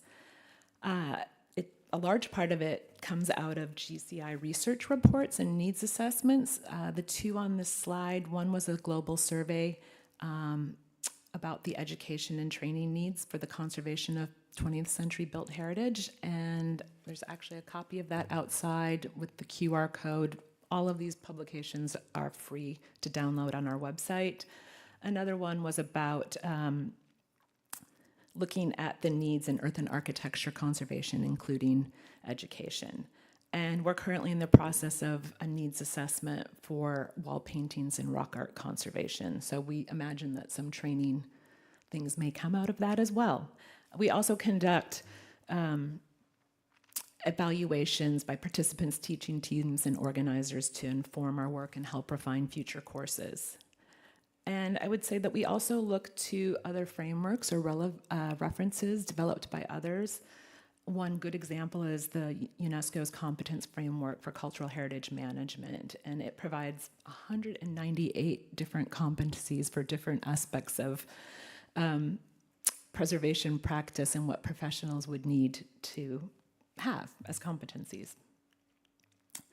So the scale of our training efforts is quite broad. It can go from these dedicated standalone training programs to training that is delivered through a field project. So for example, I've worked in Egypt We work with local Egyptian conservators. While it's not a training-only project, it's a conservation project for tombs in the Valley of the Kings and Queens. We do provide training within that for the local conservators we work with on environmental monitoring, documentation, analyzing materials, and selecting conservation treatments. And so the modalities in which we work, it's in the classroom where you can get that sound theoretical knowledge, in the laboratory where you can get the scientific knowledge, and then applying that in a hands-on way to site work. And some training initiatives have all of that, and some maybe have one or two parts of that, depending on what they're targeting. I would say in recent years, like everyone else, we've switched to online learning and the use of a learning management system. I think one thing we have found quite useful in using Brightspace is that use of the flipped learning system. So if we have a long course, we can have we make lots of videos and resources for people to review each week before the live sessions, where we then have more time for discussion and group work with the other participants and the teaching team. And we have, in some of our larger training initiatives, also looked at this hybrid model where we'll maybe have 10 weeks of online learning, where everyone's doing that from home, and then they'll come together for a few weeks on site to work together. It helps build those networks, and they get to work on case studies and get that in-time person working together on a shared site.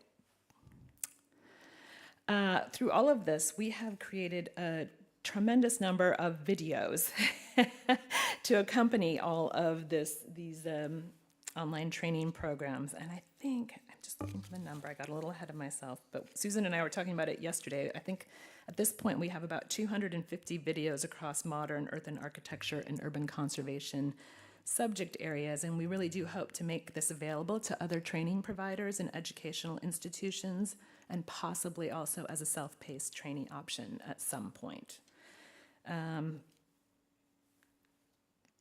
Just a little bit about our didactic materials. Where we can, we know this is a real barrier to access. We try to have multilingual resources. So this was a technician training course, which for maintenance of site in situ mosaics, so it was done in French, English, and Arabic.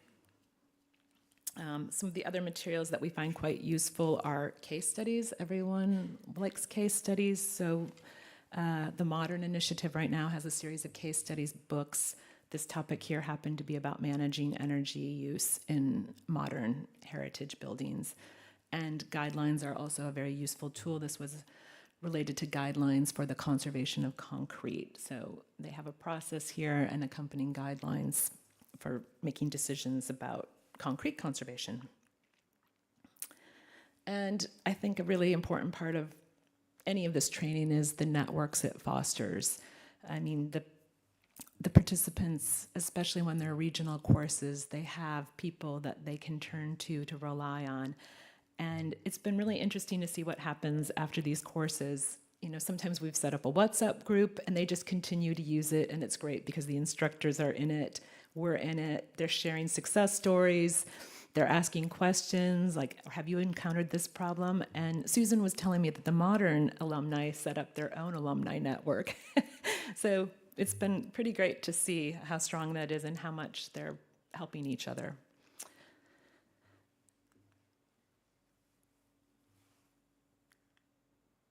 Sorry, what am I aiming at? Maybe this is, oh. Okay, I'm just gonna use my finger.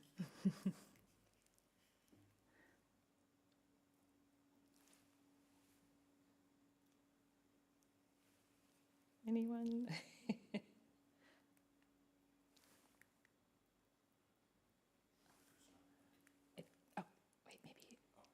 There it is. Okay, thank you.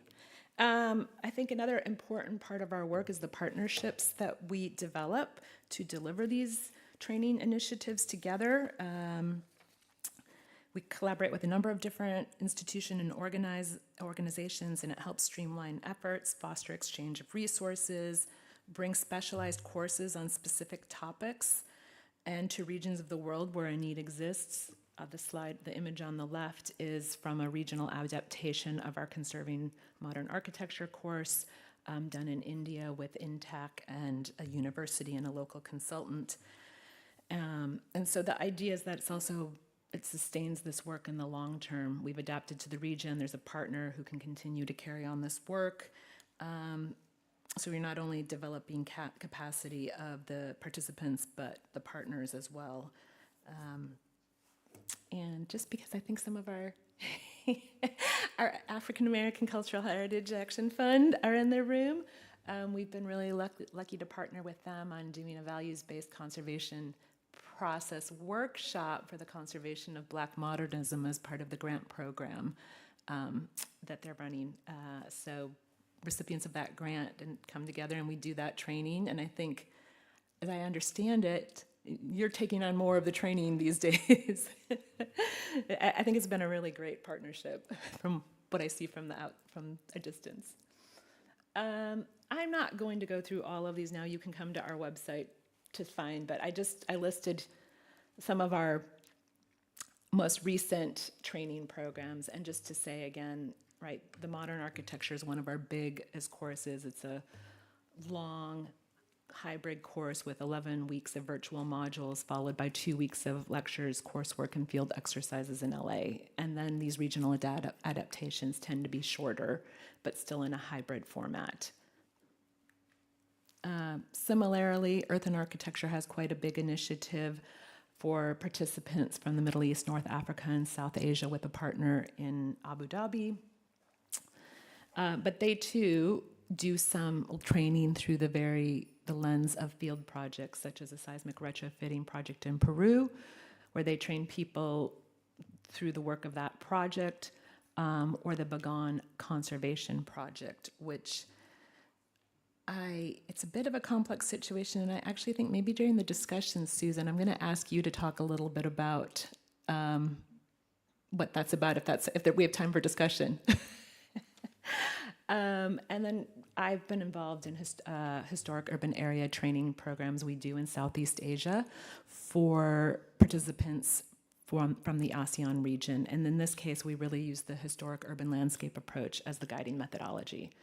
So I'm going to speed up. You can always come back and look on the website, talk to me about all of these. So I am going to end my time with just pulling together some key observations from all of these different training initiatives and the assessments they've done of their own work. And these were some common threads that were coming out of all of these assessments, needs assessment, that there's still a training need for practical hands-on training that is grounded in solid theory and scientific knowledge. It remains a very high priority. People are always asking for more of that.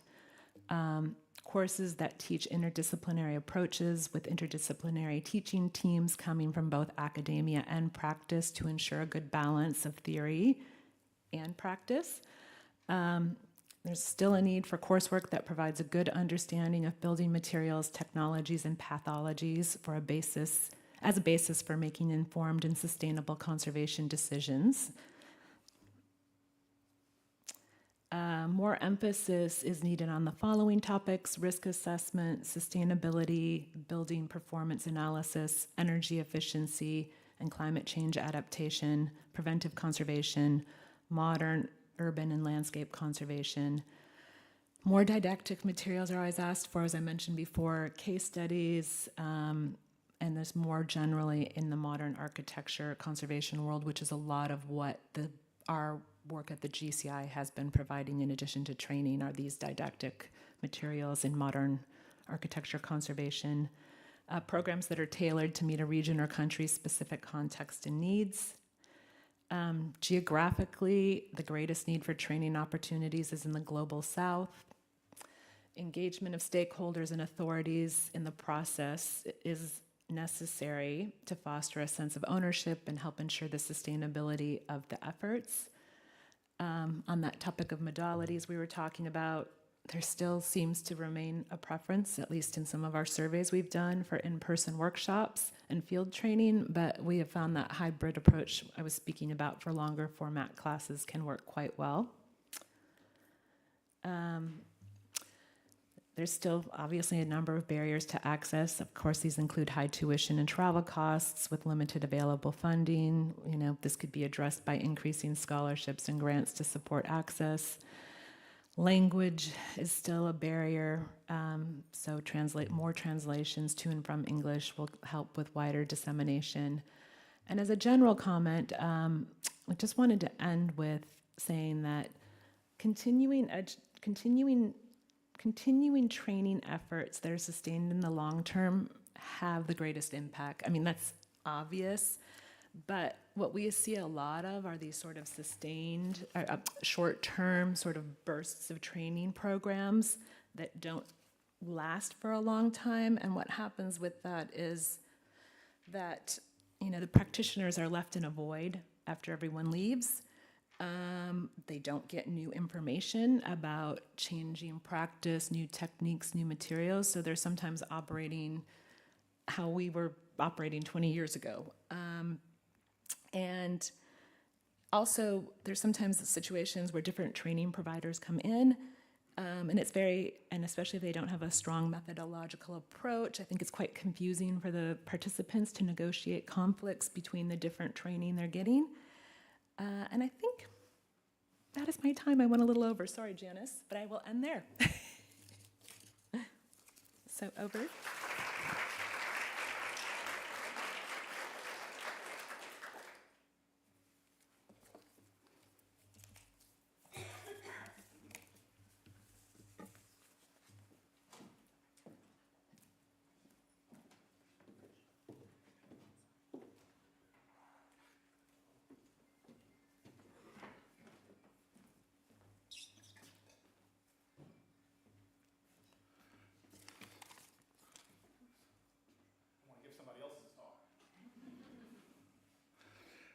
Wonderful. Thank you for the opportunity to be here this afternoon.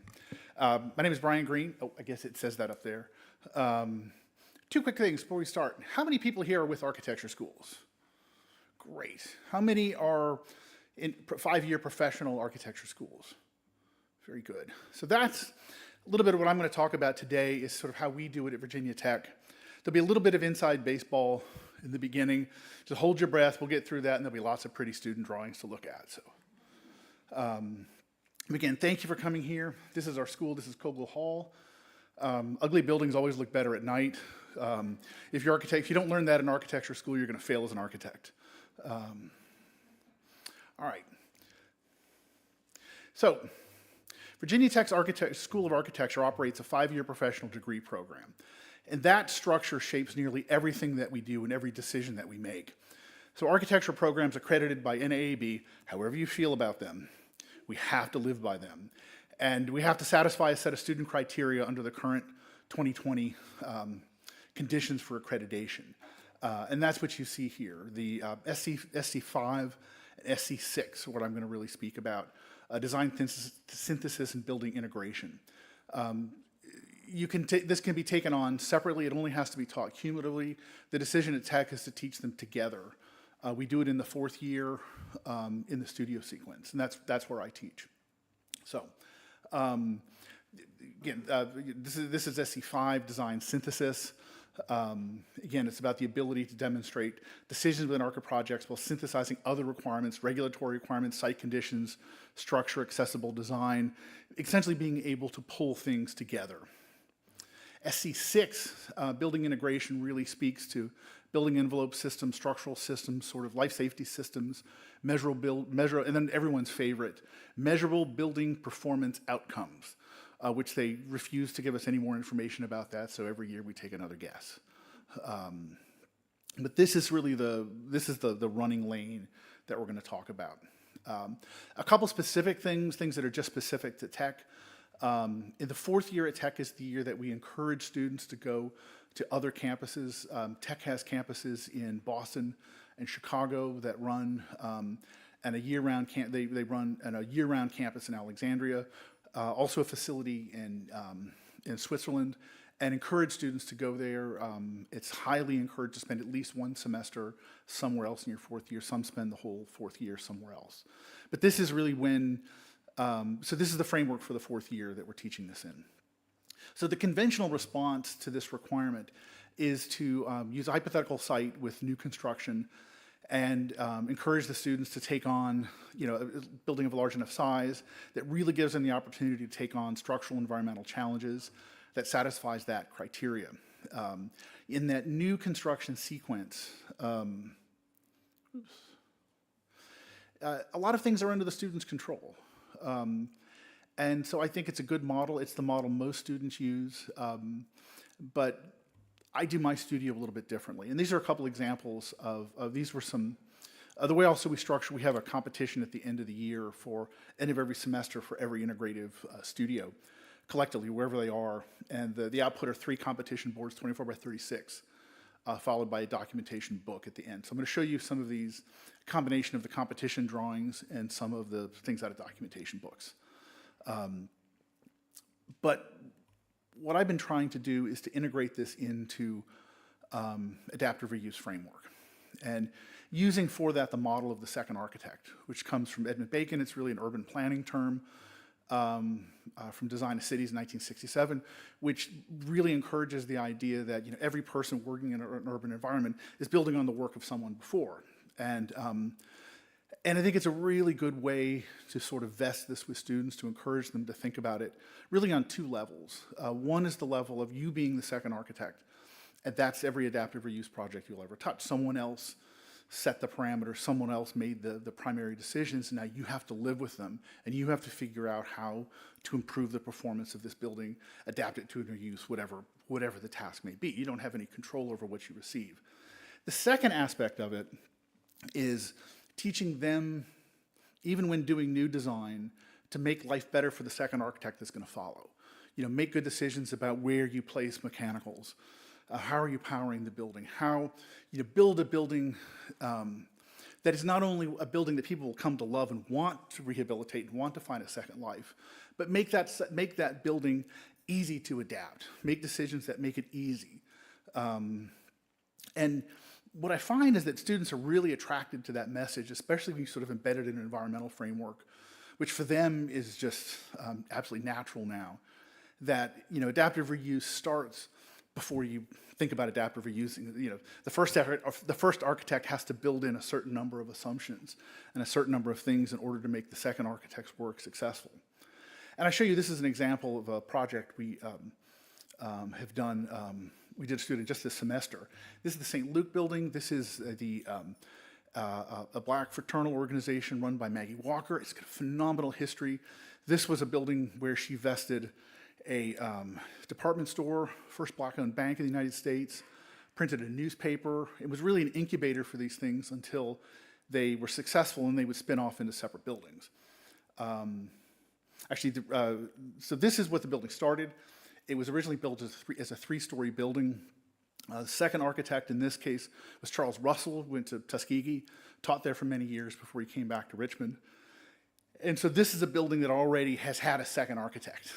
We already had a bay added to the left, which took in a new 2 stairs and an elevator, and added a 4th floor, which became the banking hall. And so they're really coming into this one as the third architects. But what's really important also is, impressing upon them the social history of this and why it matters, why it's important. And it's not just, this isn't just a container where things happen. This is an important part of the social history of Richmond. If you want to understand Jackson Ward, you have to understand this building. And so embedding this thing all kind of coming through that adaptive reuse framework really helps in an architecture program because we have limited amounts of time to teach preservation. We don't. And it's got to happen fast. And I find that projects like this that they can really lean into and really understand really help that. And so it really is about sort of encouraging them to think not just about design, which is, of course, the way architectural history was taught for many years. The building's about design, and then everything that happened to it after it is bad until it eventually disappears. But to really teach that buildings have lives, they go through these cycles. And Whoops. And that, we embed ourselves into that and make decisions about how do we extend the lives of these buildings, and how do we make the decisions about which buildings warrant that extension. So one of the things I have students always read is, back to back, I have them read Steve Sem's The Future of the Past and Paul Bayard's Architecture of Additions, which are just diametrically opposed. I was on a panel with them once, there were 4 of us, and the 2 of them just slung hammer and tongs at each other for an hour, and the other 2 of us didn't get to say a word, so that was an experience. One of the really interesting ways that I find that students really grab onto this is, but big fan of Stuart Brand's How Buildings Learn. It's a really terrific way of embedding into students the idea of that buildings have lives, they have renewals, and that some of the best buildings, some of the most effective buildings, some of the easiest buildings to restore aren't necessarily high-style buildings. Warehouses are terrific. It was in our practice, we just, one warehouse after another. We converted to one use after another, and then you could reconvert them again. They were wonderful candidates for that sort of thing. And to really encourage students to think about how the choices of building form affect its longevity and affect what happens over time to them. And this is this is a chart out of, extracted out of Brand, talking about the various lives of different aspects of buildings, that we think about buildings as aging. But buildings don't age in a single chronological line. Every part of a building system ages at a different rate. And what happens mostly is one of the first things to go in any building are the mechanical systems. So you always ask the salespeople, oh, this is a 30-year system. How long is your warranty? 14 years. Well, that's a 14-year system. And one of the major causes of the death warrants issued for historic buildings are mechanical system failures, because the systems are so embedded into the building that you cannot get them out. I mean, it's already about 30% of the cost of a job is in mechanicals, but you're creating this situation where they're so embedded and it costs so much money to get them out and replace them, you've virtually put a death warrant on the building the day you designed it. So think about where they go. How do you place them? How do they run? If things do not age, and I sort of show them this chart, and they must see it in their sleep. But think about that things don't age it's not uniform. Every part ages differently, and make those decisions so that all of them age slowly.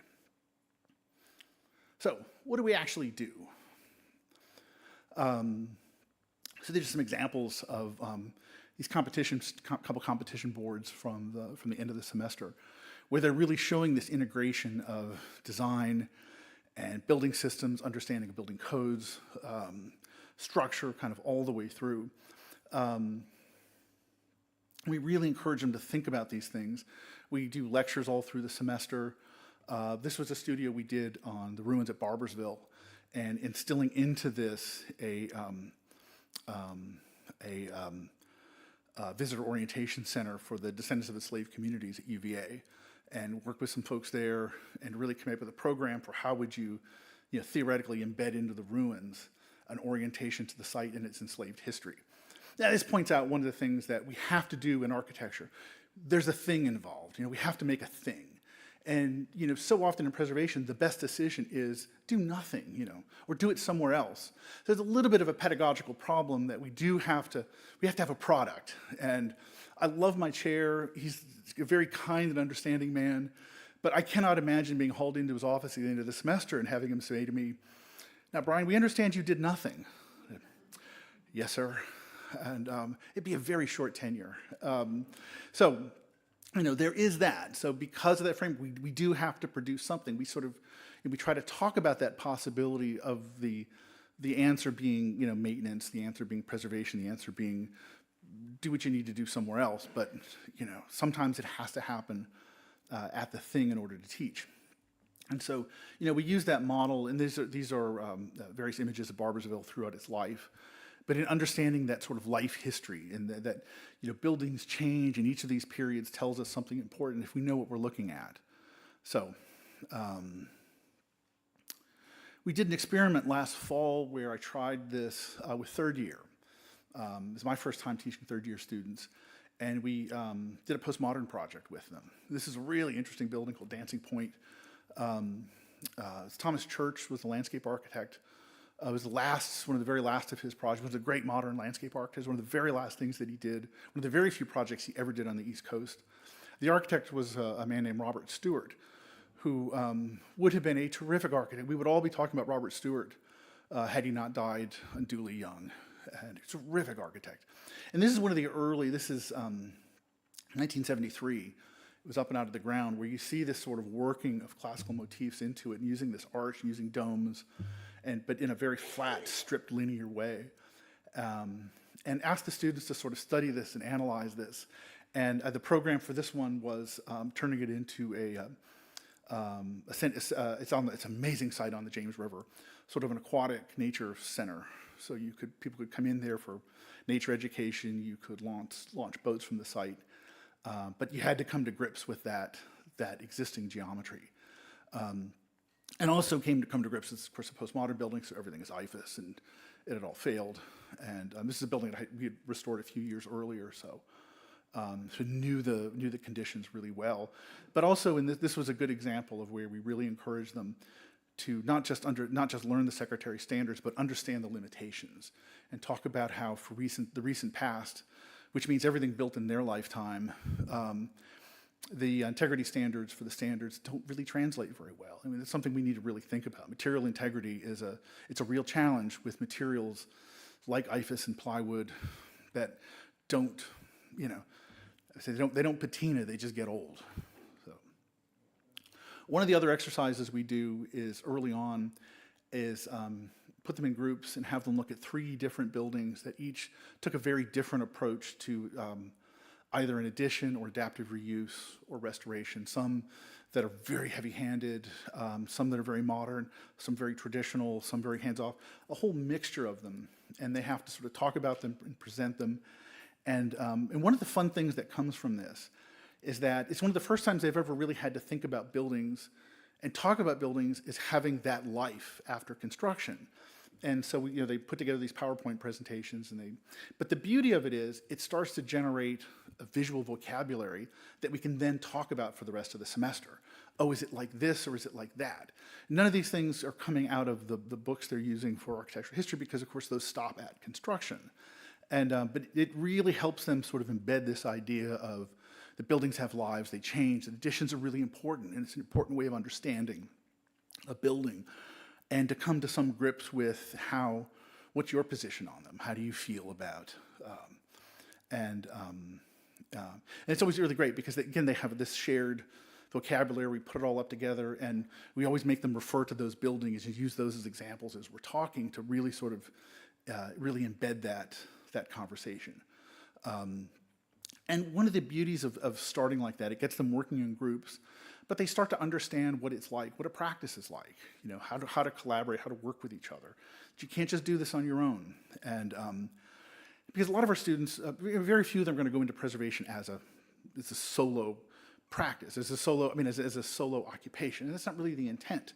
But the AIA September 25 Architecture Billing Index found that 97% of responding architecture firms worked on either renovations, reconstruction projects, or something like that in the previous year, which is amazing. I mean, it's just coming to dominate the practice of architecture. You don't have to be a preservation person to see adaptive reuse projects come into your practice. You have to know how to think about them, have to know how to approach them, have to know where your interests are, where your limits are. In the same study, in the previous study, they found, the previous year in 24, that 50% of all architectural billings were related to adaptive reuse, reconstruction, something dealing with 50% dealing with their work as the second architect. So the field is changing fast. And so, this is some of the stuff that the students will start to produce. Oh, and I want to say one thing is we do fully embrace AI in the studio. It's a lot of fun, and the students very quickly learn its limitations. And so we do an exercise early on. I'm going to show you on the right, you see a little bit of it, where we have them write prompts for additions, and they're disasters, and just terrible stuff. And then we do this old-fashioned 10-minute exercise, but let's draw control lines, right? You find the window bays, you define them with control lines. You find your major horizontal floor divisions, string courses, horizontal control lines. In 10 minutes, you can design a credible addition. That may not be great, but it's credible. And you can start to build from that exercise. And the students that start thinking about additions, using that simple control line technique, come up with the best additions. You know, do you do double windows? Do you triples? Do you turn into a band? But you carry over that essential geometry. And that essential geometry is something that AI cannot see. It cannot comprehend that. It doesn't know what that is. So, you know, we fully encourage them to use it to find the limitations. It's a tool. Don't be afraid of it. Know what it is. Know its limitations. And so the result is that they don't use it for design. Now, they'll use it in renders for lighting and for furniture, and it's a great tool for things like that. But they very quickly find these limitations and see, maybe it doesn't really help. It can't replace my thinking. I'm a better designer than that machine. So, so as we proceed through the semester, we work on we spend a lot of time developing the sections, teaching them how to design residential units, working out egress paths, teaching basic building code, working with structure, lots and lots of time drawing wall sections, and working out envelope assemblies, but really integrating mechanical systems and really teaching them how to be credible architects and how to bring this stuff over. We also do, I also organize it, so I have outside folks, sort of myself and some outside folks coming in doing lectures on various materials issues. So if we have concrete issues, we'll bring some folks in that really know this stuff. And it also helps reinforce to them that architecture is a practice made up of a whole lot of people with a lot of different expertise. And without all those people in the room, you cannot create a credible building. You cannot adapt a credible building. It takes lots of folks. And if one person tells you they can do it all, that's the one person you don't want on your job. This is just an example from 24. We usually open it up to anybody. We put them on Zoom as we go, and you probably see lots of folks you recognize in there, so you can go harass them. And we also do refreshers. There's one thing we've been finding is that sometimes it's a long time since they've had structures, or I think we're flooding again. I think we're relatively safe. When the carpet gets damp, you can follow me because I'm going to be running.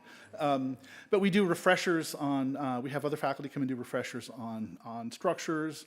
We do refreshers on building code. We do refreshers on mechanical systems and building envelope analysis. And then we spend the last third of the semester bringing all these things together into these competition boards and their project books. So, what are our limitations? Again, I really mentioned the biggest one is that we have to, in the end, produce something. It has to be a thing. And I think that's sort of one of the differences between the way, and I've taught this in preservation sequences, sort of non-architecture, where you can spend a lot more time thinking about that. It's a little harder in an architecture sequence where, in the end, there needs to be an object. And time is just a demon. And this is an 8-credit studio. They all kind of dread it. And it's mandatory. You have to take it to graduate. And it's a lot. It's an awful lot. And it moves fast. We meet every day of the week. And so you cannot, this is the one, like the first day lectures, like don't miss. I'm telling you, you'll never get caught up. And they listen. But you're really integrating with an object. And that's the beauty of it, and really teaching them how to think about. This was another one we did on the Belgian Pavilion, which was moved from the 1939 World's Fair. We just did a book on this that came out last fall. We did studios, sort of building up and teaching the students out of it. And this was the project was you get to dismantle one of the 3 wings of the building, reconstruct it into something else, and that something else is going to be a primary. You're building a primary school. So it was a prefabricated building that was assembled and disassembled. And so do it one more time and see what you can come up with. But you have to understand the structural rigor, and you can only do it using the original materials and in that original structural erection system. We also spend a lot of time really working on these wall sections and making sure they understand how they're built, how they're constructed, what's inside that wall. Second year, you could just draw a line. Third year, you could sometimes get away with 2 lines. But fourth year, there better damn well be something between those 2 lines. And we try to bring all that together in, while still designing a building that's a good architectural experience. It's something you would want to inhabit as a user. So, So when I find, just as to bring us back home with this, that I find that that second architect scenario really is a great framework for this, because it really sort of, it's something that lets the students grab onto, even if they don't want to do this, even if they're not interested in preservation, this was just an experiment for them, that orientation as being the second architect is something that's going to confront you throughout your career. And I find that it's a really good way of instilling that they can carry forward. So it's not a matter of, if you're not interested in preservation, then I failed. But if you take that idea with you, I haven't failed. And I think that's something that can be integrated in lots of different ways into the studio. That idea that, preservation's not a special case. It's something that's just a built-in part of the profession that we all have to understand, we all have to work with. So, thank you very much.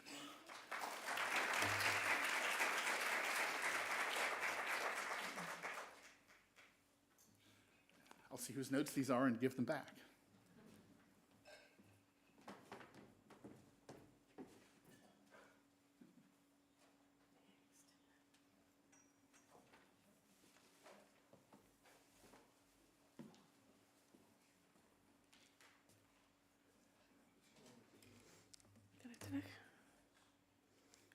Oops, back. There we are. Well, my presentation is going to be a little bit different because I'm taking you out of the classroom, which is one of the goals that I have, and that is in teaching our future preservationists, we have to expose them. We have to get them out of the classroom because the world is our best classroom, and so we can learn a whole lot from that.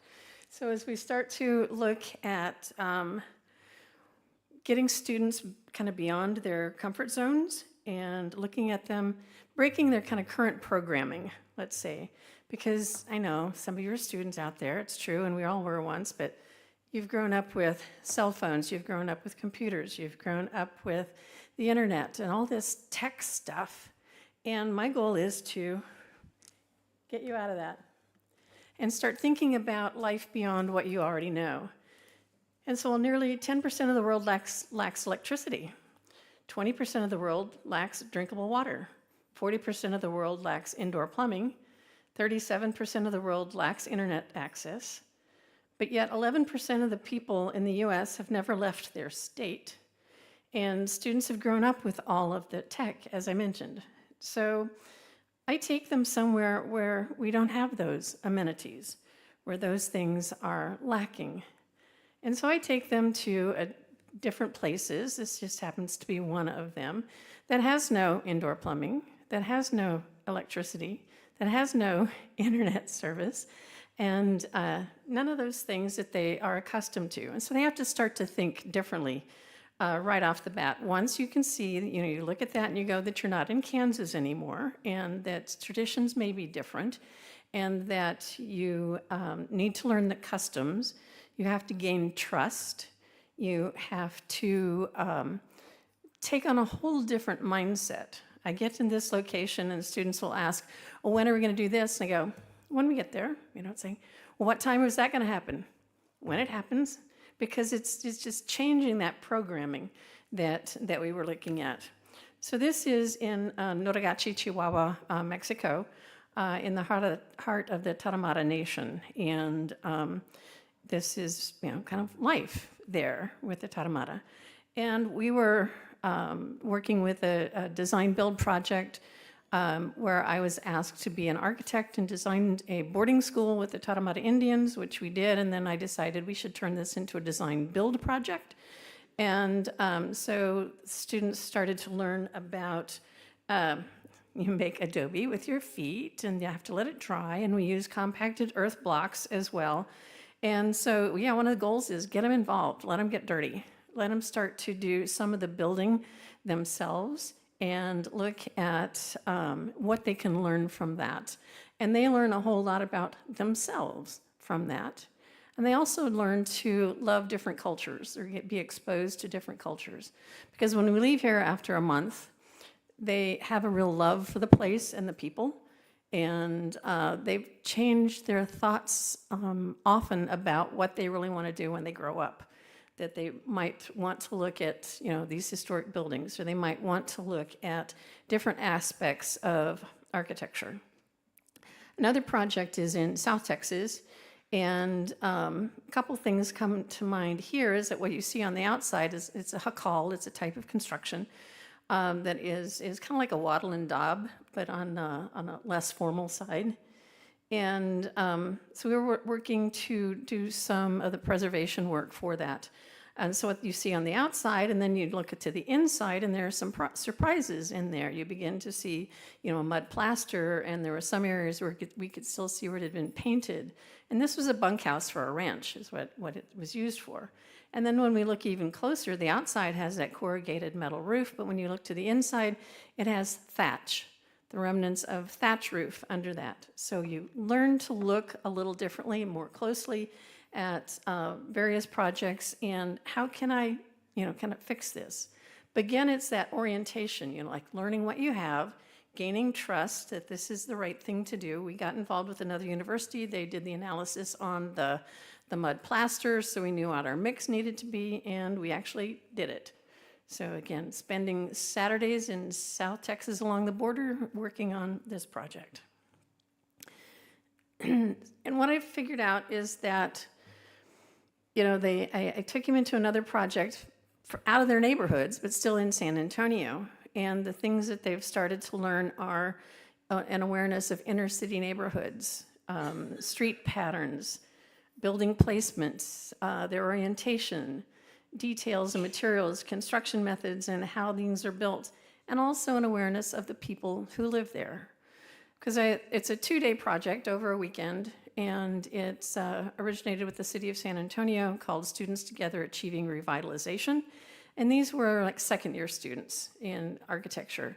So they weren't totally committed to preservation or anything at that point, beyond Saturday morning that they had to give up to come hang out with me. They did have an option, though. This wasn't required. They could write a 10-page research paper instead. So most of the time, they came with me to do these kinds of things. I only got a couple of research papers over several years. But as I said, the inner city neighborhoods, when we would gather for lunch, the students would say, hey, we could walk here. Yes, it's a walkable neighborhood. Hey, the streets all face, or houses all face the street. Yes. And they have porches. Yes. And there are people on them. Yes. You're beginning to learn things all along the way. An awareness of the people who live there in these houses. So all of the houses had to be in historic districts, and they had to have people who needed assistance, whether they were elderly or usually that was the case. They couldn't take care of their own properties at that point and needed to have repairs. So I had one student who was just grousing when he came back to the lunch group, and he was just going, well, we got this, we're working on this house, and the old lady who lives there, she just sits in her chair and she's watching us. And I said, have you tried talking to her? And he goes, well, no. So by the end of the day, she was the coolest old lady, and she taught English when she lived in Russia and all this kind of stuff. And she told us how to research her own house. And I go, there, you learned something just by engaging and getting involved in another project. So we kind of looked at this and took another step, because there was a house that was scheduled for demolition. The city of San Antonio, in its infinite wisdom, decided that the house up there on the left really should be demolished. And the Historic Preservation Office said, yeah, give us a chance. We think it's really got some good bones. Yes, it needs level foundation and different things like that. So legal office gave us basically 2 days, a weekend, to work with a couple of contractors and some grad students. And so they took it from the house on the left to looking like it did on the right-hand side in 48 hours, and it got the lawyer came out and looked, the city's legal advice, and said, okay, it now meets the standards. But the students got to learn about how you use a water level to level a house. Who'd have thought that would work? A water hose and water? So they learned about that. They learned about doing window replacement, window repairs, and we made it look pretty good enough that it got off of the demolition list. And so being engaged in the community. And frequently the students take real ownership of the projects that they're working on, such as this one. You can see in the upper left kind of the state where it started, and then they continued their work, and by the bottom right photograph, that's after 2 days of committed effort by a group of students who refused to break for lunch. They were going to finish this. They were going to get it accomplished. So if you give them an opportunity, they really become engaged and want to, complete the task and take ownership of whatever they're doing. Another interesting thing is like students really never figured out how a column works, that you have a round column and it's not solid and it's hollow and it's made up of multiple pieces of wood that tongue and groove together. And so they were fascinated in looking at this column. And they continued to do other work on the project, some wood replacement. And we have students with different skills, and we usually have a contractor on each one of the houses that we work on. But we've done an enormous number of projects throughout the city similar to this. Another type of preservation that we try to engage them in is the documentation side of things. There's HABS documentation. Dr. Daniels talked extensively about the work that their students do at Tuskegee, and we do a great deal of that work as well in San Antonio. And what may appear to be a pretty simple structure on the upper left, when you walk around the other side or don't walk around the other side, it's the first project and the last project I ever did with students where I had to buy waders. And for them to get into the water, take the laser equipment on the tripod into the San Antonio River and to do their work. Ladders are down there. I went by boat. I chose not to, a little flat bottom boat. I was happy in that, and I didn't have to get into the water. But they had a blast. It's like a couple of them weren't going to go. Some of them were just not going to go get in the water, not going to get in the river. And others said, hey, give me the waders, I'm going. And so they would, they get excited about things that aren't necessarily in the classroom, that aren't on a slide. They can learn a whole lot more about deteriorating stone by looking at it than they can by seeing a slide. Because sometimes they even touch something and it falls apart. That's just kind of part of what you learn or how you learn. And continuing to look at what different tools can do for you as we all continue to learn. It's great to have some high-tech stuff, laser scanners and things. And I've had many people say, well, why don't you go laser scan it and you'll be done in 2 or 3 days? And I go, because and then for every day that you're doing the laser scanning, you're 2 weeks in the lab translating those dots into a drawing. So why not spend those 3 weeks on site and learning more about the space? We do like our laser level, however, it makes life a whole lot more easy than using a line level and string, but we learn how to do that as well. And it also has those drawbacks of, okay, so somebody has this point cloud that gets produced by the laser scanner, but then not everybody has access to that. And then you have to have software, you have to have computers, you have to have a myriad of things that I don't have the budget for in teaching. So we go back to a lot of the basics. And this year, I just came back from Taliesin with students this year. Their favorite tools were the simple ones, the old-fashioned ones. They loved the levels. It's like you can get an exact angle using the little torpedo level. The tape measures, because we use what's called a Fat Max. It's by Stanley. It's a really wide blade. It's marvelous in trying to extend it or run it up a wall and things. They did use the distance measure wherever they had to, but they always kept going back to the Fat Max as being a better tool. You can see that we can use a combination of, well, there's a level and then there's a pole, and just how can you get there? Students have to figure it out. I once walked into a project where they had like a pole, and then they had a level, and then they had a triangle, and then they had an adjustable triangle, trying to get different measurements within a building. So it adds to their creativity, because that's what we're all about, is solving problems, figuring things out. And our students really do a pretty good job at doing that. they're pretty proud of themselves when they can figure it out too and get more enthusiastic about the project. I have them, crawl, climb, etc., on a lot of surfaces, and have them do things that they might not ordinarily do. Like one of the things that we looked at this summer is basically trying to document Frank Lloyd Wright's bathroom and how many students can you get in there to actually to get to the different details and get the information. So we had 4 for sure in there working on that at one time. But then getting the information and translating that information into drawings, because drawings are the permanent. They go into the low tech. And once you print those, we have the drawings. They don't go anywhere. They're on archival paper. They're accessible to the public. And you don't have to have any special equipment to try to read those. We still do large format photography as one of the tools, because what I try to teach them is just what tools are out there, and we may have to find some new ones or use them in different ways. But the large format photography is something that I think is important because, again, it's the archival quality of it, and they usually really get into using that kind of a camera. So in looking at trying to wrap this up, I believe that preservation requires an active learning. I'm still learning, and I'm kind of not at the peak of my career. I'm a little past my peak, I guess, but anyway, I'm still learning all the time, and that's what I try to tell my students is the same thing.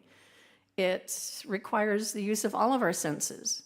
We can look at a building, but until we smell that wetness, that mold in there, we've missed something along the way from a preservation standpoint. Preservation requires us to really learn how to see something, not just look at something, but to really see it. It requires the learning of customs, culture, protocols before you embark on a task. And you have to ask for permissions and gain trust. It will speed up the progress along the way. Preservation requires one to outline the plan, but prepare for plan B as well. And you must be flexible and adaptable to the situation. So even when we were in Mexico, I had to gain the trust of the village before we could really do any of the work that's there. So exposure can help prepare generations of the next generation of preservationists. Thank you.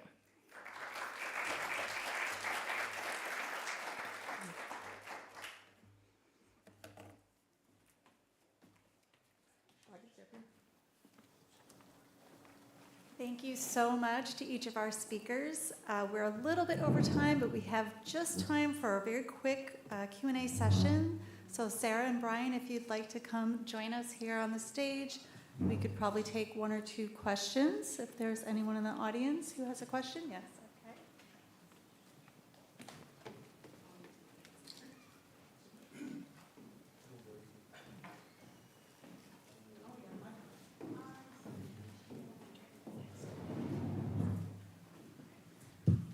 No problem. Hi, sadly, I only caught the last presentation, but I just finished my master's in heritage conservation in Los Angeles, and our program is a bit unique because it's very advocacy focused and research focused, so we go from that angle. And then if you want to do like a dual degree in architecture or building science, you can. But for me, I guess I'm curious from you guys' perspectives, how many older students you have in your programs and if there's like recruitment geared towards that, because I went back for this master's program at 34 and just kind of found that like sometimes the curriculum is geared towards early 20-year-olds. And I grew up in the 90s, so I didn't have all the bells and whistles, but also I think sometimes when people come back to school later, they come back with a different mindset.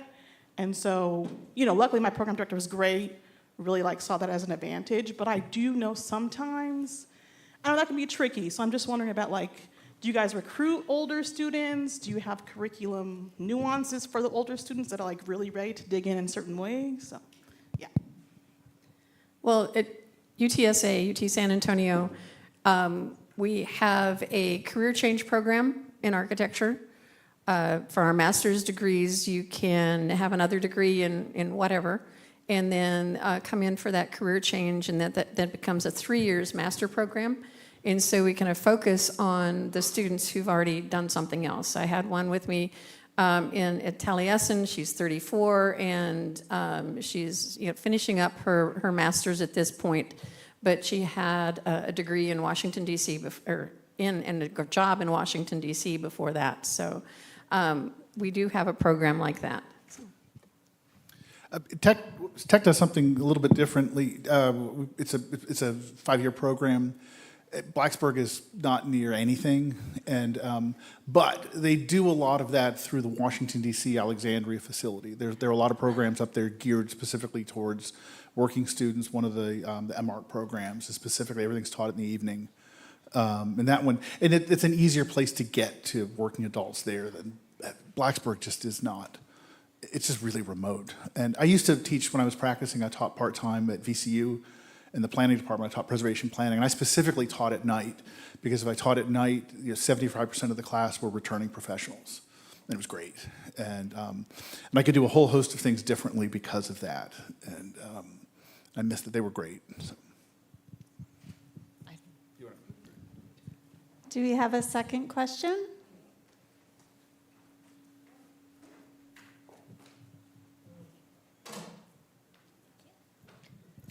Hello, thank you.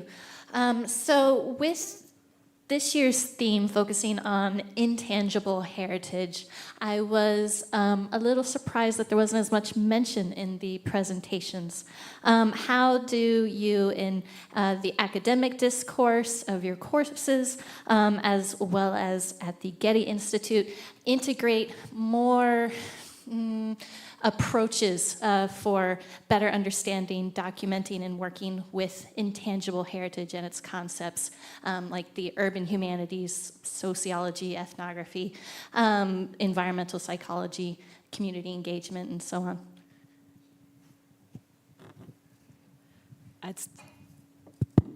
It's definitely something we're thinking about, and I think still trying to figure out best practices for it in terms of tying the intangible to place, because we're operating in a place-based system, particularly like the projects we're working on in Los Angeles there with the planning department.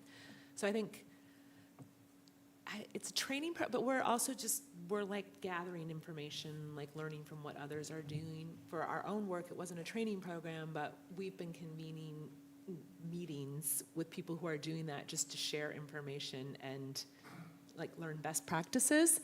I do think, though, Susan, I think it shows up in the long modern course. Is that correct? A little bit? It's integrated. I would say it's integrated in all of our training because we use a values-based approach. Yeah. So you have to look at all the values of a place. And everywhere has tangible and intangible attributes associated with place-based conservation. So you can't not talk about it and think about it. Right now, we don't have fantastic international tools to identify social value and to talk about not just how you identify it, but how you conserve it in the long term. So that's something that we're really thinking about. So definitely for the earthen work we're doing when we're working in a place like Bagan, which is a living heritage site with practicing temple management, or the modern heritage where you might not think that intangible values are really important. Of course it's integrated. In the work we've been doing with the National Trust Action Fund, a lot of the time is actually spent on looking at social value and intangible attributes of place. And The urban course, so it's which I didn't, I would say, yeah. to our work actually.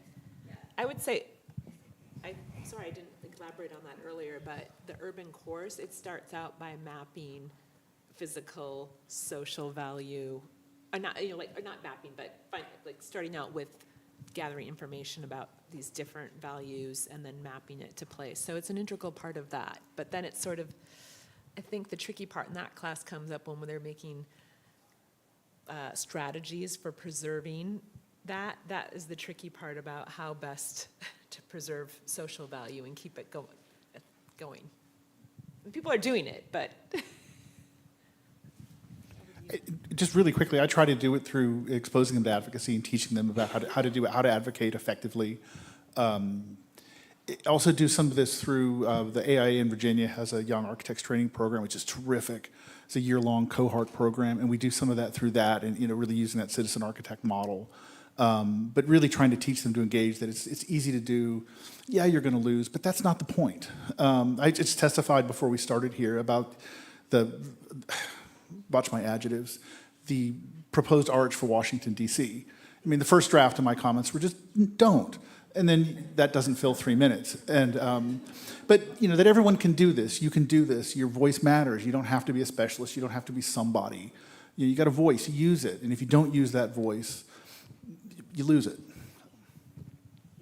And I think that just immersing students in the different cultural aspects of San Antonio and Mexico or New Mexico or wherever we're working, it's kind of a given that this is what you learn as well, the cultures and things that I touched on. My colleague, Dr. Angela Lombardi, also teaches outside the classroom. We go to different inner city neighborhoods, which are usually occupied now by different minority groups, and have been for most of their history. So we're constantly learning about different cultures, that intangible heritage. We've worked on saving a building that you'd look at it and go, it's like, why bother? Well, that was the home of Cajanto music. So we look at not just the building itself, but what happened there. Why is it important? Thank you so much. Thanks again to our speakers. If there are additional questions, please try to catch them later today. We will move on to the next session. Thank you.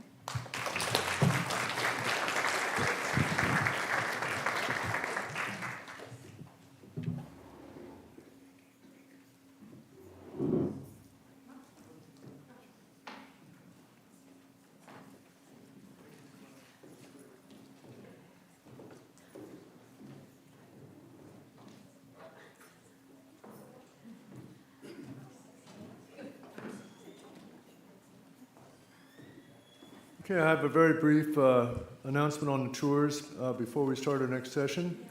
And we have now 3 tickets available for our day in Bethlehem. So if you're interested in going on that field trip, please talk to Michelle or Ariana for details. Also, the Weitzman tour, if you signed up for this tour, it's going to start at 6 o'clock tonight. And it's going to be an evening at the museum, which is located at 101 South Independence Mall E, I guess East, and it's located on the same city block as Franklin Hall. And again, you can get more directions if you just Google it. Cindy has some instructions about the Independence Hall you wanted to say? Very quickly. No bathroom. We're going through the security tent on the south side of the hall. Security tent, okay. Yes, we will. We're going to try to end this in about 50 minutes or so, if you're okay with that, Diana. Okay, Diana, you want to bring your group up? And Diana Hernandez is a public historian, educator, and cultural heritage practitioner with a focus on community-based preservation and descendant-centered interpretation. Her work spans the documentation of unmarked burial grounds and other cultural landscapes across the United States and Latin America. She holds a Master's of Arts in Spanish with a concentration in Latin America and U.S. Latin literature from the University of Houston, as well as a Master of Science in Historic Preservation from the University of Texas at Austin. She has completed doctoral work in history with an emphasis on material culture, memory studies, public history. Before entering the preservation field, Diana spent more than a decade teaching at middle school, high school, and university levels, a background that continues to shape her approaches to storytelling and collaborative heritage work. Her recent projects include research with Lutheran communities in Mexico, as well as fieldwork connected to contemporary folk music traditions across northern and central Mexico. Diana joins ICOMOS-USA as Program Director of the Monuments Toolkit Project, where she guides the toolkit's national and international growth through research, partnership, and community-centered practice.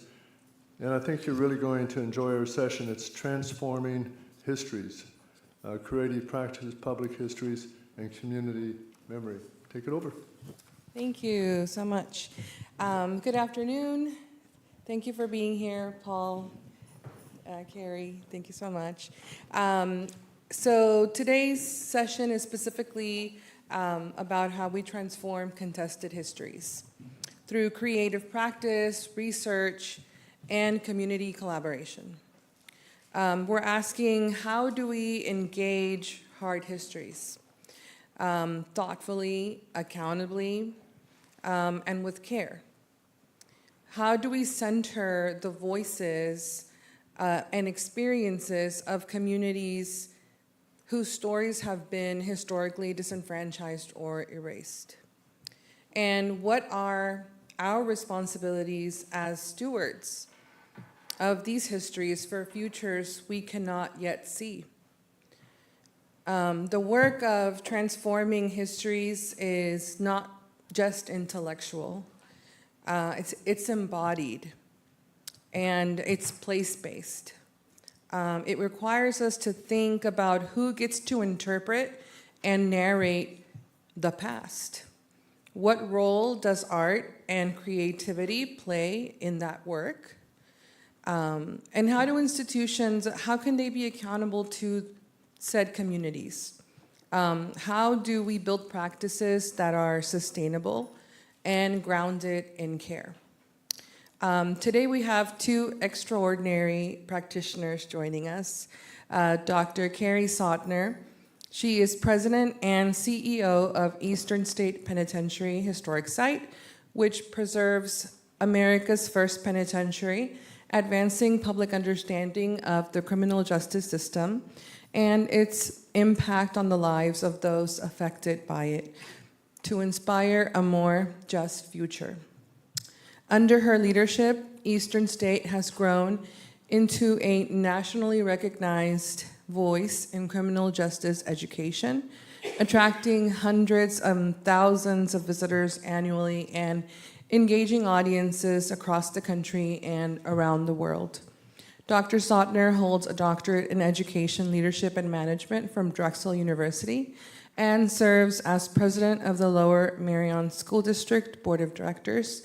Today, Carrie will speak to Eastern State's work on what binds us and what builds us as a nation, exploring how teaching history functions as a critical tool for transitional justice, community building, and fostering unity across difference while centering human dignity. Dr. Paul M. Farber is among the nation's thought leaders on monuments, memory, and public space. He is the director and co-founder of Monument Lab, a nonprofit public art history and design studio based in Philadelphia, reimagining monuments as places of learning, healing, and belonging. Farber is author and co-editor of numerous publications, including Rising Up, Declaration House, Regeneration, National Monument Audit, A Wall of Our Own, An American History of the Berlin Wall, and Monument Lab, Creative Speculations on Philadelphia. His curatorial work includes Rising Up, Rocky, and the Making of Monuments at the Philadelphia Museum of Art, Declaration House in Philadelphia's Independence National Historical Park, with Anna Arabinden Kesson and Yolanda Wisher, and Beyond Granite, pulling together with Salamisha Tillett. I hope I didn't butcher that so bad. The first curated multi-artist public art exhibition on the National Mall in Washington, D.C. in 2023. Farber is the host and creator of The Statue, a podcast series from WHYY and NPR, which was recognized as a Webby honoree and Best Podcast in the Arts and Culture.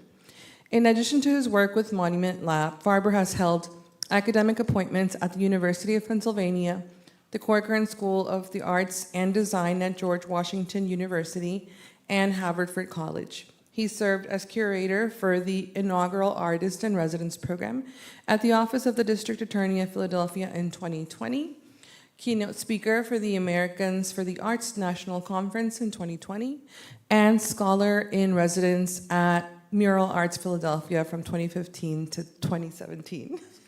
I'll cut it off there. It's a really impressive bio.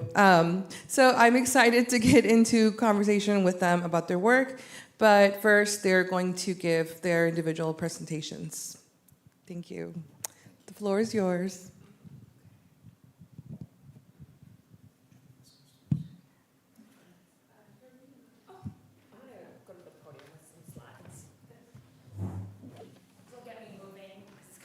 Here. Hopefully we'll get everybody. I know it's 4 o'clock. It's actually 4:20. So I'll keep it quick. I'll keep it brief.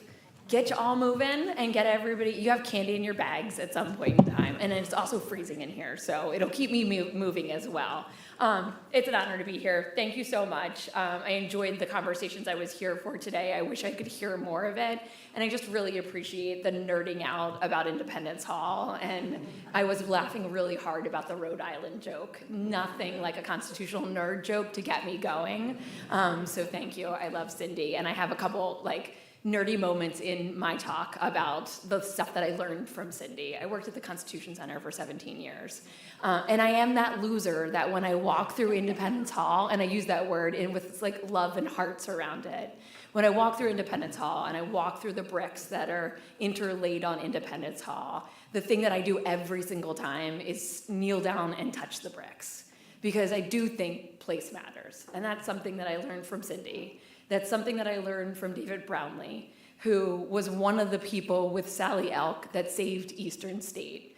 And so when you look at Eastern State, I think so often about this place, this site, and it was a revolutionary idea, not in 1829 when it incarcerated its first person. His name was Charles. Not in 1822 when they first started laying the first stone to build that site.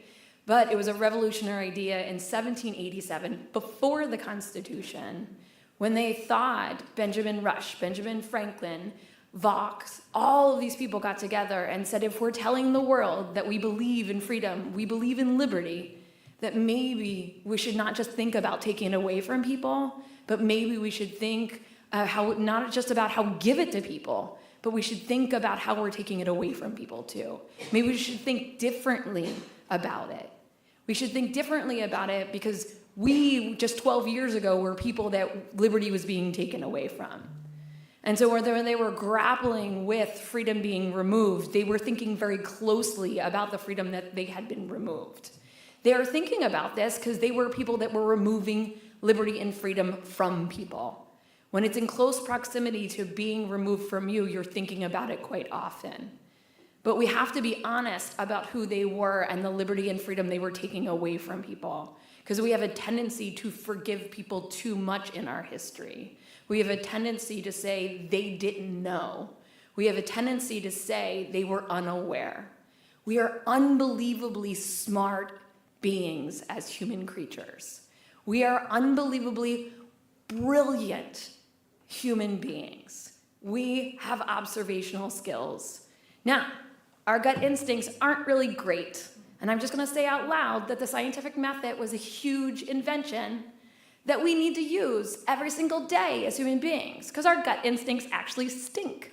And the scientific method made things great for us, because gut instincts aren't great, and scientific method actually proves what's true. I'm just going to say that because also I have an undergrad in biology and marine science. And I will tell a little bit about that later when we get back to Eastern State, because for the last 17 years at the Constitution Center, it wasn't really useful. It's come back into favor for me now being 3 years at Eastern State. All those years of chemistry are paying off. But what really matters is this idea that liberty, that freedom, that all of these things are something that they were grappling with, and they understood because they saw it being taken away from people, and they were actually doing that.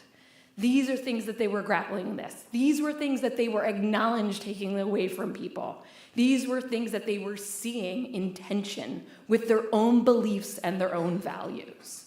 That's what they were grappling with in 1787 when they came up with the idea of Eastern State. So when going back to Cindy, to David Brownlee, people that helped save these historic places in Philadelphia, that David Brownlee, Sally Elk, that helped save Eastern State.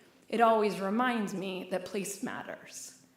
And so when I walk through Independence Hall and I get geeked out by watching those amazing people that you saw that gave those tours, and I've been on a million of their tours, and they are the best tours I've ever seen, I lean down and I touch those bricks.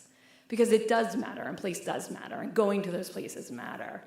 And those bricks are some of the most authentic places that you can step in an Independence Hall. Those are the things that haven't changed. And I will say, I've taken probably hundreds of thousands of teachers through Independence Hall, and I have passed that along. So if you're ever in there with a bunch of teachers from all over the country, you will see those teachers being those weirdos too, because they will lean down and they will touch those bricks, and that is something we pass on to everybody else. Place matters. But when you think about it, we love places, but why do we love those places? Places don't love us back. I'm the CEO of an 11-acre historic site. And I will tell you, my head of preservation is brilliant. Liz Trumbull is brilliant. She walks into my office almost every other day telling me that something else is breaking. I will tell you, they don't love you back, those places. We love them, they don't love us back. We love them because of what they teach us. We love them because of the people that were a part of them. We love them for the history and the people that were there, that were a part of their story. And people are complex human beings. And when we think about these places, it's very easy to love the places that tell the heroic story.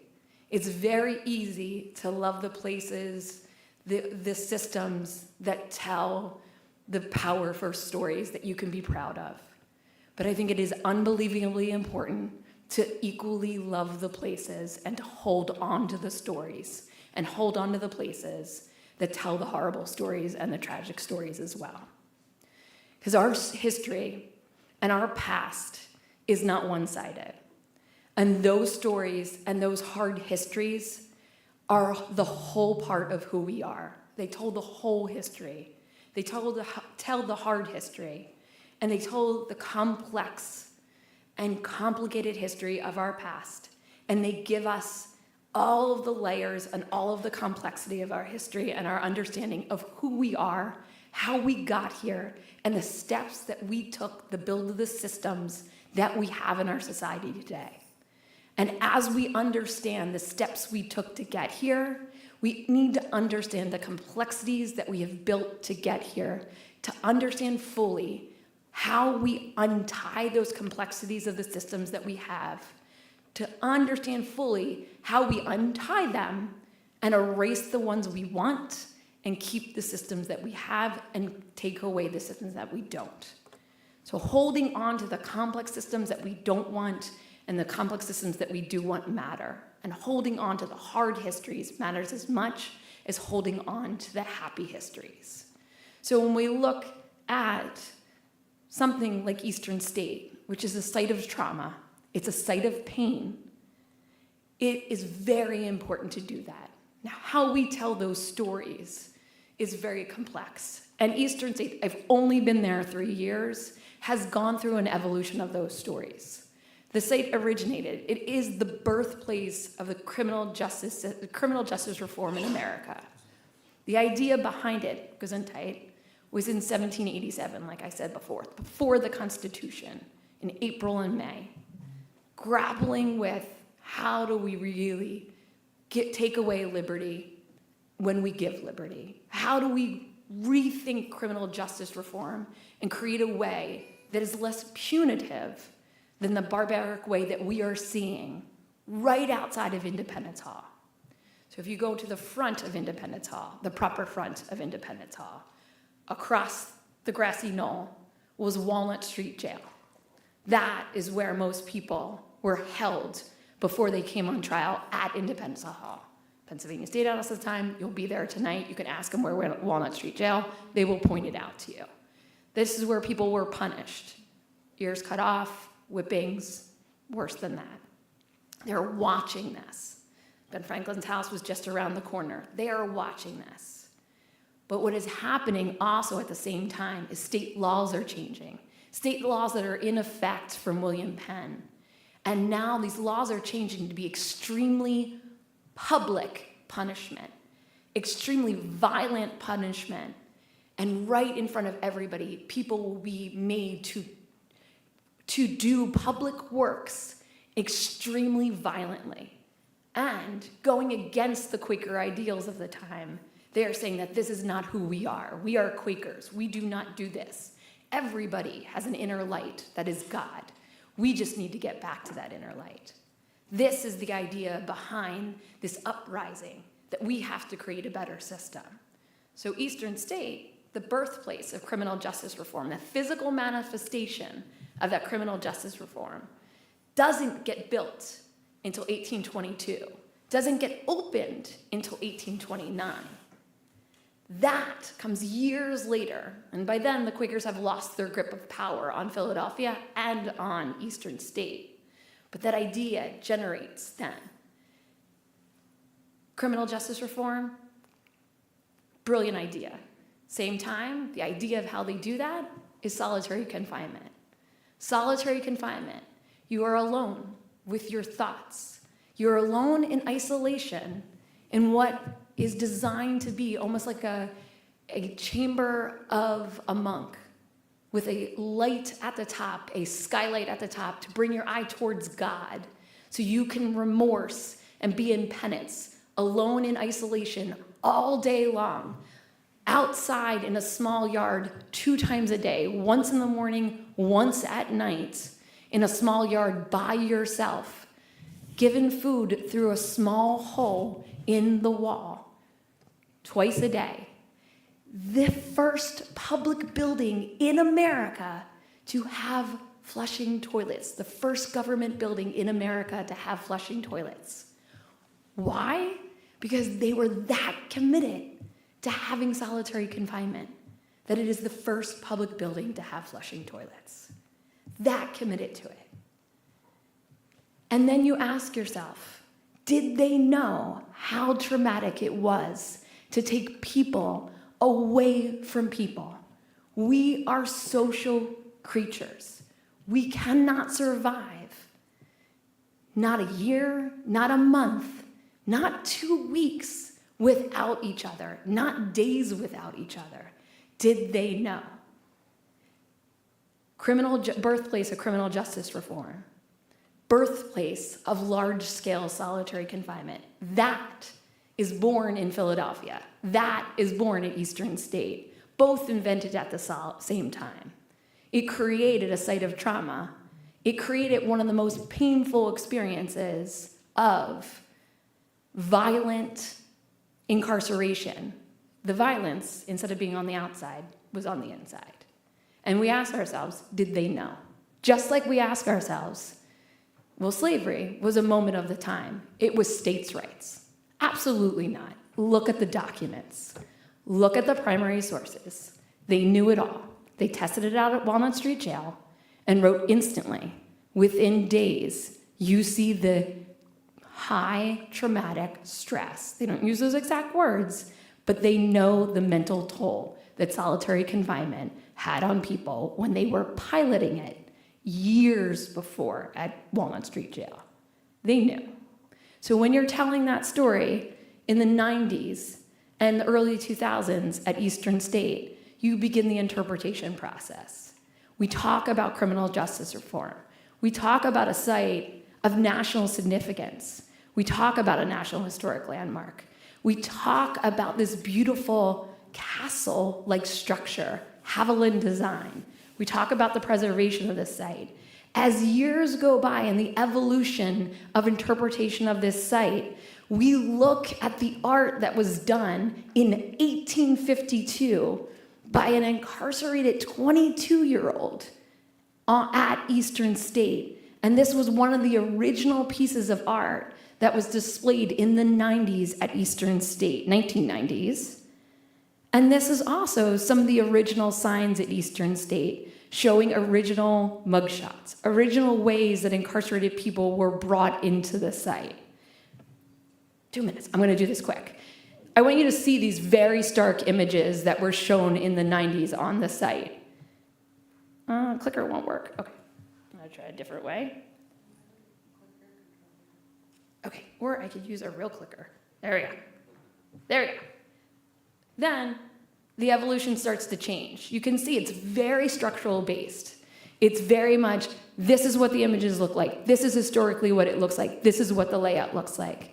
And then the interpretation, the evolution of how we tell the stories starts to change. Then the organization, this team, the staff, starts to rethink, how do we use the site? How do we begin to switch the narrative? And what was so unbelievably important for the organization was, how do we start talking about the site as architecture and stop talking about it as a historic piece and start switching from talking about criminal justice and centering the stories of people and telling their story. This begins in 2015, 2016, and 2017. This was Hidden Lives Illuminated, where our team started working with people who were in the criminal justice system, and this is Hidden Lives Illuminated. They begin to work with people who are incarcerated and talking about stories, their stories, and centering their stories and projecting them on the walls. They continue to do this work and do art within the spaces. This picture that you see on your right, it looks like a pretty simple, classic exhibit interpretation. This is one of my, Mark Menjivar, it's one of my favorite exhibits. And the reason why, as you walk around the site, and I please welcome, if you've not been there, please come and visit. You walk around the site and you hear piano music. And this is piano music that was written by a man on death row. And the entire framing of this exhibit is just a question. How could a man that was never trained in writing music write a piece this beautiful? And that is the question. How can we as human beings have this much creativity in us? What is the purpose of incarceration? That's the question. That is it. It pulls people in. It poses a historic question that's over 250 years old and lets people sit with it. How do we engage in these conversations as a justice, as a society? These are the same questions that we've been grappling with as a society for 250 years. Our job at Eastern State is to work through our systems to understand how we locally engage people on a site of trauma, to really understand how we nation build around what binds us, what builds us, and our historical understanding of justice in our country, and build through that into building a future for us together. The work that we do, as you read, thank you very much, our mission has changed over the last 35 years, but it continues to build. This mission statement our team wrote in the last 3 years, but our work keeps evolving. But we begin to move forward by centering the narrative and centering the storytelling. Our new project begins to use art in a new way and centers justice-impacted artists. This is Mark Lockney's work, and it is 900 sketches and 900 portraits of dissent, of people who are incarcerated, showing their dignity and centering their own perspective, why they're in a site of incarceration and telling their story. It's called Pyrrhic Defeat. And I go back to this original picture. When we talk about work, we have over 100 artists that have been featured at Eastern State for the last 30 years, but we've been rethinking about this. There have been artists who have been making art at Eastern State for the 200 years that Eastern State has been in existence. This was done in 1852 by an incarcerated man named Samuel. He was incarcerated there, and when you were incarcerated there, you had that bag pulled over your head. Samuel was 20 years old when he first came. He was in solitary confinement the entire time he was there. He never saw the layout of the inside. He was never outside of his cell other than a small yard. He was not a trained artist, and this is what he drew. What is the conversation of the art that he was able to draw to hold on to his human dignity, to hold on to his hope, and to center his work? How was he able to do this? And how do we center the understanding of what justice could be in America? One last piece, and that's where I'll wrap up. This work, we just did a full research project. We have America's first synagogue in a prison setting in America. We just did a preservation project on it, a full research project on it, and we just preserved it. We also did a research project in the archives, and we're so lucky in Philadelphia. We have so many amazing archives. We retold the story of the synagogue. It was told for years through the lens of the community in Philadelphia, the Jewish community that helped ensure that people in Eastern State were able to practice the religion of their choice. Now, 1800s prisons are all religious-based. This is true across America, and they're typically religion that is the religion in favor, so it's Protestant. 1800s, they're all state-run, they're religious-based, that's how they're built. So you are basically in a religious Protestant setting in prisons in America. We have the first synagogue. The first Jewish religions are started in Eastern State in 1913. This is right around the time that solitary confinement ends in Eastern State. And the first synagogue is built in 1922.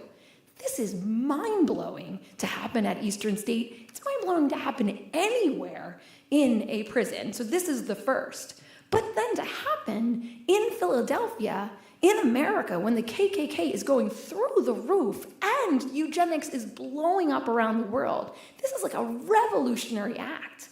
It's not just the amazing Philadelphia community and the pictures that you see on that wall, but then also to the right, the men that are in this group of people, they are incarcerated men that are all working together to ensure that this is built. And they are Jewish community members and non-Jewish community members that are coming together because community matters, because holding on to one another in a site of isolation and solitary confinement matters. That is a revolutionary act in itself, to hold on to one another, to step forward and to say, I care about you. And it's not just about religion, it's about humanity. That is revolutionary. And it pushes against the grain of society and it fights for it in the hardest of situations. That is a heroic story. And that's why we hold on to sites of trauma, because even in the hardest places, you find heroes. And that's why those places matter. So this is why we center these stories around community building, around centering people, and justice education, because so much good happens when we reclaim these sites and build programs that center workforce development, that center justice education, and that center museum education in new ways around preservation. Thank you for having me today, and I can't wait to hear about Paul.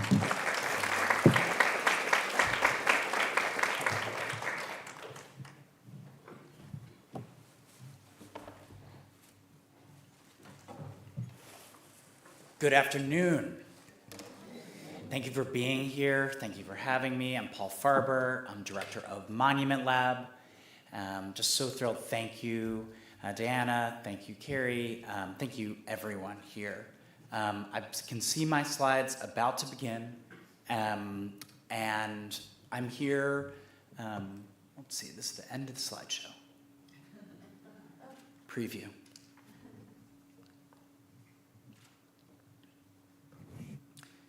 Should I control these to go back to the beginning, or can you help me out? Can you just go backwards? I'm going to try to do this. Watch. Oh, yeah. Okay. Good.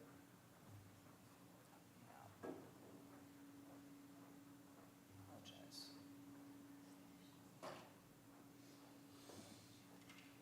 Okay. So I'm here to talk about a Monument Lab project that happened just a few blocks away, Declaration House. And it is now living as a book that was published July 3rd, 2026.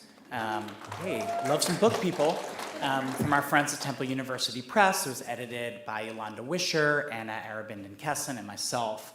And this was a project that we worked on over the last several years so that we can have it in our hands, in our minds, in our conversation today and this year. Before I jump into this, just to share a bit about Monument Lab, we are a nonprofit public art and history studio here in Philadelphia. We work around the country and beyond. We advance justice by reimagining monuments as places of learning, healing, and belonging. Our projects include those that are helping to adapt the monument landscape, both with prototype works and legacy works.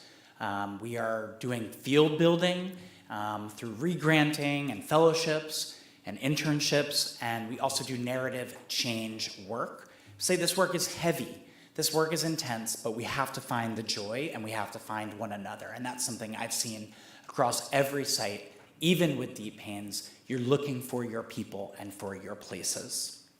Among our projects over the last few years, we produced the first ever National Monument Audit. It's coming up on its 5th birthday this fall. It's a look at 48,178 to be precise, conventional monuments across this country.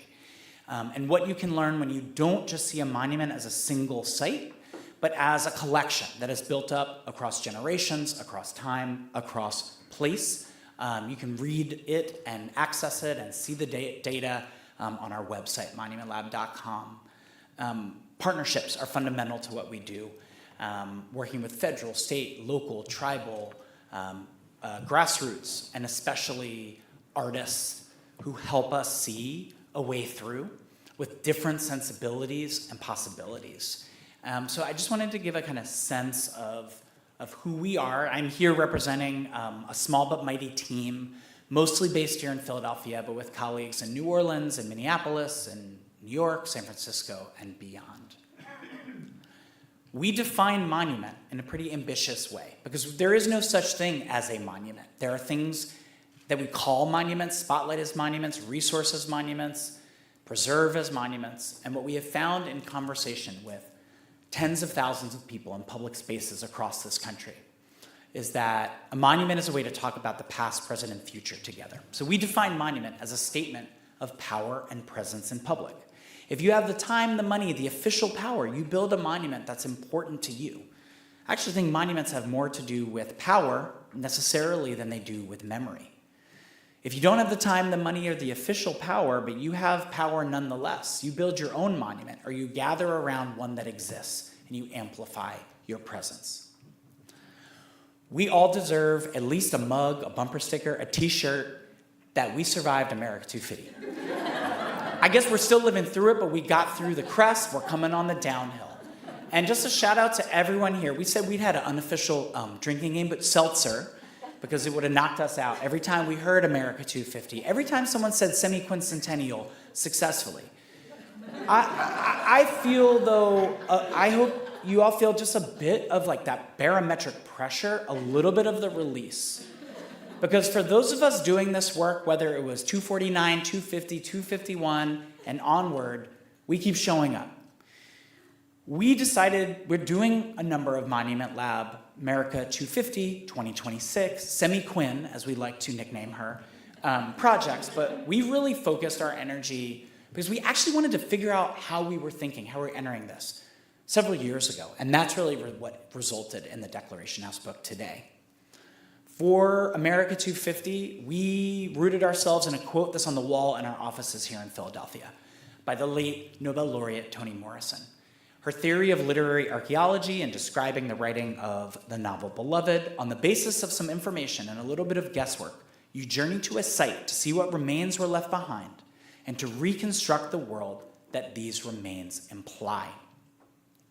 We started our journey in preparation for America 250 at this place. You may have walked by it, bussed by it, biked by it, checked your phone and not noticed by it, here at modern-day 7th and Market Streets in Philadelphia. We're just a few blocks away from it. And not in this building, but at this site, Thomas Jefferson and Robert Heming spent the summer of 1776. So the house that we see now is not the original. This is what was called the Graff House at the time. In shorthand, it was a colonial Airbnb. Thomas Jefferson rented a house, 33 years old, coming from the state of Virginia, representing the state in the Second Continental Congress, wants to live on the outskirts of the city. You just think the outskirts are a few blocks away. Yep, but that was where they were. It was in a house, living mostly on the second floor. And this is a house that is where much of the authorship of the Declaration happened. The house was eventually demolished. There were small pieces of it that were taken and stored in West Philly. Actually, some of the keystones in the rebuilt version are from the original. That was the site of a number of buildings, including Tom Thumb, the hot dog diner, a bank by Frank Furness. In preparation for the bicentennial, the National Park Service built a replica of the original Graff House, calling it the Declaration House, with a brutalist wing next to it, with a period forward Gerald Ford room. Yep, it's there. And this is a building that became a site of interpretation for the authorship of the Declaration. It says on the side, on this site stood the house where Thomas Jefferson wrote the Declaration. Very singular, very possessive. I could say a few things, but I'll keep it brief about 7th Street. I think of all the streets in America, let alone Philadelphia, 7th Street is places of innovation. There's a library. It's where Terry Gross records Fresh Air. There's a prison. There's a courthouse. There's a bankrupt history museum. And so you get the multitudes of the city. Oh, and the bodies are buried in multiple places there as well. Here's the document, the Declaration. And, as we understand it, I think document is probably a poor way to even talk about it. It's a conversation. It's a work in progress. And by studying this site, kind of poured into the idea of drafting. The idea that in late June, Thomas Jefferson, again, I try to use some metaphors here. He's the youngest person on that team of the Second Continental Congress on the working group. And they're like, you take the Google Doc, you go figure it out. He's basing it on his other documents, but he's coming up with a draft. And that draft is kind of given to be broader debated in late June. By early July, it gets adopted, signed, and then read aloud. I just want to note, one of the fascinating things in this research that we found that I had to wait until truly, I say the 43rd grade, was that the draft of the Declaration was a draft, and that in the original version handed to for circulation, for debate, there was a passage calling out the cruel nature against humanity of slavery brought by the British Crown. Now, the words that were pejorative about Native Americans were also added, so this is taken out. I couldn't help but think about, how did I not know this? How was this not part of the story? We're struggling with how we tell the stories of the past. Why didn't we know it? And I thought about just in monument thinking and another July 4th representation that the Statue of Liberty's initial design was that chains would not be at the feet of Lady Liberty, but would have been in her hands where the tablet that says July 4th is instead. How would our country be different if we understood the drafts and also even saw new possibilities? With that in mind, thinking about what it means to have a declaration, an incredible document that birthed dozens, over 100 similar documents of statements of rights around the world, by a person who was also enslaving his own kin at the same time. And it was in the structures report from the National Park Service in preparation for the building of what would become the Declaration House that the name Bob, more appropriately Robert Hemings, is mentioned. Thomas Jefferson was not alone in that house.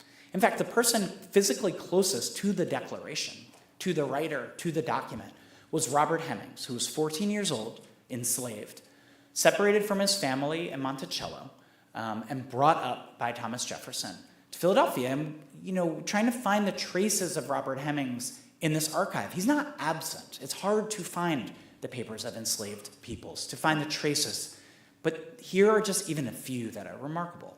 Here's one from Thomas Jefferson's own logbooks. Robert Hemings walked the streets of Philadelphia in the summer of 1776 with a new pair of shoes. Just to think about who Robert Hemings was, even as elusive, has been a great task. And the work that Monument Lab set out to do was how do we bring Robert Hemings also to the center of the story of the founding of the nation, and what might that open up for us? Thinking about Robert Hemings, he was the not only an enslaved valet, but he was the half biological brother of Jefferson's wife, Martha.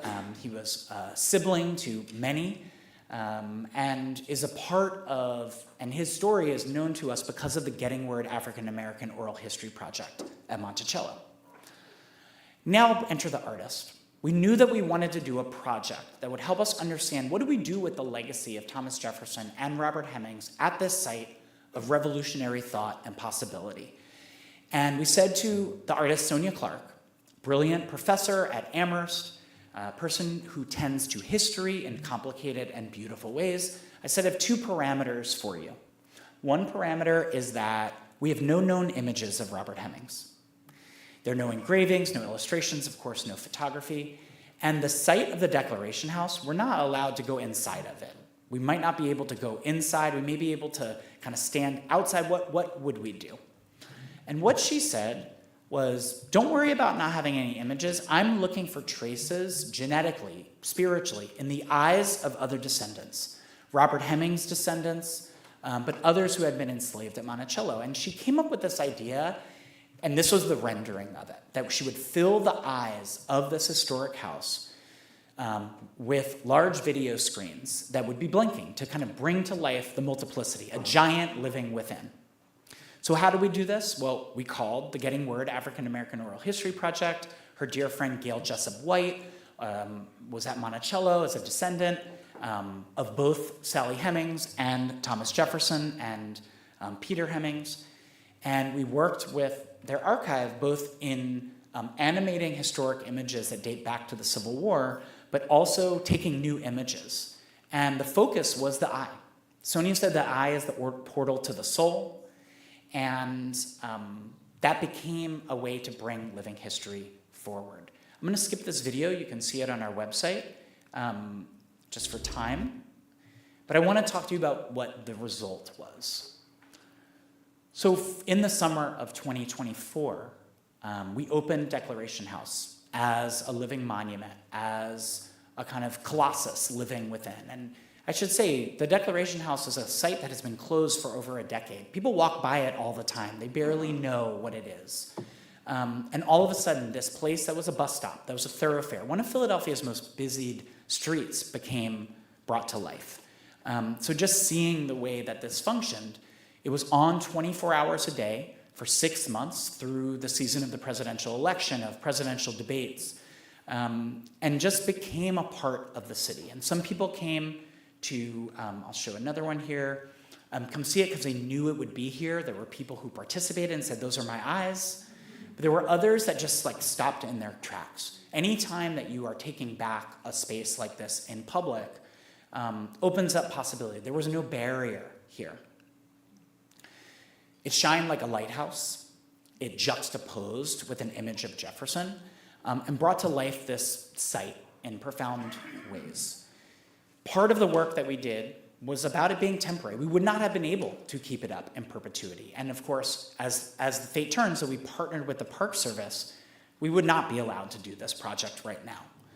But at the time, being able to shift narratives and highlight Robert Hemings' name, to highlight the story of the descendants, and to actually ask the question of what else did the Declaration bring us was important.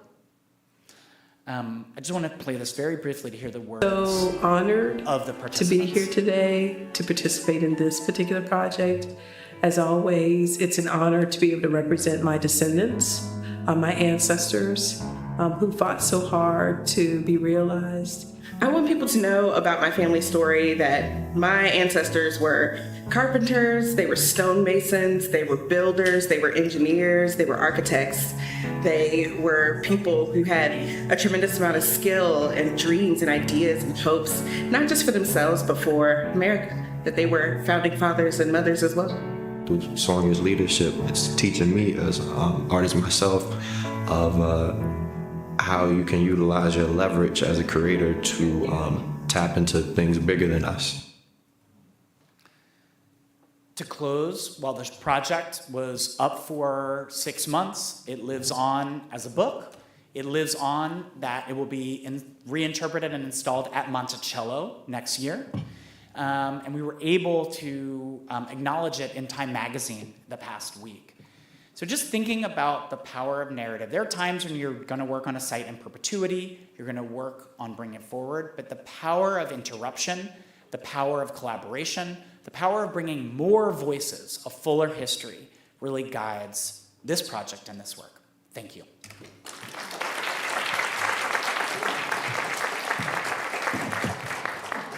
I had so many good questions, but we're going to have to stick to one because we're running out of time, sadly.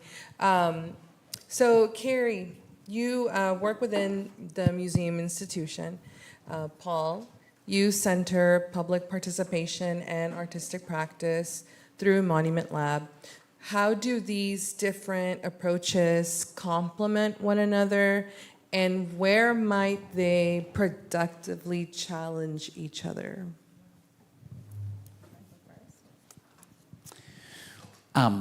Thank you for this, and I can attest that you have incredible questions right here. So we're going to have to do it in our coffee tea happy hour as well. Yes, please. Brain trust. So just briefly, I'm a both-and person. Like, I think we have such a heavy history, and we need one another. And I think building coalitions are really important inside and outside. So when you're inside an institution, and I think inside is a very kind word because you're actually inside and outside physically at Eastern State, but there are certain things that you're able to do, that you're able to work with works of different scale, of different quality, of different durability. You're actually also able to create spaces of welcome. You're able to have heat, bathrooms, right? I mean, there's intangibles, and I say this as someone who often works in public, being like, where is the bathroom? These are things that actually allow us to be human and be together. But just in terms of the kinds of work, being inside opens up one thing. Being outside, you haven't opted in. You're in competition healthily with all things in public life. Architecture, the bus, people's time. And so I find that in both spaces, people's time is precious, but in public, you've removed barriers to be. And so the productive tension is when are projects important to reach so many people without any barrier? With the flip side being, how do you have spaces that protect our enclosures, but have such a welcoming spirit that they create places of refuge and respite and critical distance? Yeah, I almost think we could answer each other's better. So I worked with Constitution High, which is right beside the Graph House. And I will forever know it as the Graph House because I taught about the Graph House for so long. And the amount of times we would teach so many kids about what the Graph House was, and what your project did was make the entire world pay attention to the Graph House. So what something like the Monument Lab does is it turns a spotlight on something people walk by every single day, and they were paying more attention to the food truck, which is an excellent food truck, than they were paying attention to the Graph House. And as a history nerd, I'm like, but no, this is the Graph House, you should pay attention to it. And that story and that work was so much more powerful than anything anybody could do. So the work that it does is it makes a narrative so powerful that you can't walk by. It turns the volume up so high that it takes your breath away and pulls you in. That's the work of an artist and the story and centering people in a way that only history and only artists can do. That's what something like that does, and it's accessible. It's for everyone, and that is powerful, and that is what good work does. The flip side of it, which is really funny, is we're just getting bathrooms back at Eastern State. It is our project right now. We are a stabilized ruin, and it's a type of preservation, and it's really cool. We do a lot of research on it, but we're literally working on a project right now to get public bathrooms back. I mean, we have them for the staff, and we have temporary bathrooms, but it's funny, and we're doing a toilet exhibit. Really cool story about eels. And so you'll have to come back in June about how the eels came up from the river, because water was a hard thing to get in Philly. Yellow fever epidemic, typhoid. There's really cool stories. You nerd out a lot when you go in the archives. But it is amazing to do this. The one thing I will say that I think is really interesting about, I've always worked in museums that aren't just museums. They have to be places that go far beyond the walls. This is the first place that literally has walls. The other side of it is I work in a site of trauma. It's not welcoming to everybody. So there's no way I can be just a place-based place. I have to figure out how to get my content so you never have to come to a place. Thank you. Thank you so much. Sadly, have fun. We're out of time. But thank you both for being here. I really appreciate y'all and the work that you do. Everyone have a wonderful rest of your day. Enjoy the tour if you go on it.